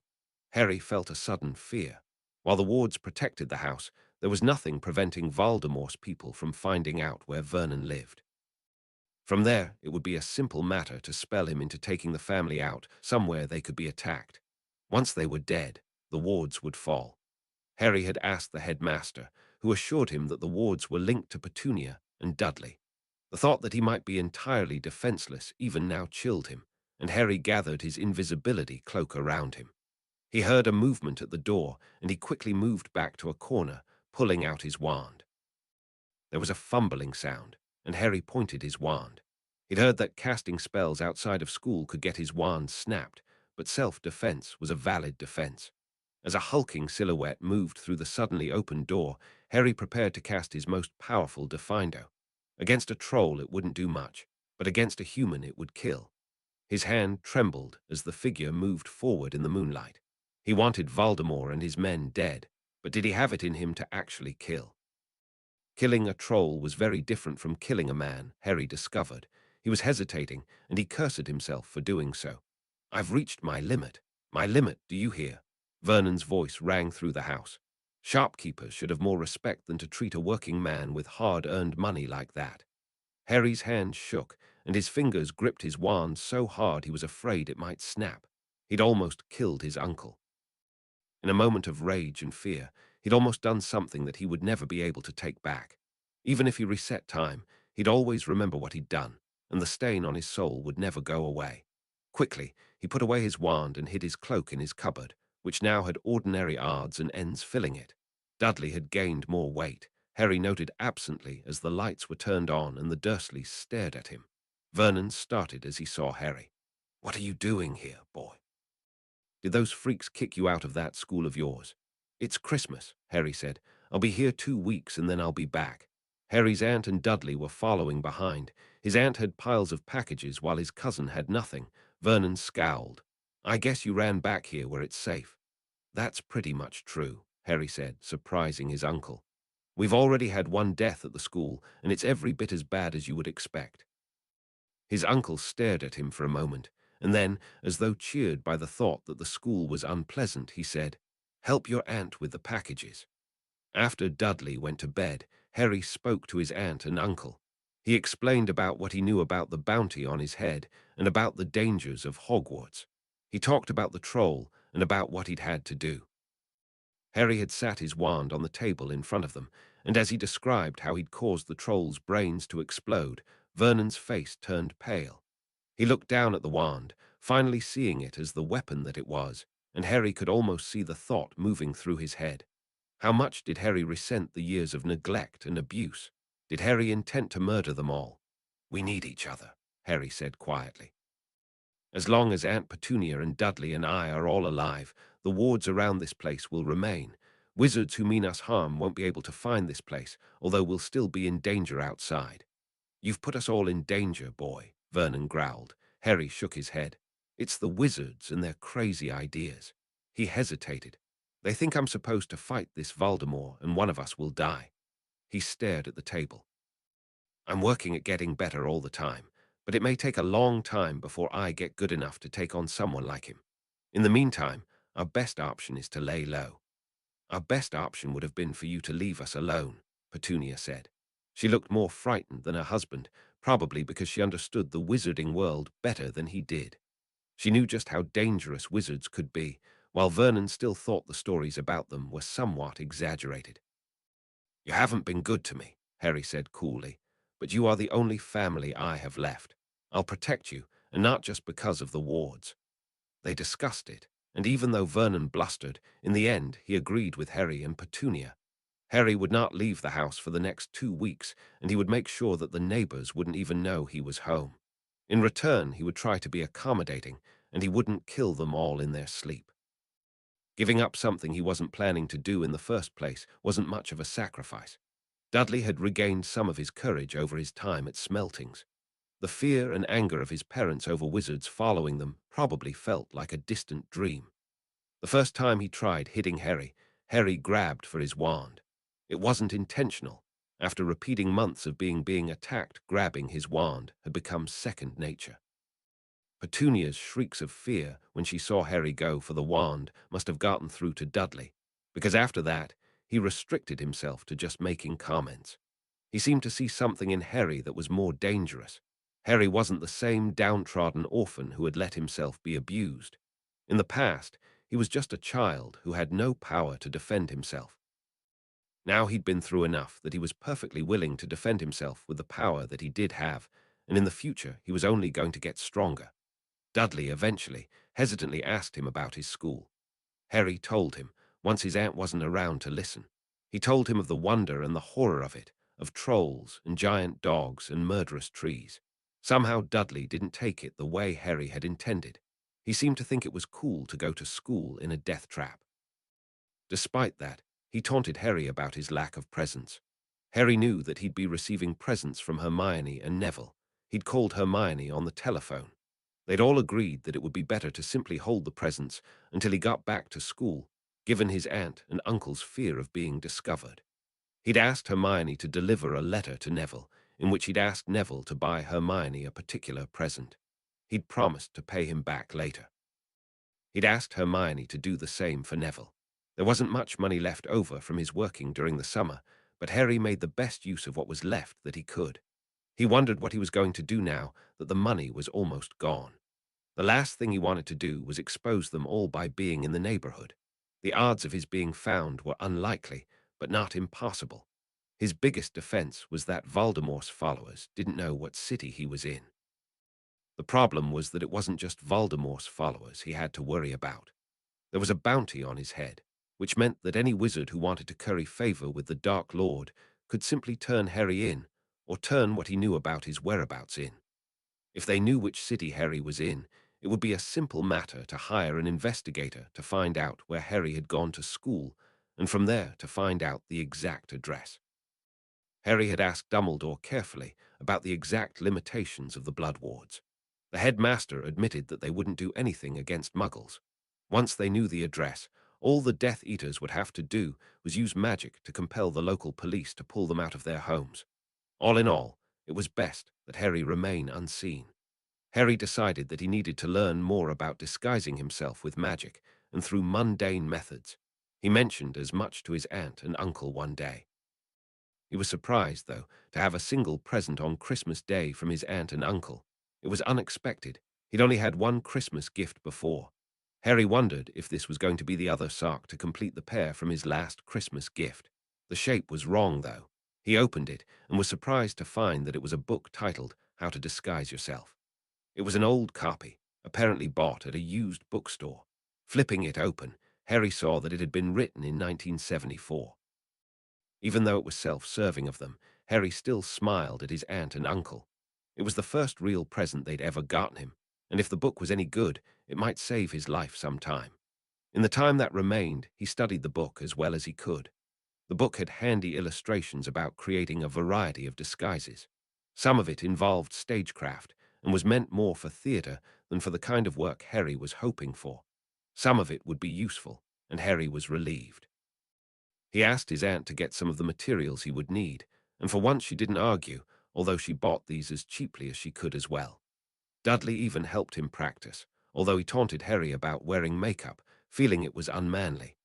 Harry still had to clean and cook and work outside in the yard. The yard was protected. Wizards outside the ward wouldn't be able to see Harry, although Muggles would. Several neighbors approached Harry about doing work for them, but Harry declined, telling them that he was grounded by the Dursleys for the entirety of the holidays. Despite everything, he didn't mind the work. It kept his mind off the worries he'd had constantly at Hogwarts. Being someplace safe, even if his aunt and uncle were still cold to him, felt as though a weight he hadn't even been aware of had been taken off his shoulders. He felt like Atlas when he'd no longer had to hold up the sky. When he'd come home, he'd been so on edge and fearful that he'd almost accidentally murdered his uncle. With time at home being safe, he gradually felt something unclench within him. He began to relax, and although he still had nightmares, they weren't as intense. After one particular nightmare, he got up to wash his face, and he saw his aunt in the hallway. She'd obviously heard him crying out. He almost saw something that looked like sympathy on her face, although it vanished quickly. She was careful not to show any kind of expression of kindness by day, and certainly not in front of Vernon. The truce between them all held, and as the holiday came to an end, Harry almost felt ready to go back. He'd needed time away from the constant fear of death and pain. Feeling safe was a precious gift, one that no amount of money could have bought him. When the time came for him to leave, the Dursleys were willing to drive him halfway, although they insisted that he disguise himself and hide under his invisibility cloak, which Harry had eventually revealed to them. Petunia was shocked and didn't seem to know what to do when Harry impulsively grabbed her and hugged her before he left and summoned the night bus. Although they had not been good to him, for once they hadn't been particularly bad, and Harry appreciated that. The night bus driver had no idea who Harry was, not through the disguise. Harry gave a false name. He found the trip to be anxiety-provoking, and by the time it was over, much of the inner calm he'd developed over his time with the Dursleys had vanished. Wizards apparently were pants at driving. Slipping through the gauntlet at the train station was easy with his invisibility cloak. His main worry was about bumping into people, and Harry was quick to find a massive couple to walk behind until he could get to platform 93/4THS. Hermione and Neville were already waiting for him on the train. As they headed back to Hogwarts, Harry couldn't help but feel as though he was riding back to his doom. 18. Stealth. Although the idea of killing Quirrell and Voldemort was attractive, actually doing it was another thing. He'd hesitated when he'd thought Vernon was an attacker, and Harry was afraid that he'd hesitate again when the time came to actually kill. The reason Harry wanted them, and their followers, dead was because it was the only way he could ever see to feel safe again. He didn't actually want to kill someone, and he feared that he'd feel terrible remorse, even if killing the troll had been mostly guilty-free.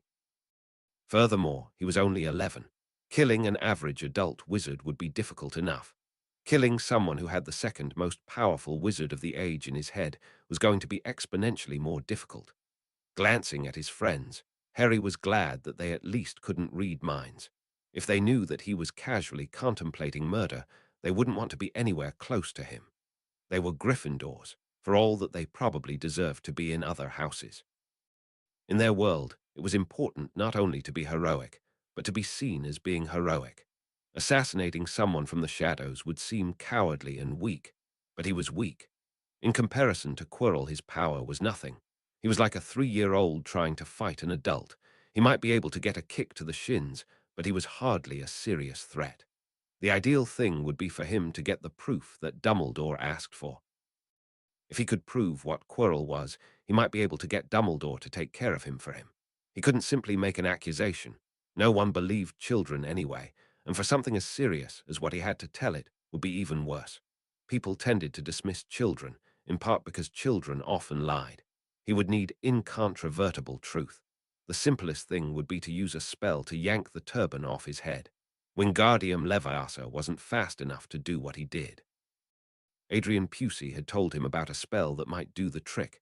If he could get Flitwick to teach him Accio, he might be able to accomplish his goal. However, he wouldn't put it past Quirrell to use some sort of sticking charm to the turban. He'd have to learn a counter to that spell as well. Hermione smiled at him, pleased at the book he'd had Neville buy for her. It was a book about healing magic. In its way, it was as selfish a present as the one the Dursleys had given him. If she knew enough magic to stop him from bleeding someday, it would be worth every galleon. Neville, he'd gotten his own wand. Much of Neville's problem was that he was using a wand that was not suited for him. He'd heard that the youngest Weasley had the same problem, but Harry hadn't bothered to say anything to him. If Neville could cast spells appropriately, he'd be better able to protect himself, and eventually Harry and Hermione. It was a sound investment. Their gifts to him had been a revelation. He'd expected a little cheap candy. If they'd given him that much, he'd have been pleased. Neville had gotten him a pocket sneakoscope. It had begun whistling several times as people passed by in the corridor outside. Harry wasn't sure how useful it was going to be in Slytherin. He slept in a room with Draco Malfoy after all. However, he was thrilled not only that Neville had thought to get him such a gift, but that he'd put that much thought into it. Hermione had gotten him a book called Secrets of the Ninja. Harry tried to explain to her that he'd tried to learn martial arts by reading books in the past and failed, but she'd rushed to explain that the book was more about moving silently and how to follow people without being seen. Flipping through the book, Harry saw illustrations. He knew better than to think that he'd be able to read a book and suddenly be a master at fading into shadows. But given that being heard was the biggest risk when he was under his cloak, it was a thoughtful gift. If it helped him walk more quietly, even if only by a little, it might keep him alive. There were also apparently chapters on meditation techniques to be used for relaxation. Harry could feel himself becoming more tense the closer they got to Hogwarts, and he wondered if this might not be the most important part of the book. The illustrations were poor, and the sections on martial arts would likely be useless to him, but Harry had some hopes for the book. He thanked Hermione profusely. She explained that she'd been looking for a book about how to move quietly, but that was the only one she'd been able to find. There were a few books which had tricks about moving through the forest, but Harry hardly needed to worry about that. The gifts left him with a warm glow, feelings that he hadn't had before. The slightest scrap of affection from the Dursleys was worth celebrating, but Hermione and Neville gave of themselves freely. They had no reservations, even though they had to know by now that being around Harry was dangerous. Neville knew without a doubt the price that could be paid for opposing Voldemort. He visited his parents in St. Mungo's regularly. Hermione was still a little naive, and Harry worried that she didn't really believe that anything bad could happen. In his experience, children their age didn't really understand death, not on a visceral level, at least not until they'd had personal experiences with it. Still, she'd stuck with him in the face of opposition from her own house. She'd been pressured to give up her friendship with him and had even been bullied sometimes, and she'd stuck with it. He valued them both more than he could admit to anyone, and after Adrian had died, he'd promised himself that he wasn't going to lose anyone else. They arrived back at Hogwarts late that evening, in time for a celebratory dinner. Quirrell was back in his customary seat at the teacher's table, and Harry couldn't help but have a flash of hatred for him. The prophecy had made him and Voldemort enemies, but Quirrell had chosen to work with the Dark Lord. He was right about the sneakoscope not being very useful in Slytherin. He had to muffle it and put it in the bottom of his trunk, although it was useful for times when Harry was alone, and he wanted to make sure no one was coming to the door. Harry resumed classes, but he began to look at what magic there was for disguises. The book the Dursleys had given him was fairly detailed, but Harry was unsure how well the disguises would actually work if there were people looking for him. Some of the advice was obvious, like changing hair and facial hair. As an 11-year-old with a beard would be highly suspicious, this was only of limited use. Changing his glasses or wearing sunglasses might work better if he had money or was better at transfiguration. He was reluctant to try transfiguration on his glasses because he wasn't sure he'd be able to repair them if he broke them. There were make-up tricks, but close examination would reveal those, Harry suspected, and it would take a lot of practice to get good enough at them to fool people. What he needed was a simple spell to change his appearance. With that, he'd be able to get around even in crowded places where his cloak would be difficult to use. He suspected that he needed to be cautious in his use of the cloak. If Quirrell and his cronies learned he had it, they'd start taking it into account, and they'd be harder to deal with. He began looking into it during his time in the library with Hermione and Neville, especially during Quidditch matches. Unfortunately, the choices weren't promising. There was polyjuice, which looked very difficult to brew. It was clearly far beyond his potion brewing skills. There was human transfiguration, which was a skill Aurors learned. It was beyond Newt level, and with good reason. Harry was reluctant to even try for fear that he'd end up without a nose and unable to change himself back. Some people could turn into animals, much like Professor McGonagall, but that was apparently also very impossible. Very few people were registered as animagi, although Harry suspected that there were a lot of people who wouldn't register. A skill like that was much more useful if no one knew you could do it.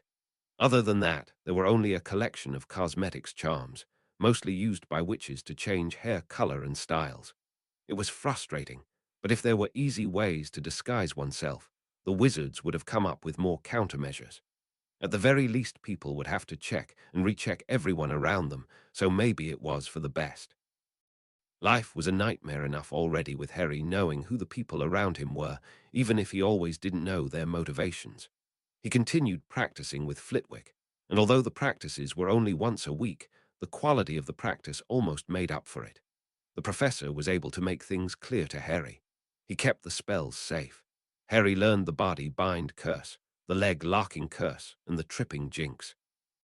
Most importantly, he trained Harry with the shielding charm, and as time went on it went from being as insubstantial as a soap bubble to something stronger and protective. Flitwick warned him, however, that while it would be good against other students, it wouldn't hold up against an adult wizard. Flitwick taught him how to dodge and how to use the environment to protect himself. Even the killing curse could be protected against if something blocked it, like a piece of statuary or another object from the environment.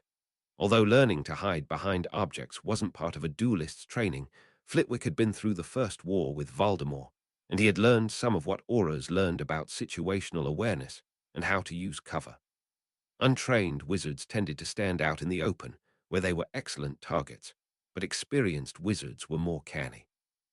He set up situations to test Harry's ability to use the environment, even with his limited spell selection. Harry practiced until he was exhausted, and then they would share small cupcakes from behind his desk, and Flitwick would talk a little about his experiences during the First War and about his memories of teaching Harry's parents. Harry felt himself growing more affectionate toward the man. He was gentle in a way that Harry wasn't used to. Snape and McGonagall and most of the other professors were strict. Sprout was distracted and didn't have much time for him. The Dursleys had rarely showed gentleness, even to each other, much less to him. Harry considered trying to teach Hermione and Neville, but they didn't have much time together, and if others learned what he was teaching them, they'd be in even more danger. Despite his success with this, his other professors noted that he wasn't doing as well in classes as he had before. This time, he didn't have the advantage of repeating classes, and so he looked much less like a prodigy. Some of them came to him, worried that something was impacting his studies. Harry couldn't tell them that he'd effectively cheated throughout much of the previous semester, and so he simply claimed that everything was as it always was. He practiced the skill of moving silently, which was more difficult than Hermione's ninja book would suggest. With time, he did start to get a little better at it, and the book also had tips on disguise. Apparently, real ninja hadn't worn black suits at all. They dressed like everyone else, and had specialized in not being noticed until they'd already murdered someone. Harry learned that sometimes something as simple as changing the fit of his clothes made him more difficult to recognize. He practiced changing the way he walked and considered changing how he dressed. He asked the house elves, who were able to find him old clothes that students from previous years had left behind. He was careful not to let anyone see what he was doing, which was where the sneakoscope came in handy. Creating a disguise was often more about creating a persona and having the right attitude than anything else. He'd stuck out like a sore thumb in Diagon Alley, trying to sneak around because he'd looked like he didn't belong. It wouldn't have mattered what he wore, people would have noticed him. Still, it was slow going, and every class with Quirrell was getting harder and harder. Harry's rage and hatred never diminished, and Quirrell seemed to sense that. He began to call Harry out for demonstrations, seeming to take a sort of sadistic delight in humiliating Harry. He almost seemed to be waiting for Harry to attack him, and each time Harry barely managed to avoid doing so by the skin of his teeth. He was afraid that it wouldn't be long before he attacked the professor again. If Quirrell were smart, he wouldn't kill Harry this time. Instead, he'd simply capture him and turn him over to the Aurors to have his wand snapped. Harry would be helpless, and the people who supported Harry wouldn't be able to do much. The thought that he might not die was the only thing that kept Harry from attacking Quirrell. In May, an alarm was sounded, and all the professors were called out the school to deal with an emergency. Like the other students, Harry streamed outside to see what was happening. An emergency large enough to call the teachers away might be a distraction for another sort of attack, and he didn't want to be alone where he could be easily murdered. As Harry stepped out onto the lawn, his senses on high alert, he saw smoke in the distance. There was a fire, and as there had been no flame recently, the professors were all heading to take care of it. Harry was careful to watch around him. With a crowd all around him, and everyone rubbernecking to see what was happening, it would be easy for someone to stab him without being seen. He'd been stabbed often enough not to want to repeat the experience. The professors were gone for more than 15 minutes before they'd returned, faces grim. They carried a stunned baby dragon, while Hagrid the caretaker followed behind looking shamefaced and upset. Hagrid was sacked the next day. Apparently keeping dragons was illegal, and the dragon had managed to burn down Hagrid's hut, had killed his dog, and had threatened to attack a pair of Hufflepuffs who were helping Hagrid in his garden. Neville was sorry that it had happened, but Hermione was convinced that it was for the best. Hagrid had been keeping a dangerous, illegal creature on school grounds, a fact which Harry agreed with wholeheartedly. Unfortunately, Hagrid was replaced by a man who seemed like Argus Filch's sketchier brother.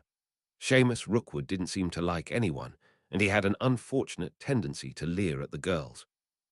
Harry personally thought it was stupid to replace a man-child who at least seemed to know his job with someone who looked like a crime waiting to happen. It wasn't long after that that Harry finally snapped and attacked Quirrell in class. He'd had enough sense not to use anything that might be considered lethal. He didn't want to end up in Azkaban. He wasn't sure what would happen if his soul was destroyed by a Dementor. Would he wake up in the past like normal, or would he simply awaken one day as a husk? How did his ability work? Was he transporting his soul back in time, or was he simply a seer who could perfectly see a possible future? He had no way of knowing, and even as angry as he wasn't willing to risk it. Attacking the professor, even with stinging jinxes, wasn't Harry's smartest decision. Quirrell managed to break through his shield easily and put him in a full body bind. He was taken to the headmaster, and Quirrell assigned a detention that made Harry's stomach drop. There was something in the Forbidden Forest killing unicorns, and Harry was to accompany Seamus Rookwood into the forest to look for it. His heart sank as he saw the triumphant expression on Quirrell's face. The small smirk the man sported made Harry want to attack him again, but he knew better than to do so in front of the headmaster. Harry felt sick as he contemplated entering a forest filled with man-eating spiders and with whatever Quirrell had waiting for him. He was doomed.